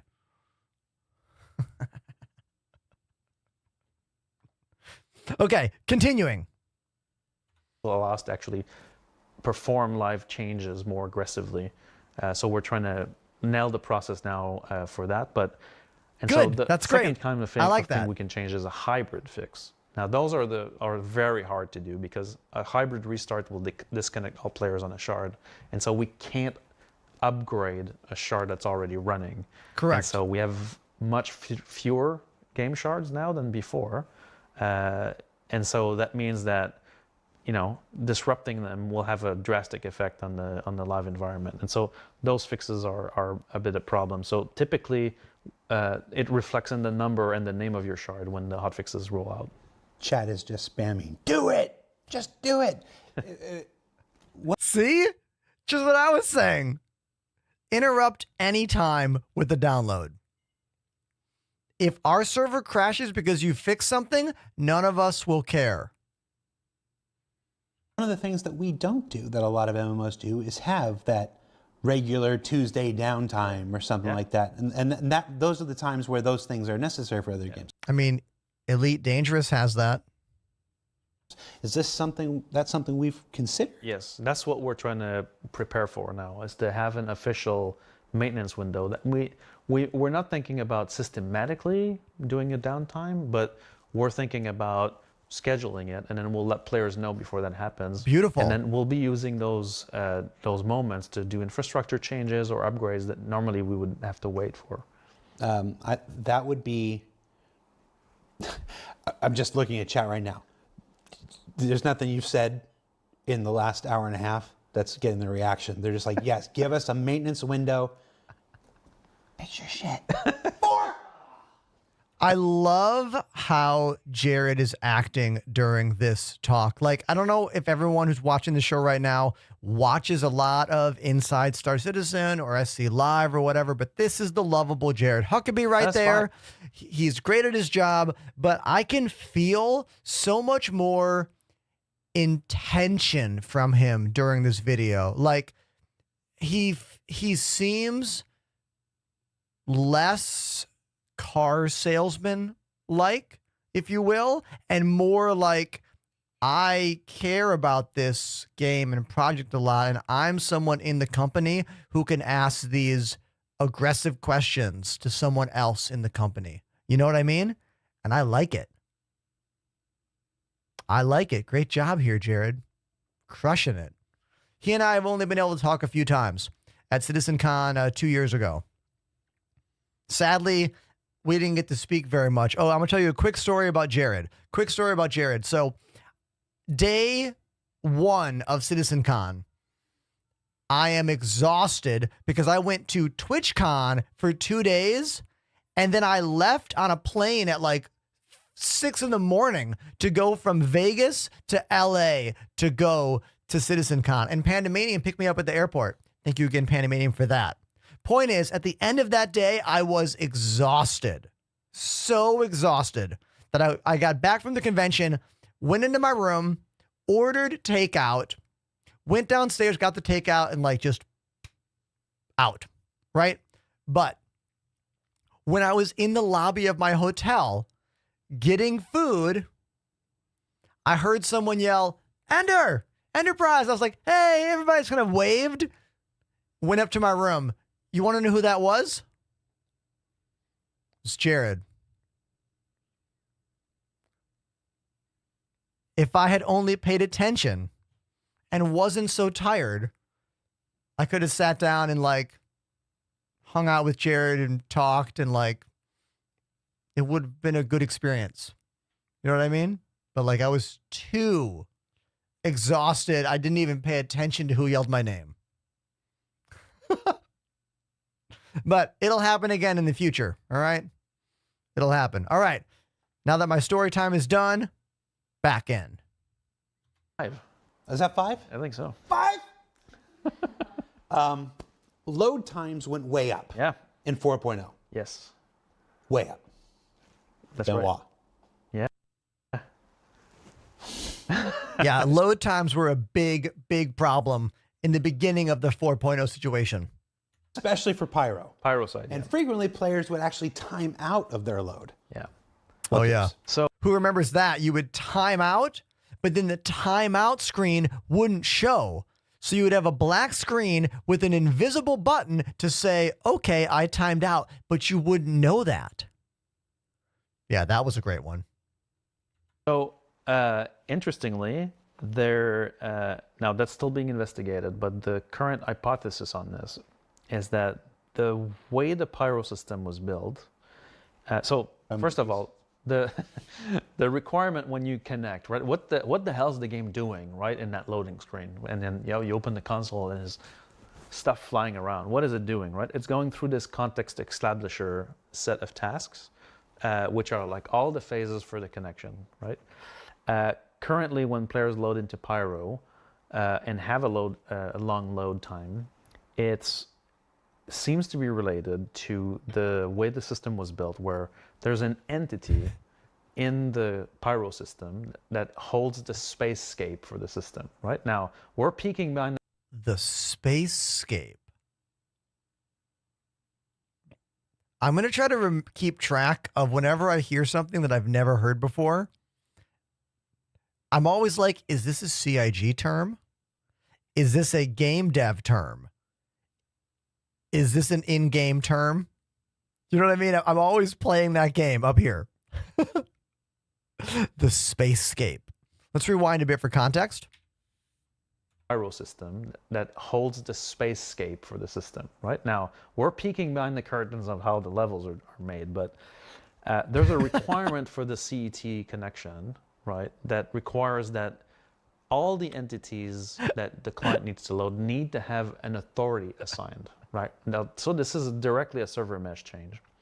And so if an entity that you're loading doesn't have an authority yet, which could be any server in the mesh, right? Hold on, chat. I'm still in game, but I'm timed out. So let's just go back to menu here. Okay. We'll just sit here on the menu. Okay. That's fine. We'll just stay right there. Okay. We're good. Back in, rewind, go. Your loading doesn't have an authority yet, which could be any server in the mesh, right? If one of them doesn't have an authority yet, then the load time will have to wait for this entity to gain an authority. Now, how can this entity not have an authority? So our current hypothesis is that if the server that is hosting that Pyro Spacescape entity, which has a giant radius, so every client loading into Pyro needs that entity. If the server that hosts that entity is currently rebooting because it has a crash on it, then all players will have to wait for that server to do the full provisioning loop, boot up, acquire, load the data, acquire the entity, and then players will load in. For some players, that overrides that busts the time it needs for the timeout for the login. So that's our current lead, and we think we have a fix, but we're obviously that's another one that we would roll out. I think it's a code fix on the hybrids that we can actually roll out for that. Mike Ward Draws needs to do an animated short that completely animates his answers to all of these questions. I think that would make it a lot easier to understand if we had some visual aids. I don't know if Mike's watching right now, but Mike, what do you think? While you were giving that answer, Chris Roberts just messaged and says, Benoit, are we having login issues again? and Guillaume is like, I'm poking Ahmed because Benoit's on SCL talking about this right now. So I love that. I love that Chris called in because he was talking about the former login issues of 1.0. Dude, amazing. Get off Benoit's back, Chris. Delete. Do not hit enter. No, okay. So, see, Jared's on fire in this episode. Can we put our hands together for Jared Huckabee right now? The dude is crushing it right now. I love it. Love this. I know I see people who are stuck in this thing who are waiting, like they shut their client down and they log back in. They shut their client down. Like, is that helping their case or is that hurting their case in this? So he's going to say it's hurting, right? I have a lot to say about that. I had people all day long on every platform talking about this issue, being stuck on the load-in screen. Do I quit? Do I stay? Do I wait? Do I use the terminal to quit? I can't wait to hear what he says here. So I'm gonna head out. So on everybody kind of has a recipe for fixing login issues, right? A lot of them involve disconnection, shard hopping, loading into AC, rebooting twice, printing a document. I don't know, right? Printing a document. Everything else he said was straight up facts, though. I've done all of those things. That is actually one of the things that we've identified as missing in our testing process. So we do some load testing before we launch a patch. And so we test with clients logging in and logging out, and everything's great. What we're not testing is launch client, persistent universe, Alt F4. Launch client, persistent universe, AC, right? Alt F4. Client, persistent. Hold on. I want to rewind for a second. I was following it, and then I was like, wait a minute. Is he saying to do this? I want to rewind a little bit. Hold on. Is that okay, you guys? Are you okay with this? Thank you. Our testing process. So they don't test for this. They've never tested for these login issues. I think it's what he just said. We do some load testing before we launch a patch. And so we test with clients logging in and logging out, and everything's great. What we're not testing is launch client, persistent universe. Yes. Okay. So they do test for normal login issues, but not for this. The rap song he's making up. Everything's great. What we're not testing is launch client, persistent universe, Alt F4. Launch client, persistent universe, AC, right? Alt F4. Client, persistent universe. And so a lot of the issues that we've seen in the 4.0 release, when we put in the persist hanger flow, for example, that allows you to log into your hanger, the system for this needs to move your player, we call it unstow your player into the shard. It also needs to unstow your hanger. Now, when players are constantly logging in and out of shards, now you've got multiple shards doing this process for you, and they need to complete that process. We've identified a ton of concurrency issues with this in 4.0, elements that we didn't test for because you test the load, not the repeated concurrency. And so that's one thing we've identified that we absolutely need to add to our testing process, because it's one of the other things. I've talked about this before. The difference between PTU and live is like a 20x increase. Yeah. That's also one big difference, is that on PTU players don't shard hop that much. One of the forever things that if there's a double-edged sword of PTU, and there are many, yes. but this is like the one that's always amused me. People are more patient on PTU than they are on live because they recognize that they're helping us. They're helping the development of the game. They're doing a job, and yeah, absolute facts. The PTU is the test version. I'm always far less critical of it than a live build. That patience is necessary and wonderful. But it doesn't make for an effective test of live, and it's yet another reason we have to go to these live environments sometimes, and we don't discover these things till live environments, because live is where Hyde comes out. Right. So many people in PTU are Dr. Jekyll, and they're all nice and knowledgeable and restricted, and then live environment is where. Chat, do I have a Dr. Jekyll and Hyde situation going on? I mean, I kind of did today at the beginning of the stream. Getting insta-killed in the elevator on the way to my hangar for the first thing I did today definitely turned me into Hyde immediately. Immediately. That was even before the quantum travel glitches that I had today. 100%. Yes. Okay. Thanks, chat. Thank you. Thanks for understanding me. Oh my God. Speaking of understanding me, what do I love more than anything else in the world? Gifted subs. Veteran Jeff gifted a sub. Hey, Jeff. Thank you very, very much for the gifted sub. We're having a really hard time enjoying Star Citizens today.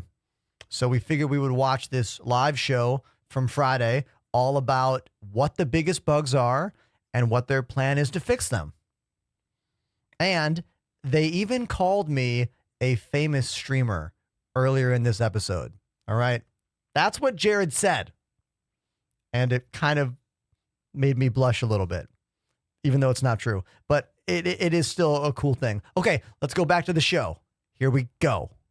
It's interesting. It's all right. Well, that's one of the key differences, right? And so a lot of the issues that, are plaguing us right this second, right, are still remnants of that we are tracing a lot of them. I spent, a lot of time on Spectrum during the break, during the work, the vacation, workation, actually digging into a lot of those to be able to make sure that when the team would come back, that we'd have, some traction on some of those. Last question on servers, because then we're going to get to the character stowing and repair here. Yeah. What are shard locks, and why do servers become unresponsive? Well, wonderful question, Jared. Thank you. Everything I know about server shards has come from you in the Twitch chat. That is it.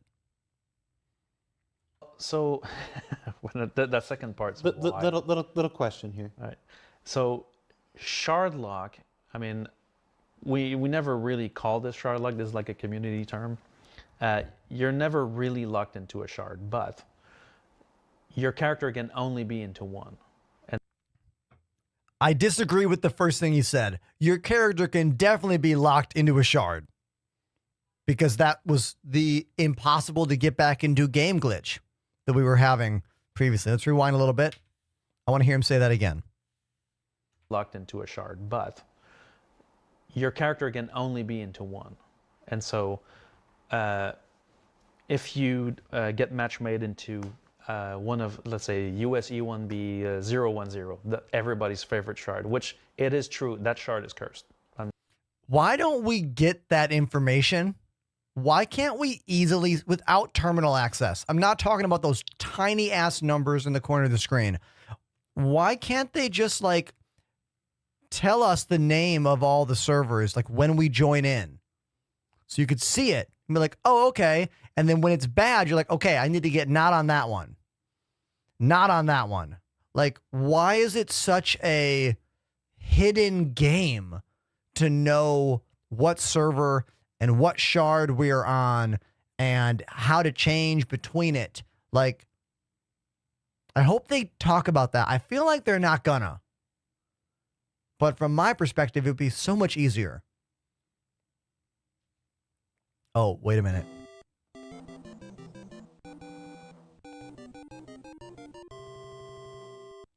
Salad Days 1983 has subbed for 31 months.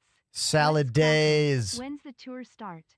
Salad Days, thank you very much for 31 months, everybody. 31.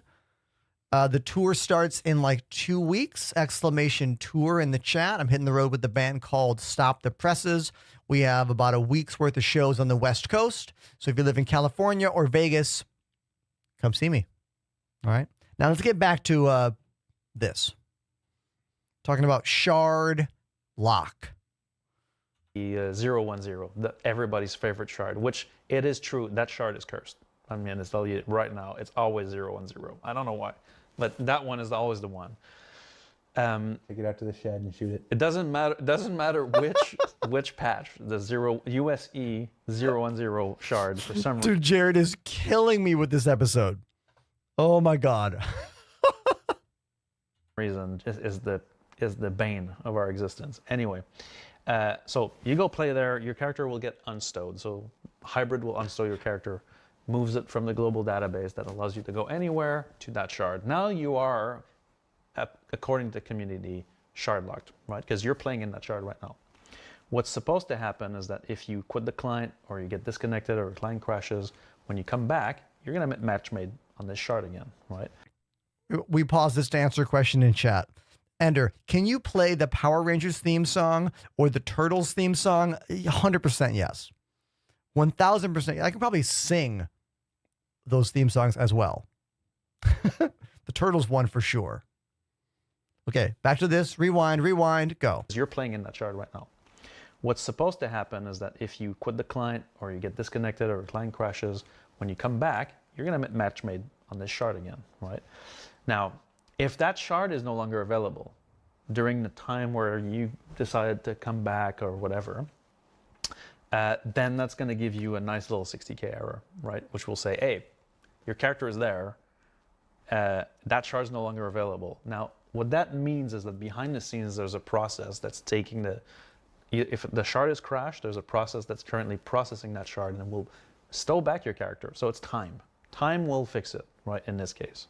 Awesome. One of the things I was telling people, if you just wait, it'll probably fix itself. Okay, that's good. I was saying the right thing. During the 4.0 preview, some players got into a state where the character could not get stowed back. That was a backend a bug that prevented that from happening. Correct. So their character was kind of seemingly corrupted.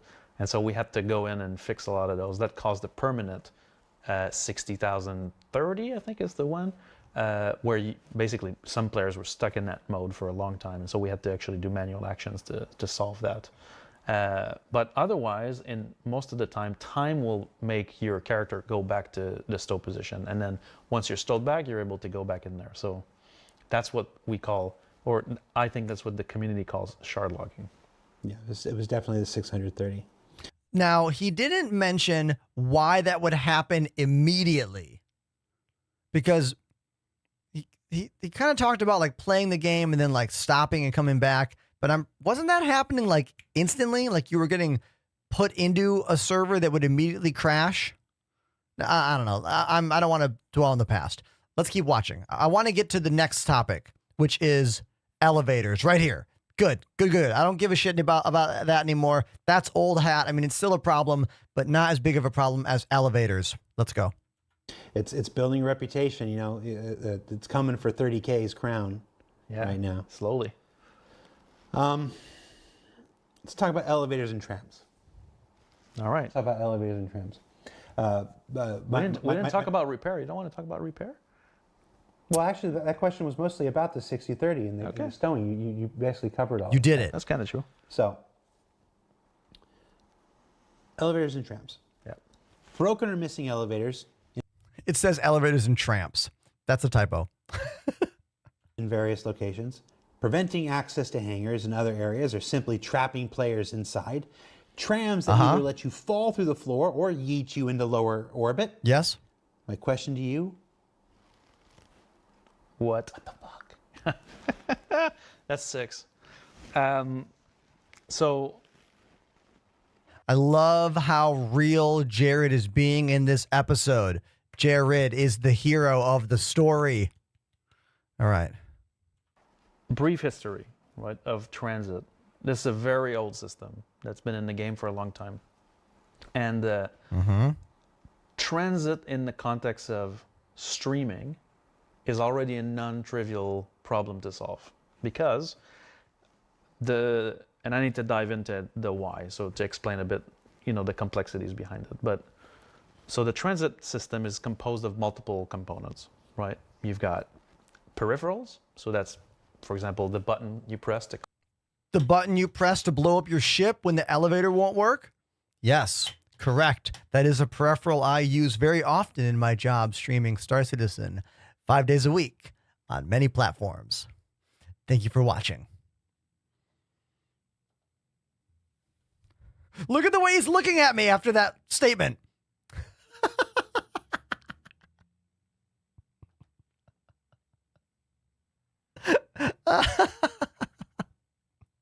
Okay. Let's keep watching. An elevator or a tram. It's the indicators that say, hey, the tram's coming in, this amount of time. Those are peripherals. You have gateways, which are locations where a carriage can stop at. So, for example, if you're in Lowerville, and you go to the train, where the train stops, it's like a station. That's called a gateway. Okay. You have carriages, which are either elevators, trains, trams, all these things that move along a path. And then they go from gateway to gateway. And they respond to orders that are submitted from peripherals. All sounds nice and dandy. What's the problem, right? So in any game, any other game that doesn't have full-on level streaming, all of these things are always loaded. So the manager, the piece of code that actually is managing the fulfilling the orders and moving the carriages in general, or has the logic of the carriages, is always, all this network is streamed in. It's all loaded, so it's always available. It knows where the carriages are, it knows what's happening, everything is there. In our environment, because of our SOCS technology, that allows us to have more performance on the servers because we unload the zone. That means we unload those carriages. So think about your Lorville train that you see stop at you and then leave. On the server, if nobody's on the track, it doesn't have a carriage there. It's unloaded, right? And so the current iteration of the system actually destroys that carriage and will recreate carriages when it needs it, right? And there's been a ton of issues with this. So that's the first part, right, is the streaming part. That makes it a bit more complicated. The second part is that the way the system was built initially, it would fulfill these orders to those, send orders basically. You call the elevator from your hangar, I need to send a lift there. So the system is going to tell the lift to move. The lift moves on its own, right? So you will jump and then do the actual path. We want those to be physicalized, so they're actually following certain paths. Now, the issue is that combined streaming with these orders and state is lost in certain conditions. And so the system just needs a whole lot of changes on its communication layer to be reliable. And it needs a fundamental change in how it fulfills these orders. Instead of just sending a message to a carriage and hoping for the best, the transit manager needs to be actually always tending towards the state that it should be in so that it can self-heal for any kind of issues, right? Whether creating the carriage failed or streaming out and losing a piece of it, the system needs to change to be able to properly do that. So that's what the new system that we're writing is going to do. It's going to solve these communication issues with streaming, and it will make the system self-heal. But we also need to do fixes to the current system immediately, right, to get that working. So now we do have a crack team on this right now, where we've significantly increased the size of the group that is looking at the current elevators issues, which we have absolutely regressed on. And they're looking at adding the self-healing component I just talked about directly in the system. So I was happy to hear that we have now proper reproductions for at least a couple of cases where the gateways are basically becoming defunct. And so you call the elevator and it never shows up, right? That's the number one case that we see at the moment. Or the other one is a lift shows up, you press a button and it doesn't move, right? So that's when the transit manager's lost this carriage, or the gateway is no longer usable. And so now we have those reproductions, and they're not just happening at to players. Now we have an actual case where we're able to actually go down and we've seen what actually is going on, so we can put the self-healing things I just talked about to fix it. So in the past, when we've... Hold on. So if I understood all that, he just admitted the current system is bad and doesn't work. So they're building a new version of it, but at the same time as they're building a new version of it, there are people trying to fix the current system. So did I mishear that? Current system, bad. Doesn't work right. New system, gonna be better and fix everything. Not ready yet. So does that mean that there's a team trying to Band-Aid fix the current one before they completely erase it with new, better functioning technology? Very interesting. Okay. We've talked about some of these issues and why they haven't been fixed or whatever. It's because we've had this aversion to doing double work. Yeah. We don't want to... Double work. Yeah, this is just what I'm talking about. Like, double work is fixing a bad system while you design a better one to replace it.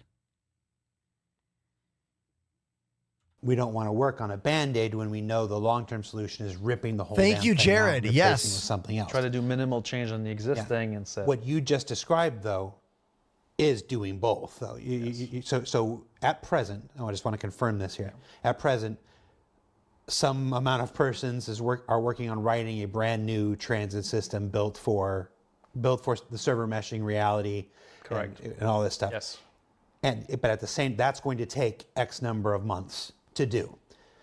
Not wanting to wait for that because we need to fix. You need to fix now. Right. There's also another group of people focused on a short-term self-healing fix to the current system that may not fix everything, but will dramatically improve it. Is our hope. Yes. Well, we want it to function the way it should function, which is all the time, like reliable, right?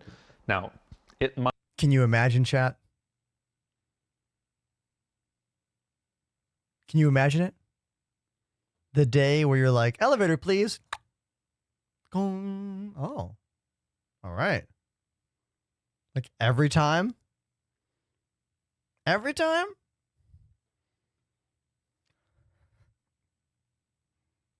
Might mean, because we are still going to have the issue of the streaming out and some error handling, that it might take longer for a lift to arrive in certain cases, but it will arrive. And it will, because it'll have that error checking, it'll have that self-healing. So the idea is that it won't just not show up. Right. You won't just fall through it. You may wait twice as much as you were used to. In those cases. But then it will show up. Correct. Well, that would be something, at least for the short term. Oh, I got distracted here. Nightside, thank you for the invite, but we are locked into this for the next however long this is. You won't just fall through it. The idea is that. And it will, because it'll have that error checking, it'll have that error.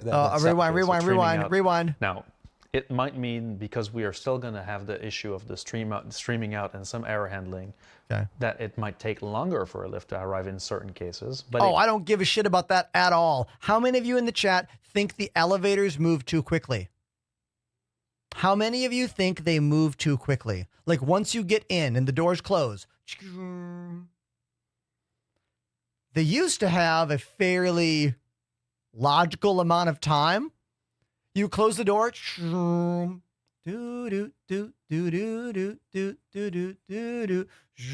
here I am. And now it's like, what did I teleport? Did Scotty beam me in?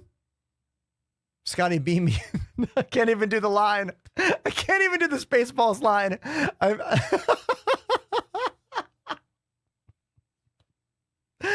They're too fast. Slow them down. That's fine. That's fine. Slow them down. A little bit.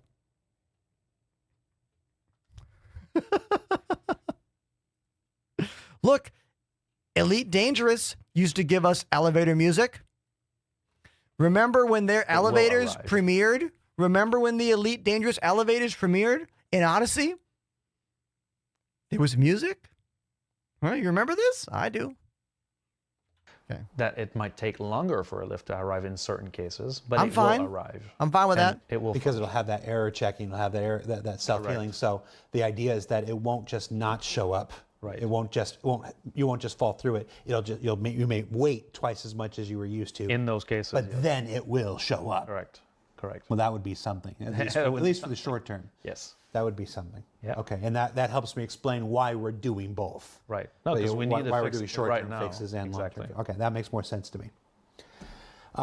Somebody asked, do the elevators in Squadron 42 work?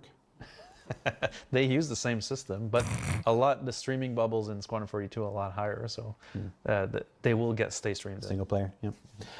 How many of you want to bet that in Squadron 42 there's going to be at least one joke aimed at us?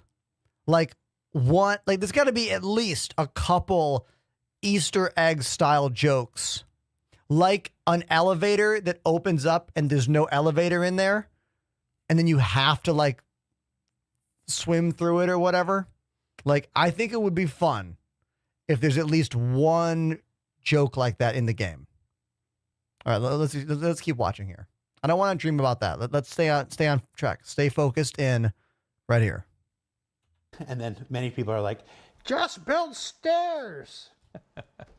He's not wrong. He's not wrong. It's a safety thing, really. Like, who knows? Maybe we can convince Ian and Nick's will be all stairs. Yeah. No. Or ladders, maybe. Yep. I don't know. Oh, ladders are a problem as well.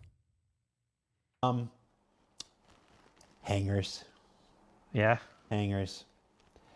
Let's talk about hangers. How many of you, like me, were so excited when CIG rolled out the idea of persistent hangers? Your own hanger. That's always for you. You know? How many of you were like, oh my God, yeah, yes. And then we got it and we were like, oh, all right. And it worked for what? Like a couple days. And then boom, doors won't open. Boom, ship never shows up. Boom, ghost people all around you in the same hangar. Incredibly loud noises. No sound at all. Like, ever since they rolled this change out of having these like instanced hangars, it has never been harder than ever before to fly to a station, request dock, and land. I can't wait to hear what they have to say about this. I am very, very, very, very interested to know what they have to say here. Failing to spawn ships correctly. Platforms getting stuck. Ships being destroyed while they're stored. Yeah. I saw that one. I'm like, what? Like, or hangars being assigned incorrectly. One by where do you want to start? He didn't mention so many. Chat, can we think about how many things Jared could have said there? If he actually listed all of the biggest ones, there's at least like 5 more. Let's keep watching. All right, I got to come clean first. On the ships being destroyed when stowed, that was 100% me. So owning up right away, huh? We were looking at some. Hold on, look right in the camera. Yes. It was you, Benoit. Yes. But why? But why, Benoit? So that was a back-end change that we did to try to alleviate some of the load that we were seeing on some areas. And one of those side effects that was unplanned was that the location ID of ships weren't being updated when they changed. And so the way the ASOP terminal, again, moving sands, right, does its reconciliation, which shows you what's available for you, it actually uses the location as the key element to know if a ship is actually, available. Not only is it stowed, but it needs to be in the right location.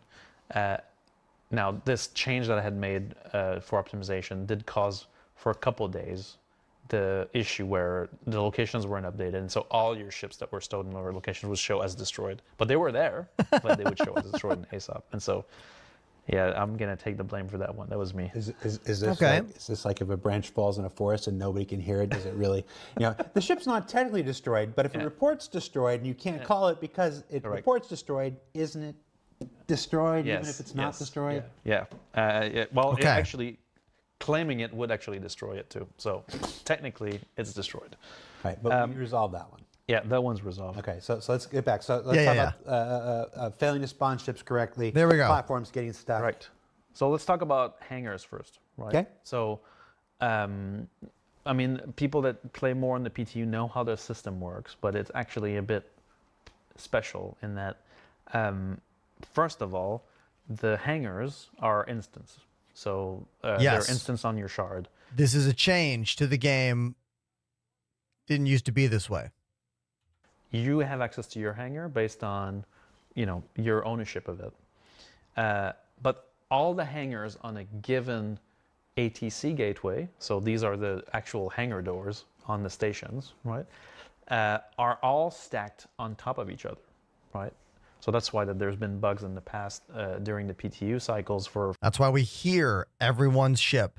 That's why we see their other ships sometimes. That's why we see them sometimes. 4.0 where You can you hear would somebody oh else's yeah, that was that, and that bug took a while to fix They didn't fix it. because it required technology change. But that was also crazy. Like the sound was just, you know, Sound has not been fixed. incredible. And so what that means is that when you're in the station and you want to go to your hangar, you have two options. I should have designed a sound effect for watching this. So every time I heard something like that, it goes wrong. Look, I love that they're doing this. Benoit, I love that you're here doing this. Jared, I love that you're asking these questions. This episode of SC Live from Friday is really, really good. And not just because they called me a famous streamer earlier in the episode. That's just a benefit for me. That happened. Okay, let's keep watching. One of them is use the lift. Now we're just talking about the lift, right? When you call the lift, it will actually unstow your hangar, create your hangar, and then give you permission to go there, right?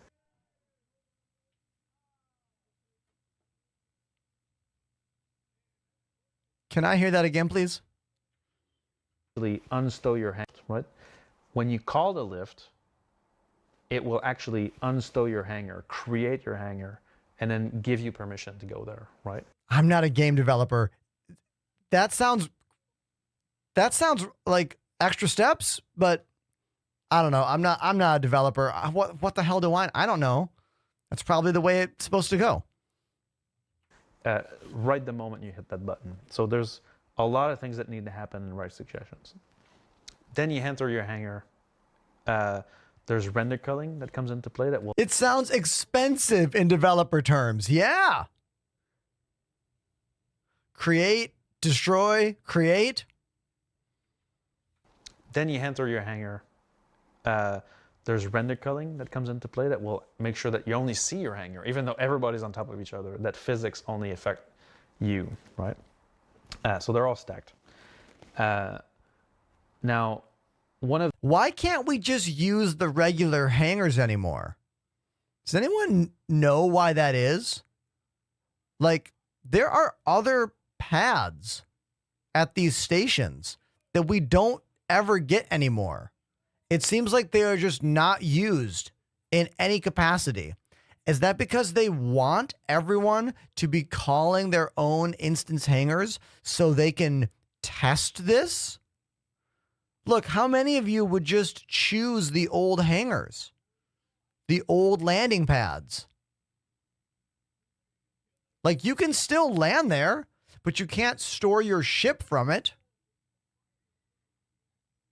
Like, unless there's too many people in your particular place, like, you should be able to go to those old pads that are always there. Okay, just a thought. One of the big problems that we're dealing with right now, and we've been diving into it for a while, is that the ship elevator, you know, has a couple of issues, right? I've seen, you know. Oh, listen to Jared laugh here. Into it for a while, is that the ship elevator, you know, has a couple of issues, right? I've seen, you know. Look at him snickering over there. Yeah, Paul agrees in the chat. They should bring back the old pads for quick landings. Totally. I know they're still I'm getting mad. I know they're still there. We just cannot get them assigned to us when we call ATC. And that's what I'm asking for. I'm asking for, when available, when you are going to not your home base, not your home location, going to any random station, if there is a regular pad available, Shouldn't that be the priority? I don't know. Let's go back. An Avenger rising from the grave through it. I've seen, ships spawning on top of each other. And so there's two problems behind it. The first one is that the platform itself is it's moved, right? It's not a physical movement. So it's not physics driving the movement. The ship is physics enabled. That is a recipe for disaster. Correct. When you see flapping like that, it's like the combination of things, right? Disaster. Can I watch Jared make the ship flap? The ship is physics enabled. That is a recipe for disaster. Correct. When you see flapping like that, it's like the combination of things. I know I keep pausing it, everybody, but you need to know how much joy Jared is giving me during this, like, intense, deep conversation. The hero we deserve, everyone. Thank you. Thank you, Jared.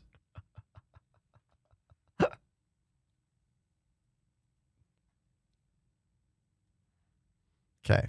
Things, right? And so we're currently like discussing a solution because there are limitations that the way it's made is the way that they were limited to make it, but we need to fix it. So it's either both elements are statically moved or they're both physically driven.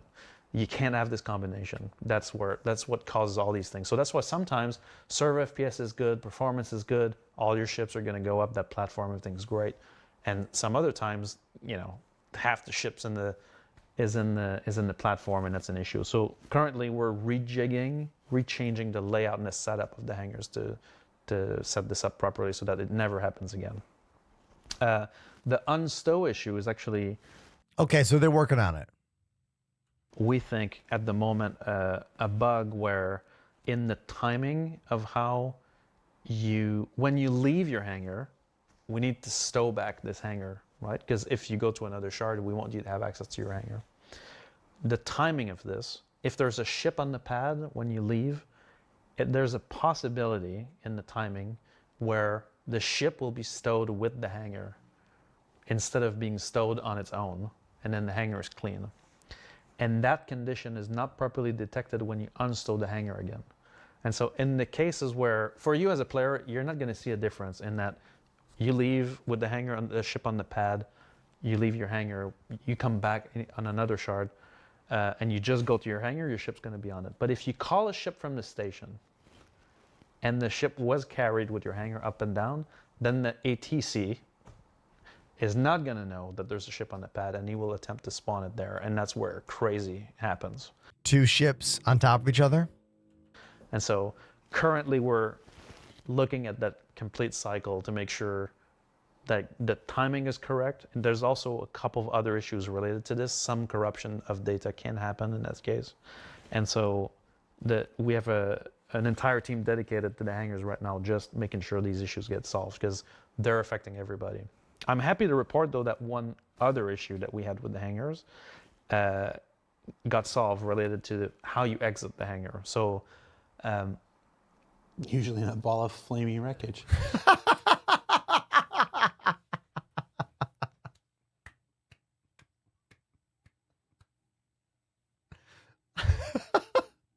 I mean, Jared's not wrong. It's not wrong at all.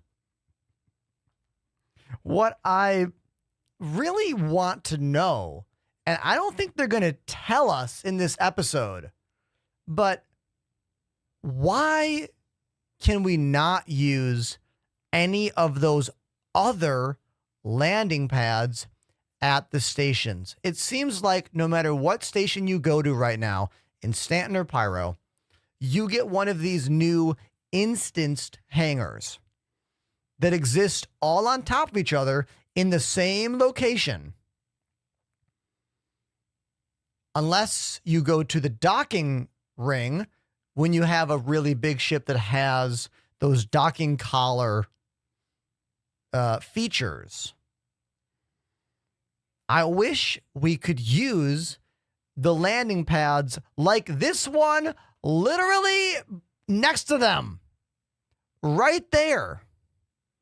Now you can land on it and go inside, but you can't store the ship from there. You'll have to claim it. It'll get destroyed. Like, I wish we could use those when available. Like a choice of the ATC. That's what Paul said. Yeah. 2 different places, or like a queue system. You know, I don't know. I just really love how Jared is just almost trolling like themselves during all of this. I love it. Okay. Let's continue watching. And also, can we talk about how great Port Olisar was? Remember landing outside Port Olisar on the pad, hop out, walk through the little stairway. Yeah, pad ramming was a problem, I know, but still, wasn't that great? Yeah, all right. Let's go back. Well, or after 25 minutes of queuing where the system tells you, hey, in 100 seconds you'll be able to leave, right? And so so we did hotfix a change to the way that what I call the hangar queues are managed, right? So again, the ATC manages the queues. It's managing how you exit your hangar, which doors open, stuff like that. And at concurrency, so when a lot of players are in the same location, leaving and entering, this queue and those timers would get completely out of whack. And so it would either grant too much time to someone to leave or enter. We're talking 10x the time, or give you literally 3 seconds to leave. And then yes, players would get stuck in the doors, where yes, the doors would go, and then would try to squeeze in it. The doors would squeeze them out. How many times have you seen me explode my ship because I'm trying to sneak in at the last minute when those doors are closing like that? And then, you know, the rest is a little bit of a party. So we hopefully have something on live already alleviating this, but we're still tracking to confirm it completely that it doesn't happen again. For the folks that are still in the chat saying, please just give us staircases, the hangars are instanced. The stairs would just still go to, the elevator is a portal between the real world and your instance world. Even if you spent 5 minutes going up and down stairs, you would still have to hit a portal where you have to queue and push a button and it makes a portal for your thing. It's the same thing. Yeah. An elevator is just the mechanism. Stairs don't solve it, unfortunately. Hard work of developers and engineers solve it. What's the obstruction tuning and stuff? I saw. I've seen images internally of the elevator won't go down, and then Brett or somebody on player experience or whatever will jump in and go under the thing, and they'll see a dragonfly stuck under the elevator that stops it from going down. And so the problem we talked about physicalization of the platform. That's a thing? Is definitely related, because then the obstruction code that will, you can't, bring down the ship elevator because there's obstruction, initially was like, if there's like a speckle of dust under that platform, it's not going to move, right? Which was, let's just say, a bit too aggressive. Way too aggressive. And so I think at this point we're doing cleanup to just try to stow back. If one of your ship goes under the platform, we'll deal with it and stow it back. But it still needs work to make sure that, even if, I remember one of the early 4.0 preview bugs was like a water bottle would clip through the platform and then would prevent the hangar from functioning completely. And so now we're trying to, again, in the interest of self-healing for these systems, right? It's about, let's not just work at preventing the condition, let's also work at what if it happens anyway, right? We need to do aggressive cleanup to keep the system working. Like the hangars, the elevators, the hangar doors, the ATC systems are all part, in my mind, of what I call the traversal of the game, right? And bugs that affect the traversal of the game, that prevent you from going to your ship and leaving, or entering and refueling, they are of the utmost priority, right? They have to be solved, because if that doesn't work, then the game doesn't work. They're critical. Yeah, exactly. And lastly, just like quantum travel. I'm looking at this JIRA for the hangars being assigned incorrectly. Location ID, it's got your name on it. Well, I've been investigating that one. Oh, okay. Yeah. You're not responsible. I'm not responsible for it yet, until proven otherwise. But in this case, it seems that there's a condition where you can have more than one hangar in a location of the same size, which should not happen. And when the system gets in this state, it might pick one or the other, which can lead to you not having a hangar at all. So that's the thing that we're trying to find out how it actually happens. Okay. Second batch of hangar issues. Sure. There's a lot. Yeah. Hangar lifts that clip players' ships and destroy them. Doors not opening and closing correctly. Losing your personal hangar completely. And I have the overlapping with the physical audio. We've covered that one. Yep. So hangar lifts that just clip the little tiny corner of my spaceship and make it go explode. Sure. What's physicalized there, Benoit? Well, so I was going to touch a bit on ship cleanup, and not necessarily ship cleanup, but density cleanup in general. We talked about the physics events, right, in the past, earlier in the show, right? So the physics events are a godsend for the server performance because we evict all these debris that are causing intersections, slowing down physics. And so that's one of the reasons why we've been able to get performance of the servers up in general. Now, one of those components, well, the same system, is actually responsible for a pink glow that shows up on a ship that will just pop it, right? And so that's part of how we try to resolve the physics intersection for ships, right? And I don't think I've ever seen this pink glow they're talking about. Have you, chat? the way it works right now is that it has a smoothed number of frames where if the physics engine is like heavy intersection at I mean, maybe I have seen it, just it's not familiar when they say it that way. At some point it will go like, okay, like something needs to happen. The way we handle that event is still a bit too aggressive right now.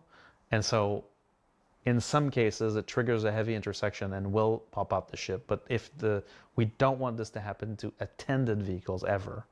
And so we're working right now at adjusting that flow so that only unattended vehicles in full intersection for a very long number of frames are cleaned up. And so right now it's a bit too aggressive for this part. But the distinct glow, pink glow, is we added that to make sure we could identify those problems which we expected would kind of happen until we tuned the system properly. We are at 2 hours. Wow. I want to keep going. Yeah, let's go. Pete, we did not watch the first hour live. I watched that off camera. Dave, Lauren, are you okay? I'm just gonna go now. Honestly, I'm not even joking. If you need to go, just leave the camera switched on Benoit. Yeah. Nobody needs to see this face anymore. Just leave the camera switched on Benoit and we're going to keep going. Are you cool? Okay, but seriously, if you do have to go, do it. Just wave and be like, it's on Benoit. I can see it. Dude, Jared is crushing this episode. I keep going. Yeah. Inventory and item persistence issues. Right.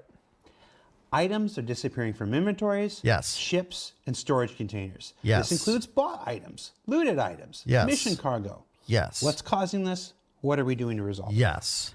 Well, so on the inventory system, right, there's, or I should say on the item system. So the way the entities are tracked, entities have entity classes that define what they are, right?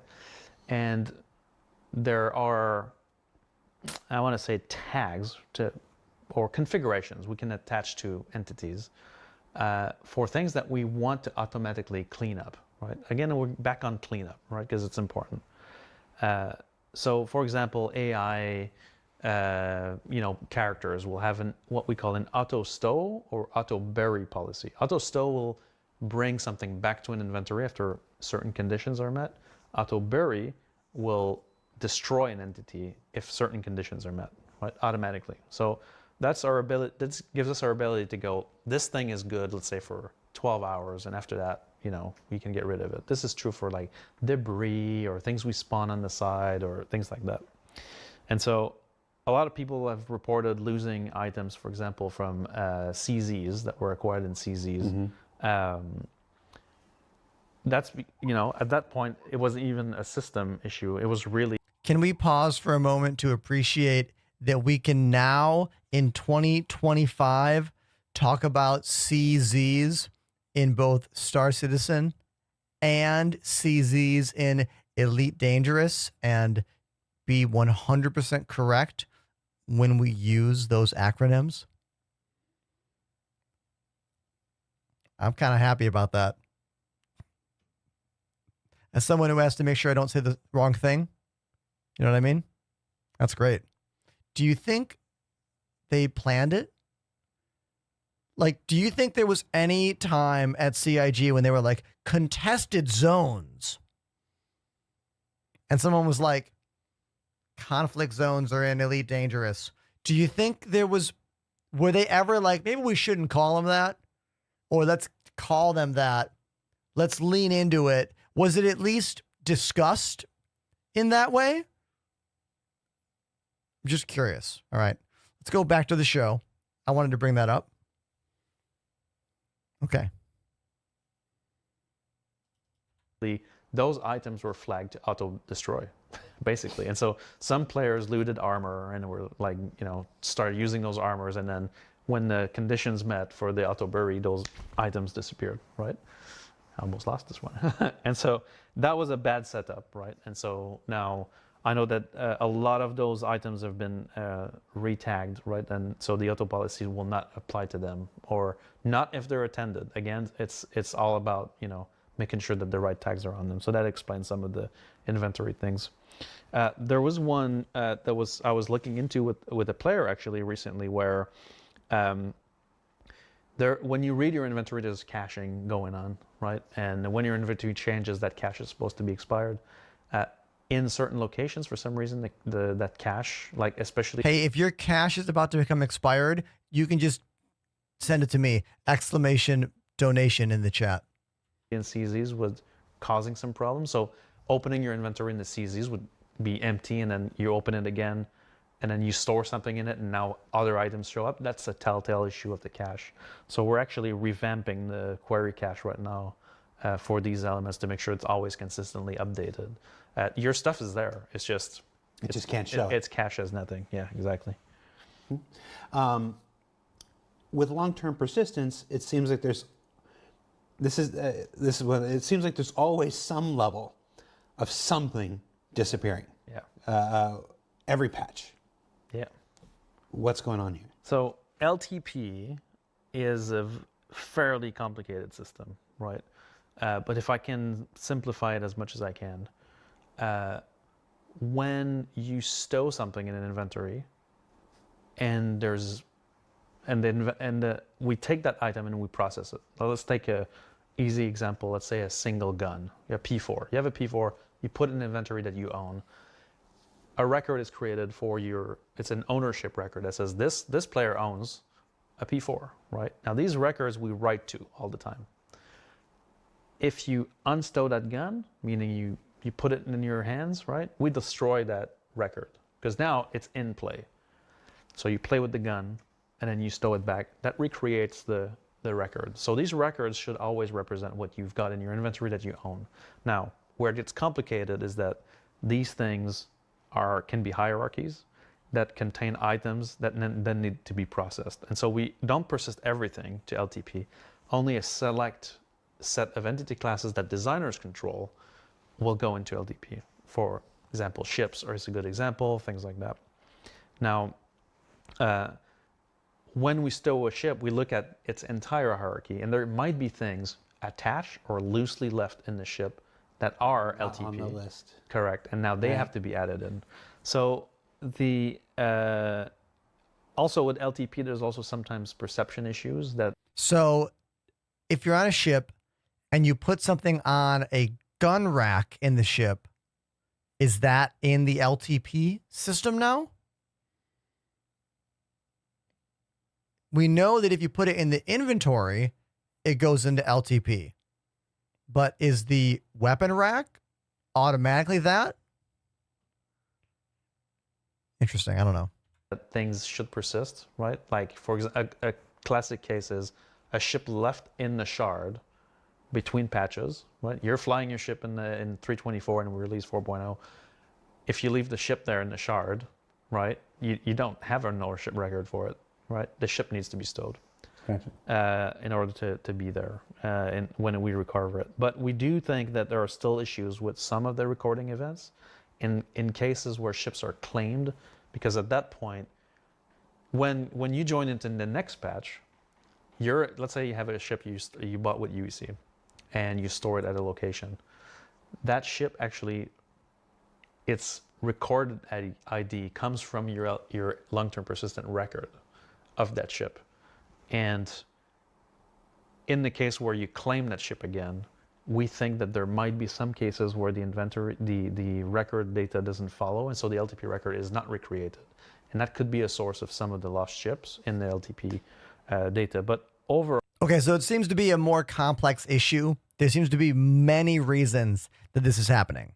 Otherwise, he would have just said, blah, blah, blah, blah, blah, end statement. But he's like still going. So there are many ways that this might be happening. Wild.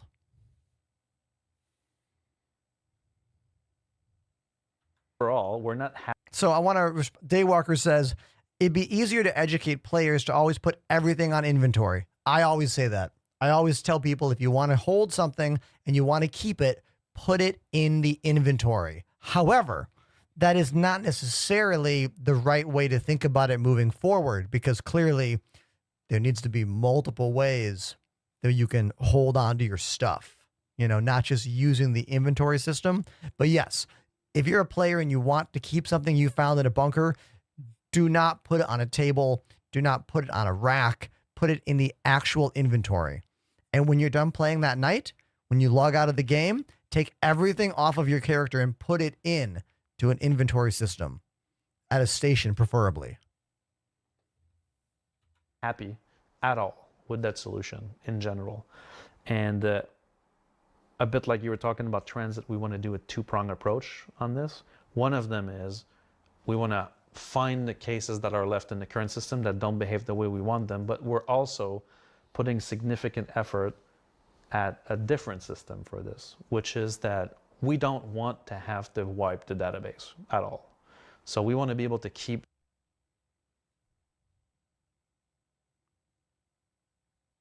Can we hear that again?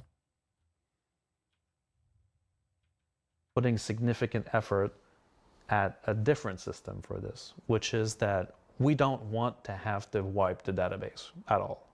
Okay. So they don't want to wipe the database ever.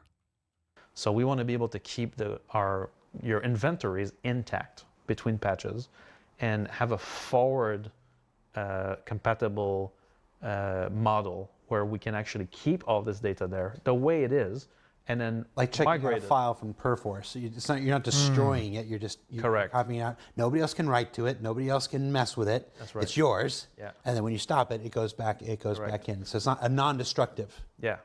And like so checkout system. And so Okay. well, our goal with this is that's a fairly large endeavor. I mean, like, we're not going to fix it in a second, right? We're going to still hot patch the current system to make sure that the cases that we've seen are fixed. But the longer term fix is to make sure we only persist the data that's going to be compatible. So differentiate between the serialized variables on entities that are important to a ship from those that are runtime only.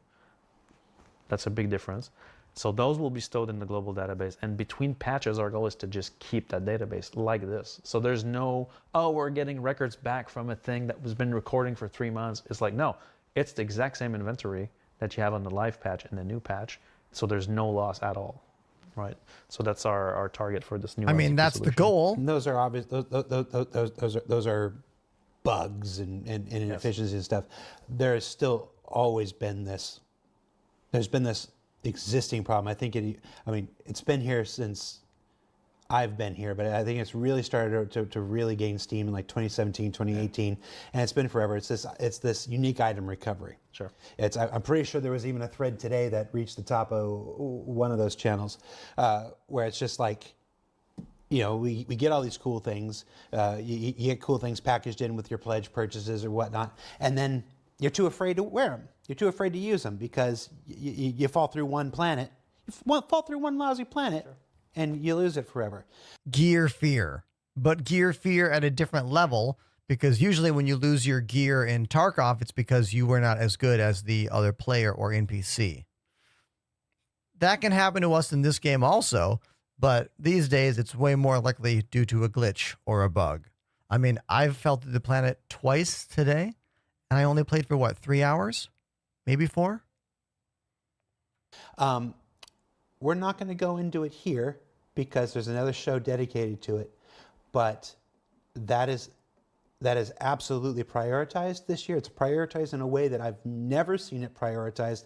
The talk is stopped and the work is starting. So we've got a signed off design, and people are on it right now. And I mean, the thing that's look at Jared right now. That speaks a little bit to also the change in mentality that we're trying to affect, which is tackling things like this, right? Are not just bugs and quality issues, but also playability issues, right? That need to be addressed as well. It's going to be a 3-tiered solution. Again, we'll have a show where we go through it all. I'm filming with Declan next week on it like this. Awesome. There'll be a short term. Can't wait. That'll help a lot. There'll be a long term that'll help even more, and then the super long term is crafting and basically you just you get blueprint for everything. You can just make your own, and it's like that, so you never ever have to worry about it. So it's a multi-stage thing, but this first stage just got signed off and it's in active development. And you excited? It's just I joke. It's not a joke. I say it with all sincerity that the same conversations the backers have, we have internally just 3 weeks earlier. 100%. Been. I mean, sometimes grinding our gears. Sometimes it's scary for everything. Sometimes it's. Danger, I want to speak to this comment. Danger says, just make your own Star Citizen easy. Do you know how many times I have had people respond on my TikTok videos with things about AI programming? Being like, AI is going to make a game even better than Star Citizen before they make Star Citizen. And I'm like, I don't know about that. But then people will go on and that thread will continue. This has happened multiple times on my videos. The amount of people that think AI programmers are going to make a Star Citizen game. I know you're kidding, but my comments are not. Okay, I just wanted to throw that out there in case you weren't aware of this. All right, back to the show. It's scary. So that to see actual movement on this right now is exciting. Yep. One last hanger call out before we go. The aggressive ship despawning mechanic. Yeah. Sometimes ships are despawned while people are still inside them. Yeah, that's yes. Should not happen ever. In fact, it's nice to hear it said out loud. No, the system is supposed to be made that we have a passenger count on each of those ship entities, and if there's a passenger, even if he's not piloting, and even if it's not his ship, we should not be despawning those ships at all. And so that's definitely on the lookout right now as to why it happens. I mean, there's a couple root causes. Mystery. Unfortunately, for it just looks the same, right? Again, if you don't have the pink glow, right? The pink glow is the telltale tells it's physics, right? It's the physics detection, which we're going to ease up. If the ship just despawns out of midair, right? I've seen this happen with ATC. Sometimes has with the timer problem that we fixed before had an issue where it could despawn your ship mid-flight when you left, which was egregious. I think that one has been solved, but jury's still out. I want a proper confirmation on it. The one where your ship is considered unattended and you're still in it and it despawns is completely like that needs to be solved right, like hotfix right away. Okay. Mission bugs. Yeah. Now we went through a refactor with 4.0 that reduced the mission options, hopefully temporarily, but we're still seeing a lot of the same issues that we saw before. Arriving at a location and having no AI spawn.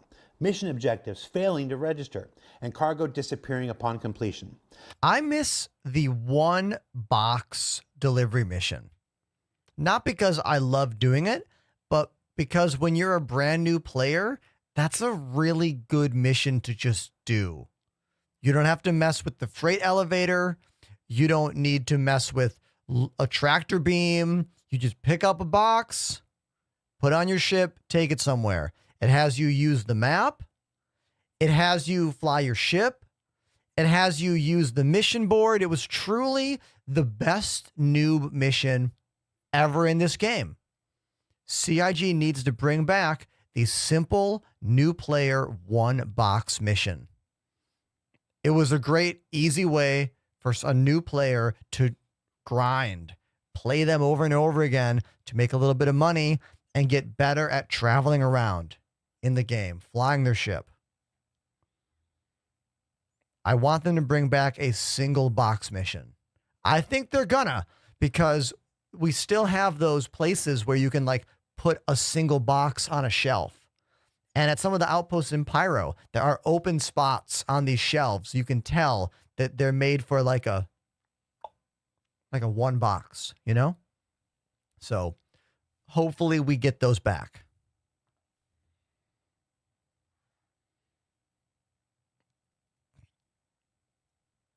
Back to the show.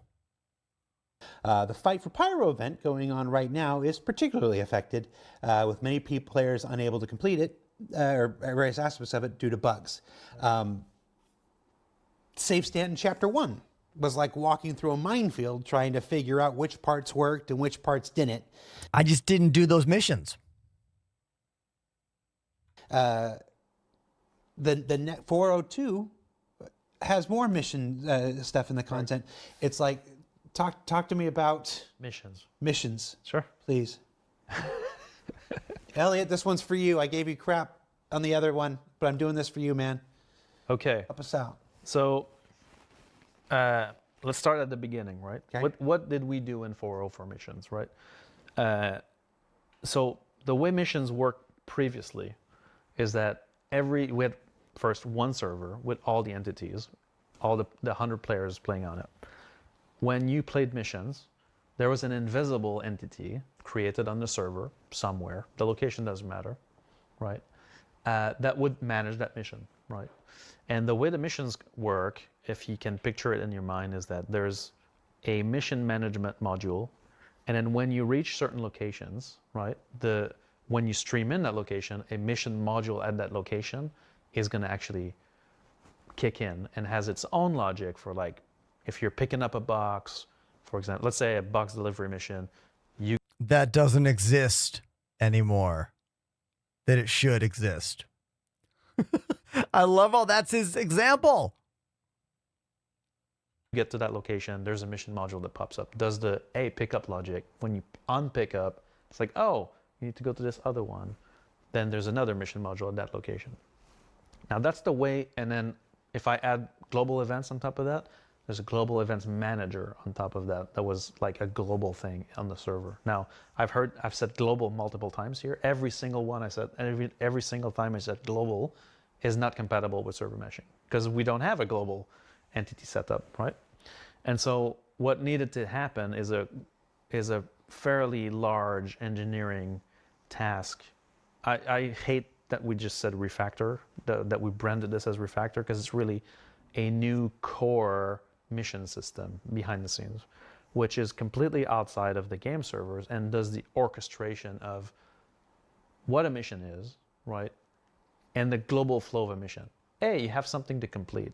There are phases, objectives, there's state tracking, there's requirements and rewards, right? And so it's the mission system is what we call it.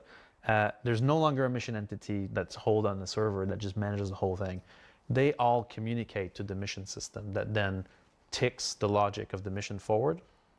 Even though all these mission modules, written by the Kid Rock of Mission. The Kid Rock of Missions? This has got to be an inside joke. Unless ba with the ba to bang is that about to happen? That can do all kinds of fun things. At the It's a fun fact, chat. I saw Kid Rock in concert when I was 17 years old with Metallica and Seven Dust and Ted Nugent at the Pontiac Silverdome, 1999, going into the millennium. That's what I was doing when people were afraid of Y2K. It was a pretty wild concert, actually. each of the different locations. So the fundamental work was to make sure that the mission system was functional in server meshing. That was really the part of the gameplay element that was completely incompatible with server meshing. Another piece that we needed to solve in the build for 4.0 and as part of the mission system is how markers work. And so markers are always a big issue. Have always been a big issue in Star Citizen since the very beginning. And with server meshing, these became even more problematic. So, let me state the problem. You're on a Pyro game server, and I'm on a Stanton game server, but I add you to my party. Now I want a party marker on you, right? Mm. My game server doesn't even have your star system loaded. Like, it doesn't even know what's going on, right? And so for that, we needed a piece of technology that would allow the streaming system to stream your entity marker on my server so I could actually see your position changing. And so we've built all of this in place, but that's a fundamental change to how markers work.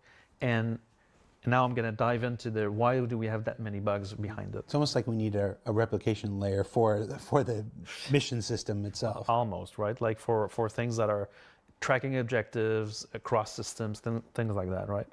Hold on, I need to speak to this in chat. I did not get to see big Michigan bands very often because my hometown is almost Canada. Many hours of driving was required to get to southern Michigan to see concerts like that. So I only got to go to concerts like twice ever all through high school. And so the way we call those things, like the markers, are independently streamable entities, blah, blah, blah, blah, which basically allows us to have a marker on an entity that's anywhere in the server mesh. Now that system works, right? It's in place.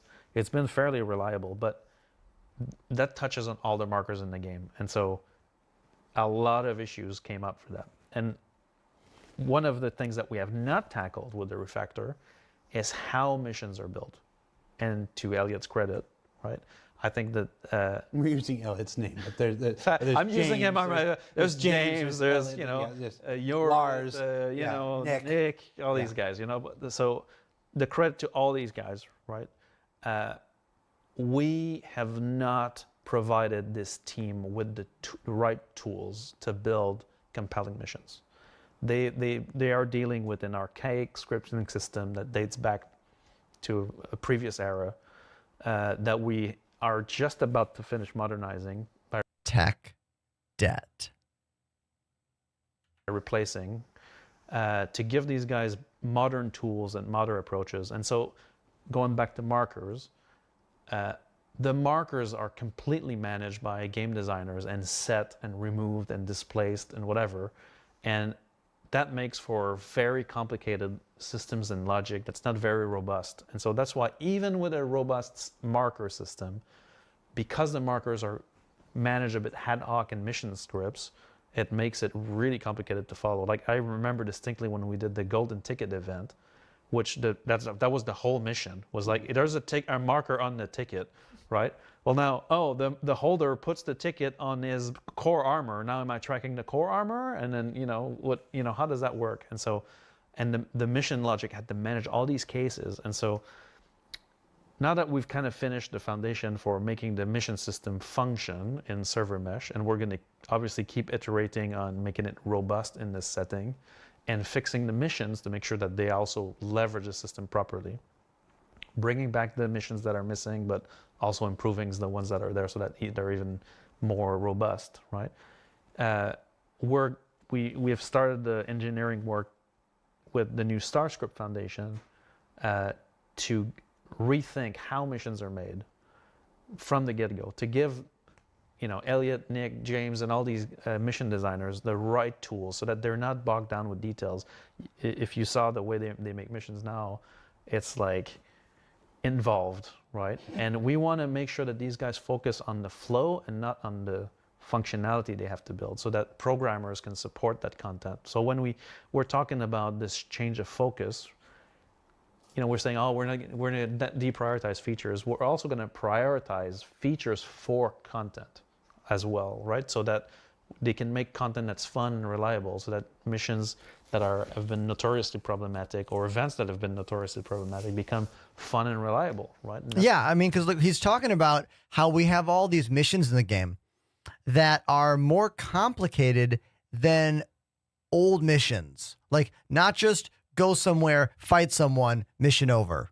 Like, missions that have different points that change and then bring another thing into play. And like, this is why I have really not been a part of many of these newer missions, especially a lot of these Save Stanton things, because I just feel that they rarely work the way they're supposed to. Like, having a complex mission is great, but it's only great if your game can actually deliver that complex mission to a player in a realistic, repeatable, reliable method. Otherwise, don't give me more complicated, interesting missions. Right? Am I right about that? Hold on. I got to get something from the kitchen. Tell me.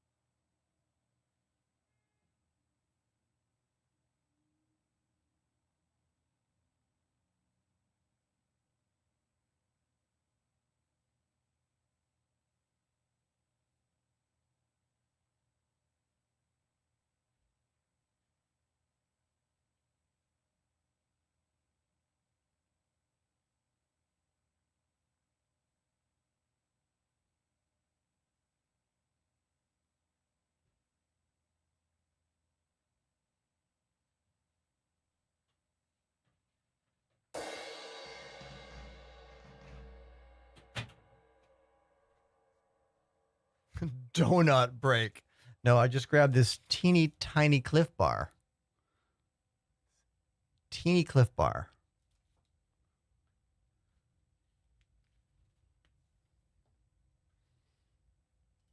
If you just got here, we are watching a very intense episode of Star Citizen Live from just Friday. That is them, Benoit, and Jared breaking down the biggest bugs in this game. And we're getting answers as to why they exist and what are the plans to fix them. It's been really interesting. It's a long video, I'm not going to lie. I mean, the full video is 3 hours. Oh my God. We're not watching the whole thing. We started in the middle. But it's still really interesting. So let's get back into it. Because look, playing the game right now effing sucks. Today's probably one of my most upsetting days trying to play this game in a very, very, very long time. So let's get back into this. Here we go. Right now. That's what we really want to do for the mission part. All right. That's going to be incredibly important. Yes. The mission stuff, especially for this year, this idea that of a narratively driven, content driven year, if we're not providing, 8 to 10 sexy new features every single patch, we're not providing, places to go and things to do instead, connected to this narrative. Again, we'll talk more about the narrative on next week's ISC. Having that mission system seems like one of the larger, if I were in charge of the priorities, it seems like one of the larger ones. But we actually have some conversation about how you can affect that priority thing at the end of the show. Don't let me forget. Quantum drive. Yeah. Quantum travel.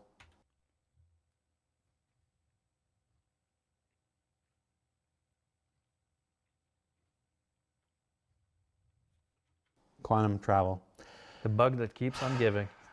There's a lot of starting and stopping with quantum travel. A lot of repeating the same actions over and over to get something to work. And a lingering issue of fuel states not syncing between meshes or simply vanishing altogether. Where's my quantum fuel, Benoit? And of course, some ships themselves disappear during quantum travel. Right. A rarer case, but possible. Do we have our own Bermuda Triangle? What's going on? Well, yeah, Jens did add some notes here. I mean, they didn't talk about the biggest one, which is the quantum travel will not start. You can't go there. You click the place, you hit route, no. Clear, click again, go, no. Clear, try manual, no. Clear, fly somewhere else, then fly there. Sometimes yes, sometimes no. I hope they get into that. Because those other things they said are problems as well, but they're not as big as the ones I just talked about. And said, "Oh, if you find the Bermuda Triangle, please report it on IC." So quantum has been, since the very beginning, we put the first meshing test in place. That was the first thing, right? It's like, quantum stops when I cross a server boundary. That's what happens, right? Still, so. The same symptom has been, again, triggered by multiple, issues. You find 5 causes, the 6th one shows up. Correct, exactly. And the latest ones are related to the resource container. So again, I think they're talking about how you start in quantum and then boom, just like stop, have to go again. I believe that's what they're talking about. I don't want to dive too deep on this, but like entities have classes that define what they are, and they have components on them that define their functionality. So like, if I have a box with a health component, then the health component manages its health, its damage, and its destruction, right? So the entire game is made like this, with components that define things. And so the quantum drive is made up of multiple components, and these components need to deal with the change of authority when we cross a server boundary. And so there's a lot of entities intertwined for quantum drive to function. Fuel, resource container, and quantum drive. And we've been fixing issues with this transition on these entities nonstop since the beginning, because there would be a fix, then it would work for 2 patches, then a change to how we deal with chum points would come in, and then re-break it, right? And so we are in deep regression on a lot of things, right? And so to solve that, we need a lot more focus on validating the issues. It's like, yeah, we fixed this. Okay, let me try transition 1, 2, 3, 4. Like more, I don't want to say more QA, but more QA. We need a lot more QA to validate the fixes. I don't want to say more QA, but more QA. We're in the home stretch. We're in the home stretch. How you guys doing? Still Again, here. More, Jared. If you need to leave, just keep it going. I'll drive the microphones back to you tomorrow. If you guys need to take off. So a little behind the scenes here. I write a doc and all the things I want to hit and it's like this, and I make myself little notes about things I want to remember that I hit. Put some red This stuff. one just says prisons. I'm tired. What's going on? It's all I wrote for this. Prisons. I'm tired. What's going on? So Jared is the hero we deserve. prisons is, and I've learned about this in inquiring a bit about the mission, the prison bug, right? Is actually a mission, and it's a very old mission. Yeah. Right. So it's a mission module that runs the prison logic. And so for those, I'm sure everybody's familiar, but for those who are not, for some reason, there's a bug that lasted through preview and at the beginning of 4.0, I think, or it was fixed just before that, where if you were a criminal and you got caught and you ended up in Clutcher, you got what you deserved. Well, I don't know, but you could try the prison escape, which didn't work because the mission logic that drives the prison escape is tied to this. And so the codes weren't outputting correctly. The logic was basically made for the old mission system. It was not ported. That's part of the refactor. And so it basically depended on when you get to that location to give you a new mission instance for your prison experience, which the new system requires that these modules are persistent and stay there, which accumulate the logic change. And so the logic becomes desynchronized with the state of the mission. So what that did is that you would literally do your time, either use smuggled in adenite from somebody else or mine it, pay your due, and then the elevator will look forward to the front, to the prisoner who's paid us, blah, blah, blah. And then you would press the elevator. Again, elevators are back. Press the elevator to leave. And then it would never detect that the action area that you're leaving is actually triggering, which triggered the, leave prison logic, right? And so the guys have done a hotfix for this in preview, actually at the end of the preview, I think, where they've moved the logic for this leave prison flow to the actual law component that's on your character. And so now we're guaranteed that no matter how weird this flow would get, it's actually going to be reliable. You just said we guarantee it's going to be reliable. We are 2 hours and 30 minutes in this. No. You just used the phrase, it's guaranteed to be reliable? Oh, great job, Jared, right there. Look at that screenshot, too. Look at that. Look at this dude right here. Look at this guy.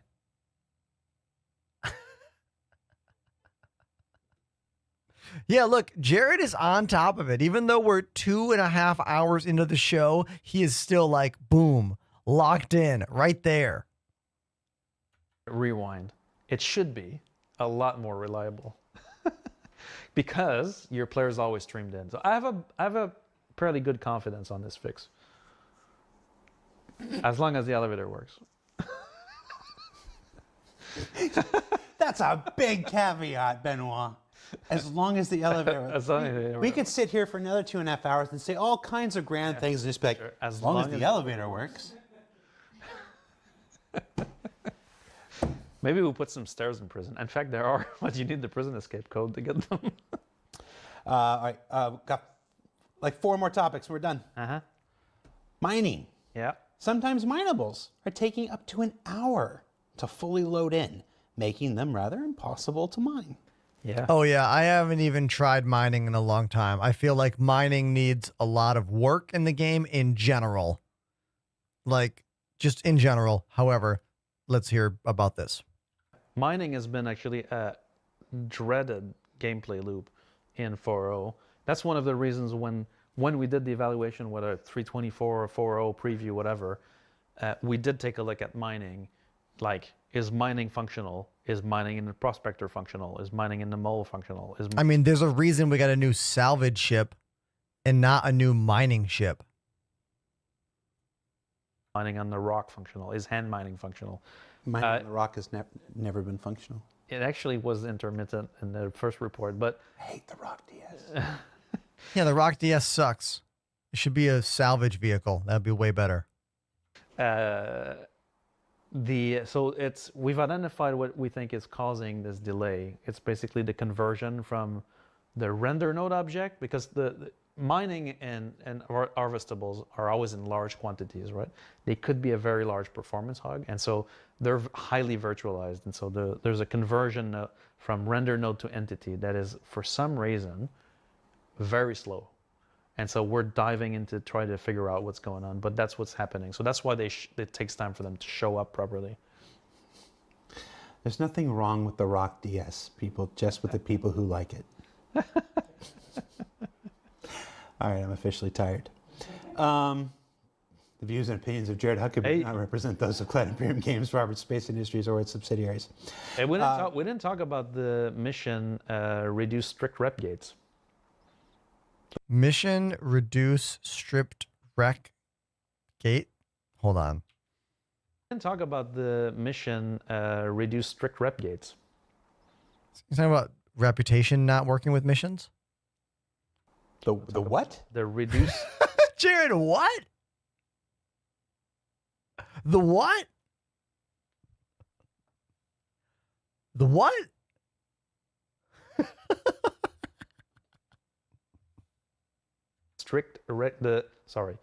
Mission sharing has also been reduced with new strict rep gates. Is one. I just thought that sucked. I didn't think you had an answer for it. No, I got an answer for it. I went to the people. You screwed up mission sharing and the payouts, and it's miserable and it's terrible now. Well, so there was a bug that caused everybody in a given mission to get the reward for the missions, right? So that means if a mission payout was 10K, then everybody would get 10K, everybody participating. It was amazing.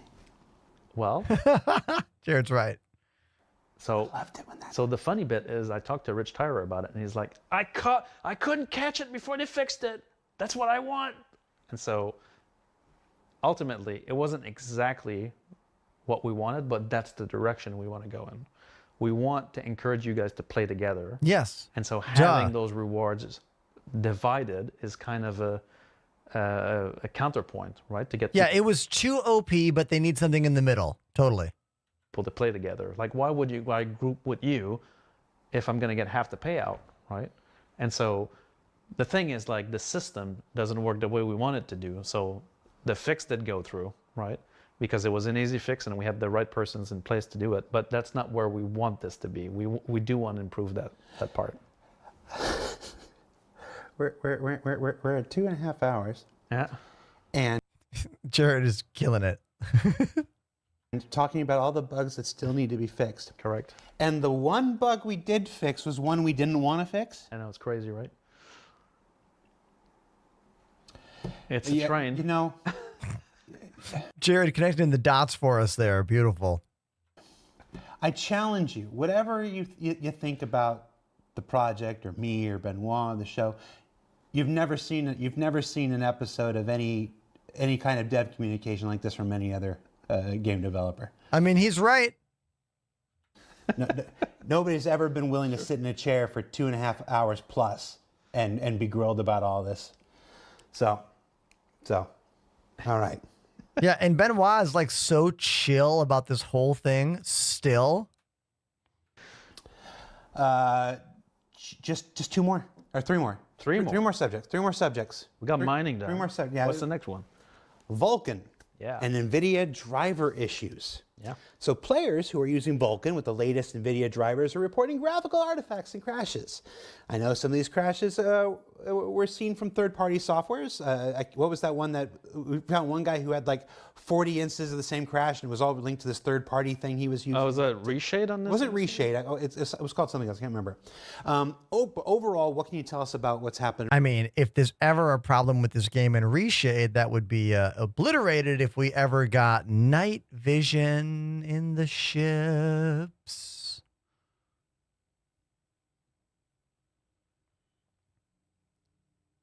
And with Vulkan and the NVIDIA drivers. Well, so we're still investigating the cause, but for now, right, we think it's related to a specific driver version from NVIDIA related to the upgrades for the 5090 cards. So we're not quite sure exactly, but it is definitely, when you update your NVIDIA drivers, there are 2 drivers, one for Direct3D and one for Vulkan. It doesn't look like it, but there are 2. And so we think that there's an issue related to the latest version of the driver for Vulkan specifically. And so you could downgrade your drivers and it probably solve the issue in the meantime, but we're still investigating to make sure it's completely not, related to this. But we've been investigating other games are also having the same issue. And so we're, there was one. Hold on, I want to talk about Reshade night vision. So if you use Reshade to give yourself a fake night vision in this game, it kind of looks like when you just push the contrast like real off, or you push like the white levels like too high in the graphic settings of some games. Like, yeah, you can see things better, but they're kind of like out of proportion a little bit. They're like kind of super bright for your eyes. Gamma, that's the term. Thank you very much. Gamma. Like, it doesn't make the game look good, but it does make the game easier to see at night because any light source is brought up, 1 or 2 drivers ago where I saw somebody that had glowing heads. All the character heads were glowing and stuff, and they were on Vulkan. We don't think it's a third-party app in this case, though. Yeah, no, that was just one instance. This is the only glitch they've talked about that I don't care about.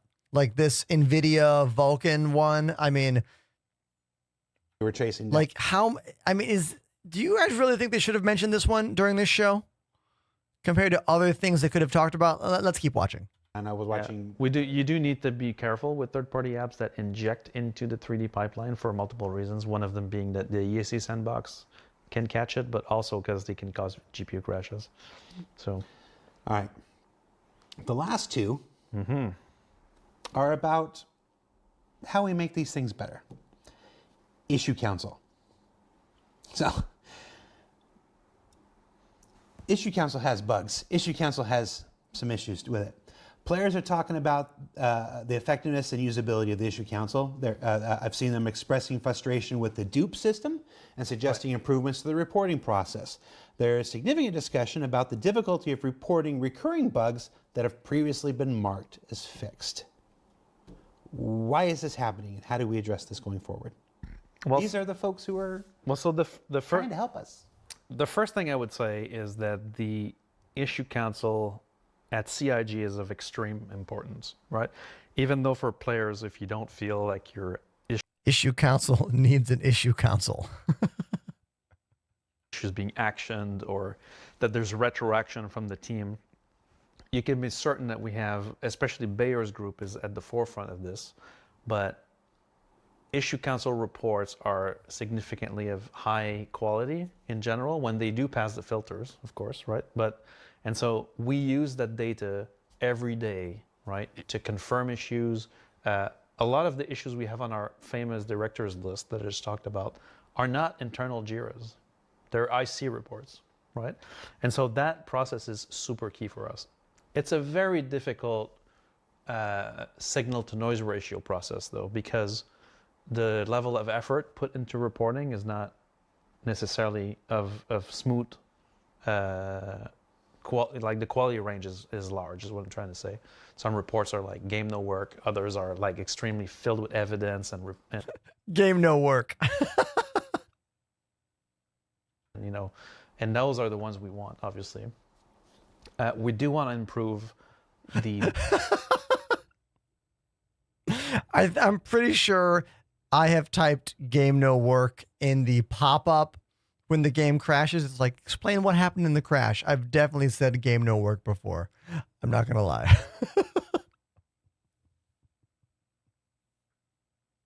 Dupe system. So I've seen several backers on the ETF and elsewhere that are very active at calling out dupes. And for now, I think that their voice are kind of muddled by people saying, oh, I can reproduce, right? Instead of saying, oh, I confirmed this dupe, right? So we're actively looking at how we can improve that flow, because that's a major, like when we identify a duplicate, it's a major win, right? So when you contribute to the Issue Council, a new report is, depending on the issue, right, takes a lot of effort for it to reach us because you need to get reproductions on it.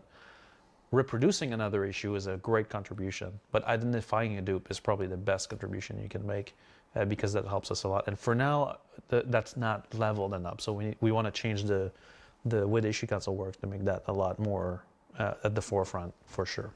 But the prioritization and the upvotes have historically been used, but in this new process, we're also trying to lean into this a lot more. And so the please fix hammer button, right, to upvote an issue, we're going to try to give it a voice and actually make some of the internal discussions we're having, I can share some thoughts if you guys are interested, are even to have community identified issues directly in the directors list, like make the community a director in this list. There's also some amount of things being marked dupes that aren't dupes. Sure. So, it's people are moving fast. Some people think they've seen that before or whatever, or they think this is the same thing as that, but it's not. Right. It's just in the same ballpark or whatever. So there's also this thing that happens where things are getting marked duped and they're not duped, and that's right. I don't know how you battle that. No, well, that's a balancing act, right? That's why for now I feel like the dupe markers are kind of more experienced, testers that are helping us, and but deduping, right, will happen typically when we actually intake a bug, right, from the community, and we're going to try to repro it internally. That's where we're like, oh, it's been marked as a do, but it actually is a new symptom, or it's the same case as another one or not. Do you think there's some amount of, is it possible that there's some amount of semi-malicious intent there? People who are farming dupes or using bots or whatever, because as I know there are incentives for participation in the IC and stuff like this. Right. Obviously, we incentivize the use of the issue council because it was incredibly important to our to the way that we make the game.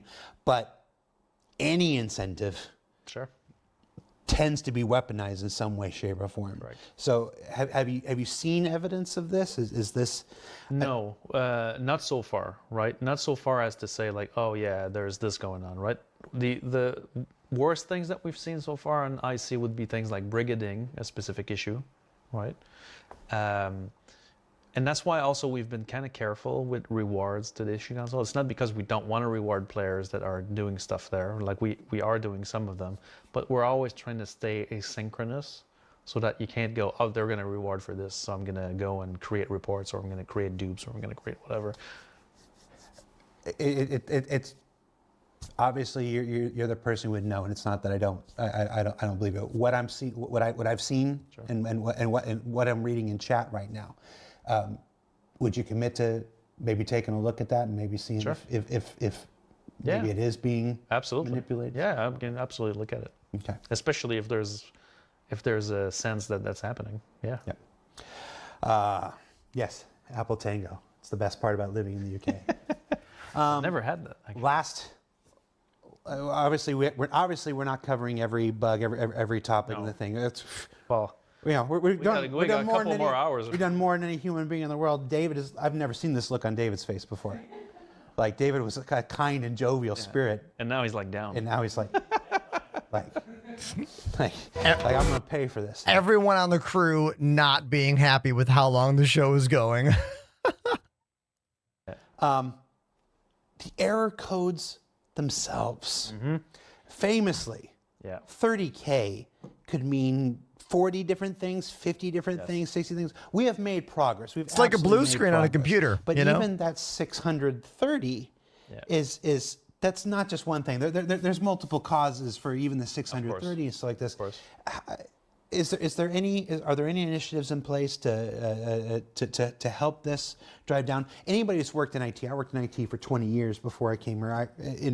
Everybody knows that the worst errors are the ones where you can't rely on the error code. And you're never going to get 100%. You're never going to get to a point where every single error code is just going to spell out to you everything that's exactly wrong with the thing. But I feel like there's still improvements we can make. Absolutely. We're not at that point where there's nothing more we can do. No. So what are we doing about it? Well, so on error codes, the error codes, I'm gonna go and merge pop-ups into that, right? Because I mean, the error pop-ups date back to the very original start of the project. Like nobody's touched these things in forever, right? What does he mean by error pop-up? Does anyone in my chat know what he means? Like I know what the error codes they're talking about, but maybe they're talking about the same thing. Okay, so he's talking about the same thing. Oh, yeah, the pop-up is the error code. Okay, for a second, I was like, wait a minute, are these two different things? All right, cool. Thank you, chat. Thank you.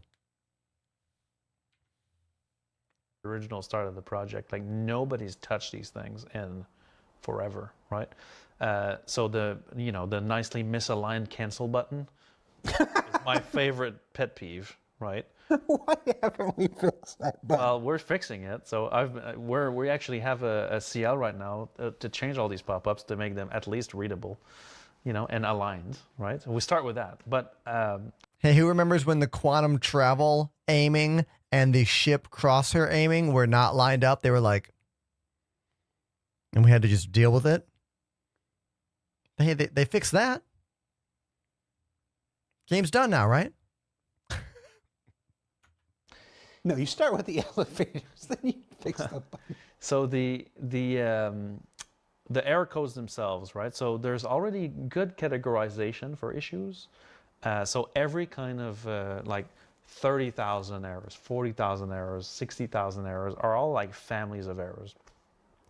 Unfortunately, over the years, we've added more systems, we've grown the infrastructure, and there's a lot more causes for exit or fatal errors than there are actual code assigned in those categories.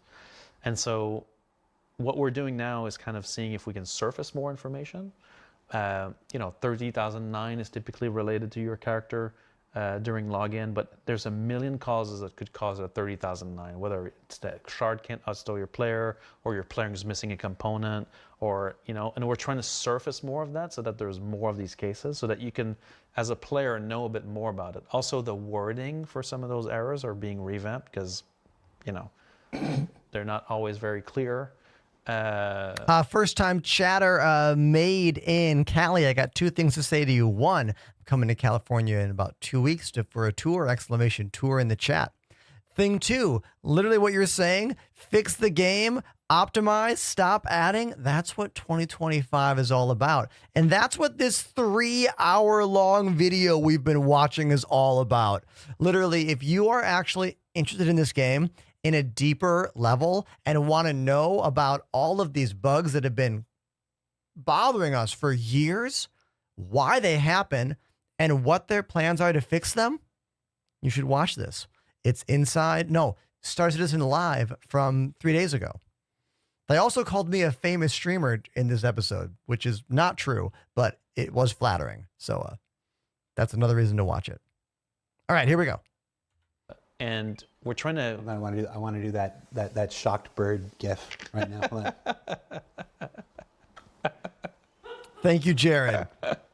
Thank you, Jared. Correct. And so adding more details and more granularity to our error codes, changing the wording, making sure they're more effective at representing what they are, and eliminating a bunch of there's a couple cases where we fall to a default error code for kind of unknown conditions. That's what we need to flesh out, is like the unknown. What is the unknown condition? They're talking about error codes right now and how they're confusing. Try to surface more error codes from the other systems. Probably the least sexy bug they've talked about. This is like the end, so that players like, oh, I got a 19K error. What does that mean, right? Like I go in Spectrum a lot in the SC testing chat, and I see players going like, what's the fix to 19K errors, right? And a 19K raw error is like your client can't talk to the backend service at all. So it's typically a client-side problem, firewall, machine connectivity, something like that. But the error message itself is really unclear, right? It's like, oh, we failed to log you in, right? Well, what can I do as a player to fix that, right? So we're trying to get a lot more clarity on these error messages. That's part of like the improvements of these things that have been plaguing us forever. These goddamn pop-ups are one of them. I've had it to hear with these goddamn pop-ups. Hey, you want a funny one? Like I like how these pop-ups about the error messages seem to actually bother Benoit more than the glitches that bother us in the game. I find that to be very interesting because he's not getting mad. Like Benoit has not gotten upset, has not gotten heated about any of these, but I can sense a little bit more from him about the error code pop-ups, and that's very funny. I find that really interesting. All right, let's keep watching. A funny one on these pop-ups, right? Because we're all complaining about them, but we lost those pop-ups during the 4.0 preview, right? Mm-hmm. Everybody was having a black screen. Everybody was complaining about a black screen. It's like, I get a black screen, right? Well, what actually happened is that we didn't get the pop-up name, right? But a developer fixed another issue where when you die, we need to move the camera and move your character, and it looks like crap, right? So we didn't want to see that. And so the way to solve that was to fade out the game UI, including the pop-ups. That was it, And so in this case, it was if you got disconnected, then the pop-up would go fade to black. Great. So the reason we got the fade to black and couldn't see anything was because they were trying to fix how awkward it looks when you die in the game and you see the camera moving or whatever. Like, okay, just fade it out. Fade it all out to black. Then fix it and bring it back. Except it just stayed all black. Look, game design is not a straight line. We all know this. We know that fixing one thing is like whack-a-mole. You fix one thing, another thing jumps up. This whole talk is so interesting. Like, I wish it wasn't so long. I want to watch it again. Let's keep going. There's a little bit left. Serenity now. Serenity now. All right. So we're here. Yeah. We're at the end. This was a raw game dev. Going forward, I touched on this about halfway through, but going forward, with a focus on stability, performance, and content this year. This means less time available, fewer resources spent, and no patches dedicated specifically to new features. It's not that new features won't come out or they're not being worked on the background, just that instead of 10 to 15 people working on them, there's now a much smaller group, and the time, we're not going to time lock it into specific things. We're going to make good on the promise we made back with 3.0, quite honestly. Star Citizen has been this heavily feature-driven project in the past. Every 3 months or so, you know, a patch with a bunch of new features comes out that brings people back. They come in, they see the new features. It's this cycle that's existed for so many years, and we're stopping that now, and we're focusing on fixes and quality of life. And all no more. It's just from a marketing standpoint. These trailers where it's like this feature, this feature, this feature, this feature, this feature. Like those days are not here this year. That's not what this year is going to be about. So this thing I'm excited and I'm scared at the same moment. If I'm being completely honest, because we've never seen what a content-driven, stability-focused year of Star Citizen is like. It's going to be different. We've never seen it. Jared is correct. We don't know what that is. All we know is like CIG build new thing and build new spaceship. And then they give us the new thing in game and the new spaceship, and it kind of works. And then we move on. And they do it again. And it kind of works. Something breaks, maybe gets fixed, do it again. Like, this has been the last 4 years of my life as a full-time Star Citizen focused creator. So it is very interesting to hear them talk about fixing bugs and not making new stuff. And a lot of it is all talk. We have to wait and see what happens. But they are talking for 3 hours in this video. Okay? So we got to wait and see what happens here. But I think it's a good, how do I say this? I think CIG is trying to make good on this, and they're trying to show us how serious they are in their own subtle ways, like canceling the free fly. That was them saying, hey, you know, all that money we could have made off new players? Nope, we're not gonna. We're gonna cancel it to work on the game. This 3-hour video aimed at the diehard community who was like, fix the game, please. Explaining why, a very good video.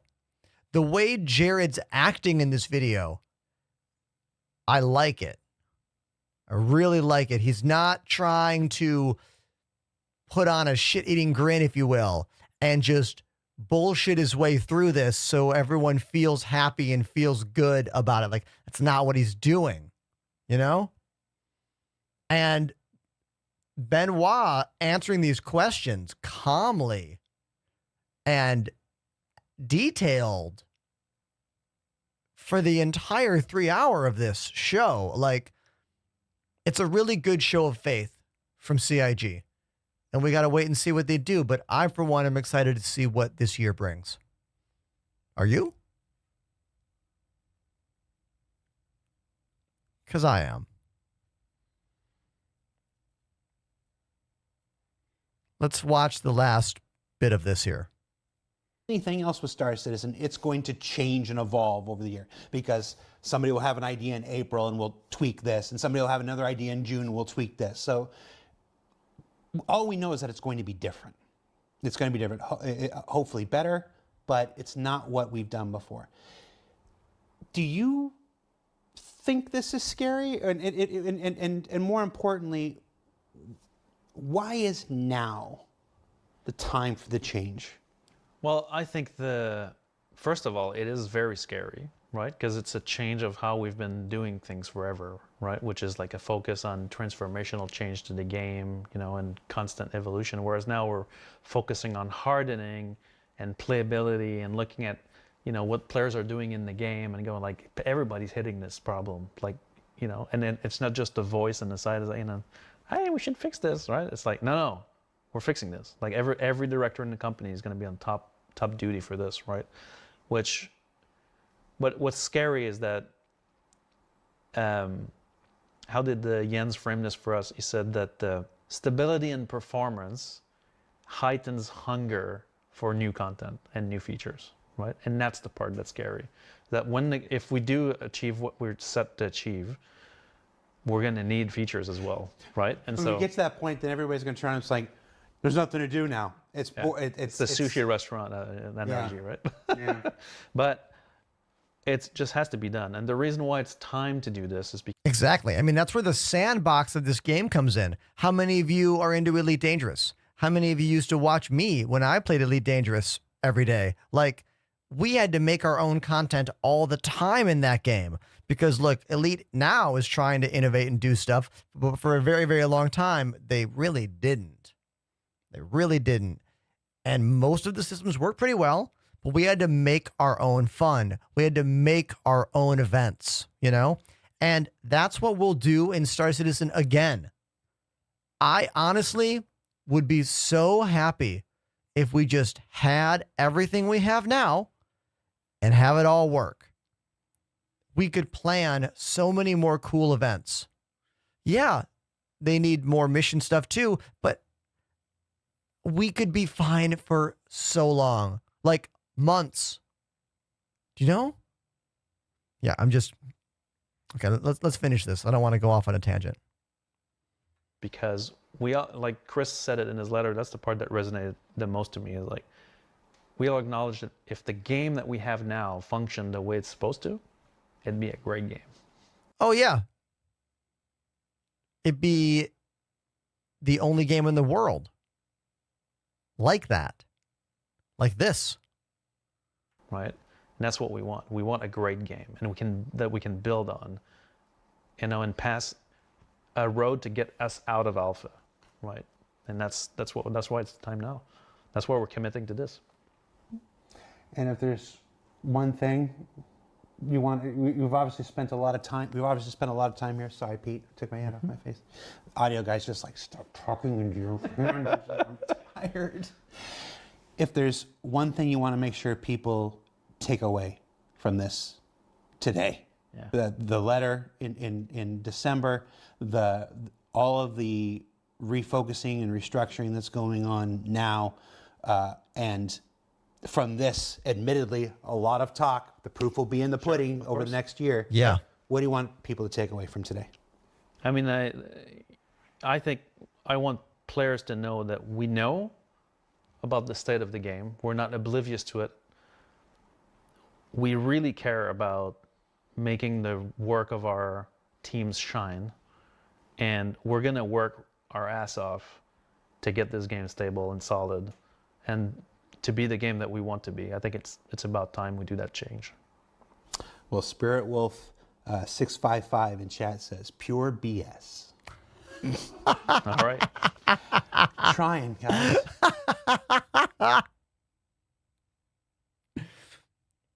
Chat always cuts right through, don't you? Benoit, thank you so much for taking your time to be here. Folks don't know this. There was the entire CTG team is here for the annual summit. There was a big celebratory party for launching server meshing and finally getting out the door. It's happening right now. It started right as we went on the air, and Benoit, chose to be here to do this instead. He chose to be here for 3 hours and face the tough conversations. Yeah, we're just about 3 hours. Damn. Thank you so much. I gotta thank David, Pete, and Lauren for sticking it out. Benoit not going to an internal party to celebrate server meshing and instead talk about bugs for 3 hours is incredible dedication. Commendable. Too much, Sold them. When I said, come help me make the show. The community team and the player experience team are going to put up a thread on Spectrum where they discuss many of the pressing issues that we talked about today, and they're going to have you vote on which ones you think are most pressing. Obviously, we have our own internal prioritization. We've talked about the director's list and stuff like this, but it was an initiative that was really important to the top leadership. We wanted to know what you guys are thinking and what you guys are doing. So look for that. I'm not sure when it's going to go live or in what subsection. Just check it out on Spectrum. It'll be up.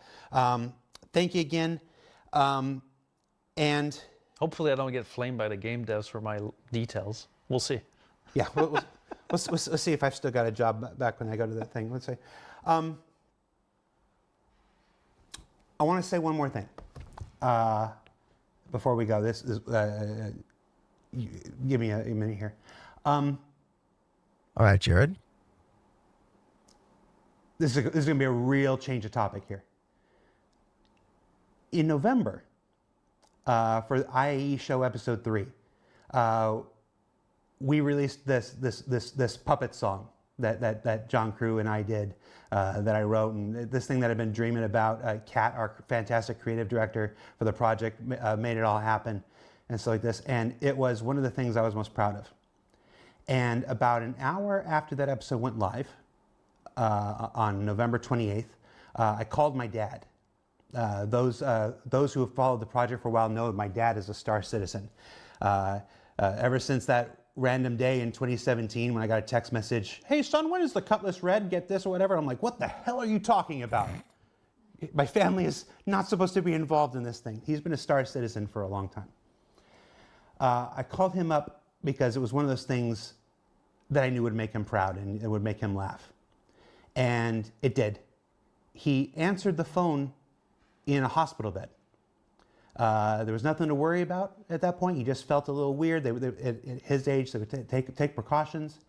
And he assured me everything was fine. We watched it together and we laughed and everything was great. And we said goodbye and we talked about how excited we were to see each other at Christmas. About an hour later, he had the first of a series of heart attacks.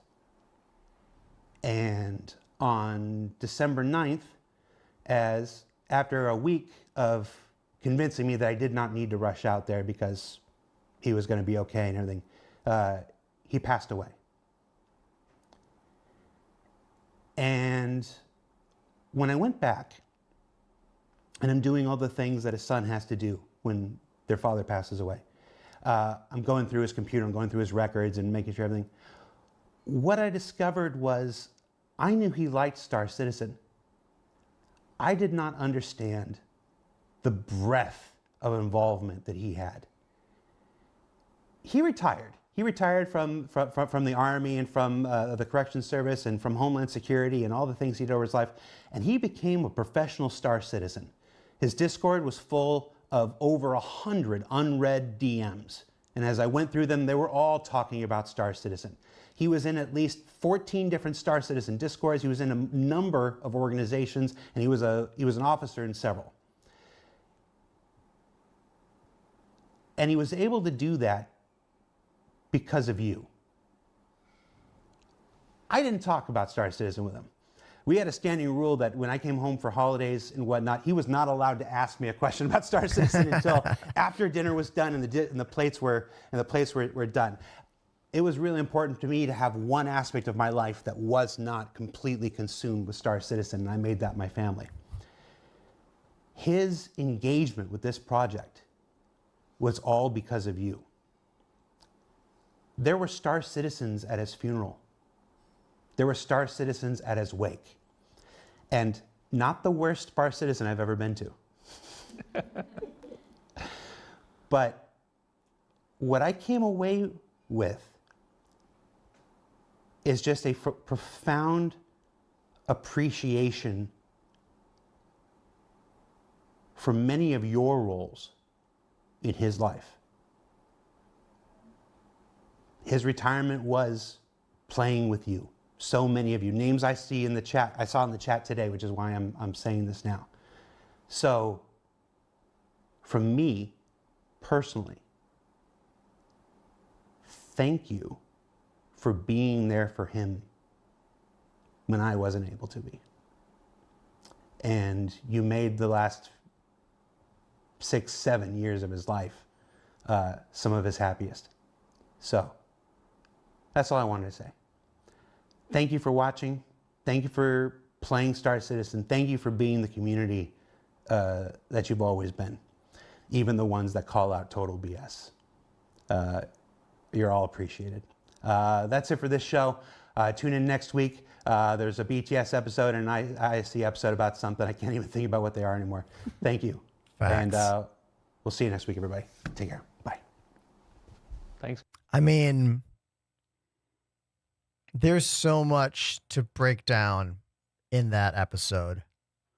Obviously, we're all thinking about the end of it right now.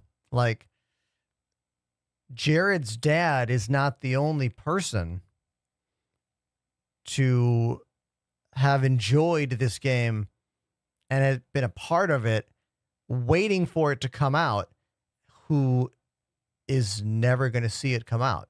You know? He's not the only one.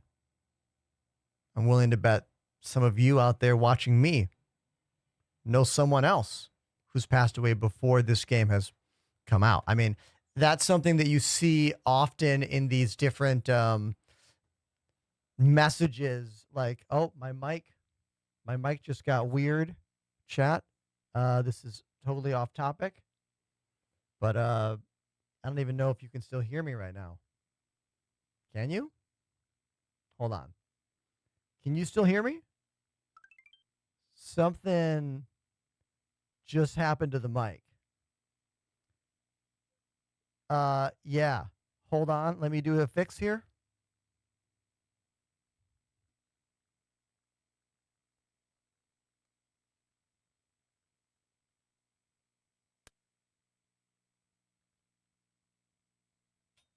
Okay, so this is totally off topic, but we now know that there is some other kind of issue going on with the microphone that is not just my preamp. That's the first time this has happened using our brand new microphone preamp. So this means the problem exists somewhere else. I'm gonna erase the troubleshooting part of my brain that I want to go into, and instead just say that was a really nice moment from Jared talking about his dad and how much his dad loved this game. I lost my mom last year, and her birthday is this week. In fact, my dad's birthday is today. I'm going to call him as soon as I'm done with the stream. So, you know, like, this is part of life. You know what I mean? Like, it is how it goes.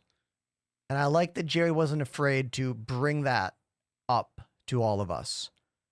After talking about Star Citizen bugs for 3 hours. It was a very real moment in a show that was incredibly real. And if you are into this game and are into this project, you should watch that video. It is Star Citizen Live from Friday. It is 3 hours long. We watched about an hour and a half of it together just now. Yeah, wow, super heavy. You know what we need, chat? We need some fun. in our lives, some joy, some energy. And thankfully, I know just where to go to get you that energy. We are going to raid my good friend, the Office Drummer. If you watched my show last week, Office Drummer was here in the room with me. We played a Skrillex song together on the drums. It was a really fun time. He was here to play some shows in New York, and I hope I get to hang out with him when I'm in Los Angeles in about 2 weeks for my tour. Exclamation tour in the chat if you want to get the tour dates for me. Maybe you want to come see me. I don't know. Either way, I'm going to go. I hope tomorrow is a better day for playing Star Citizen because today was not the best day. It was not. But I'm happy that so many of you were here with me. Thanks for watching. We lost about 50 people during that long video. I understand that. But thanks everyone who stuck around. I'll see you tomorrow, and I'll see you online because I'm going to post a video like in the next 5 minutes. Cool? All right. Love you guys. See you later.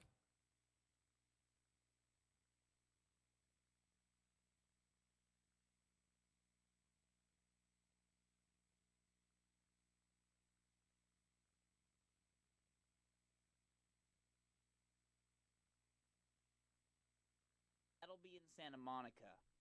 So that'll be a Santa Monica IRL. Tomorrow, we're also doing an IRL, but it's not going to be a drum stream. Hey, Ender! What's up, doggy?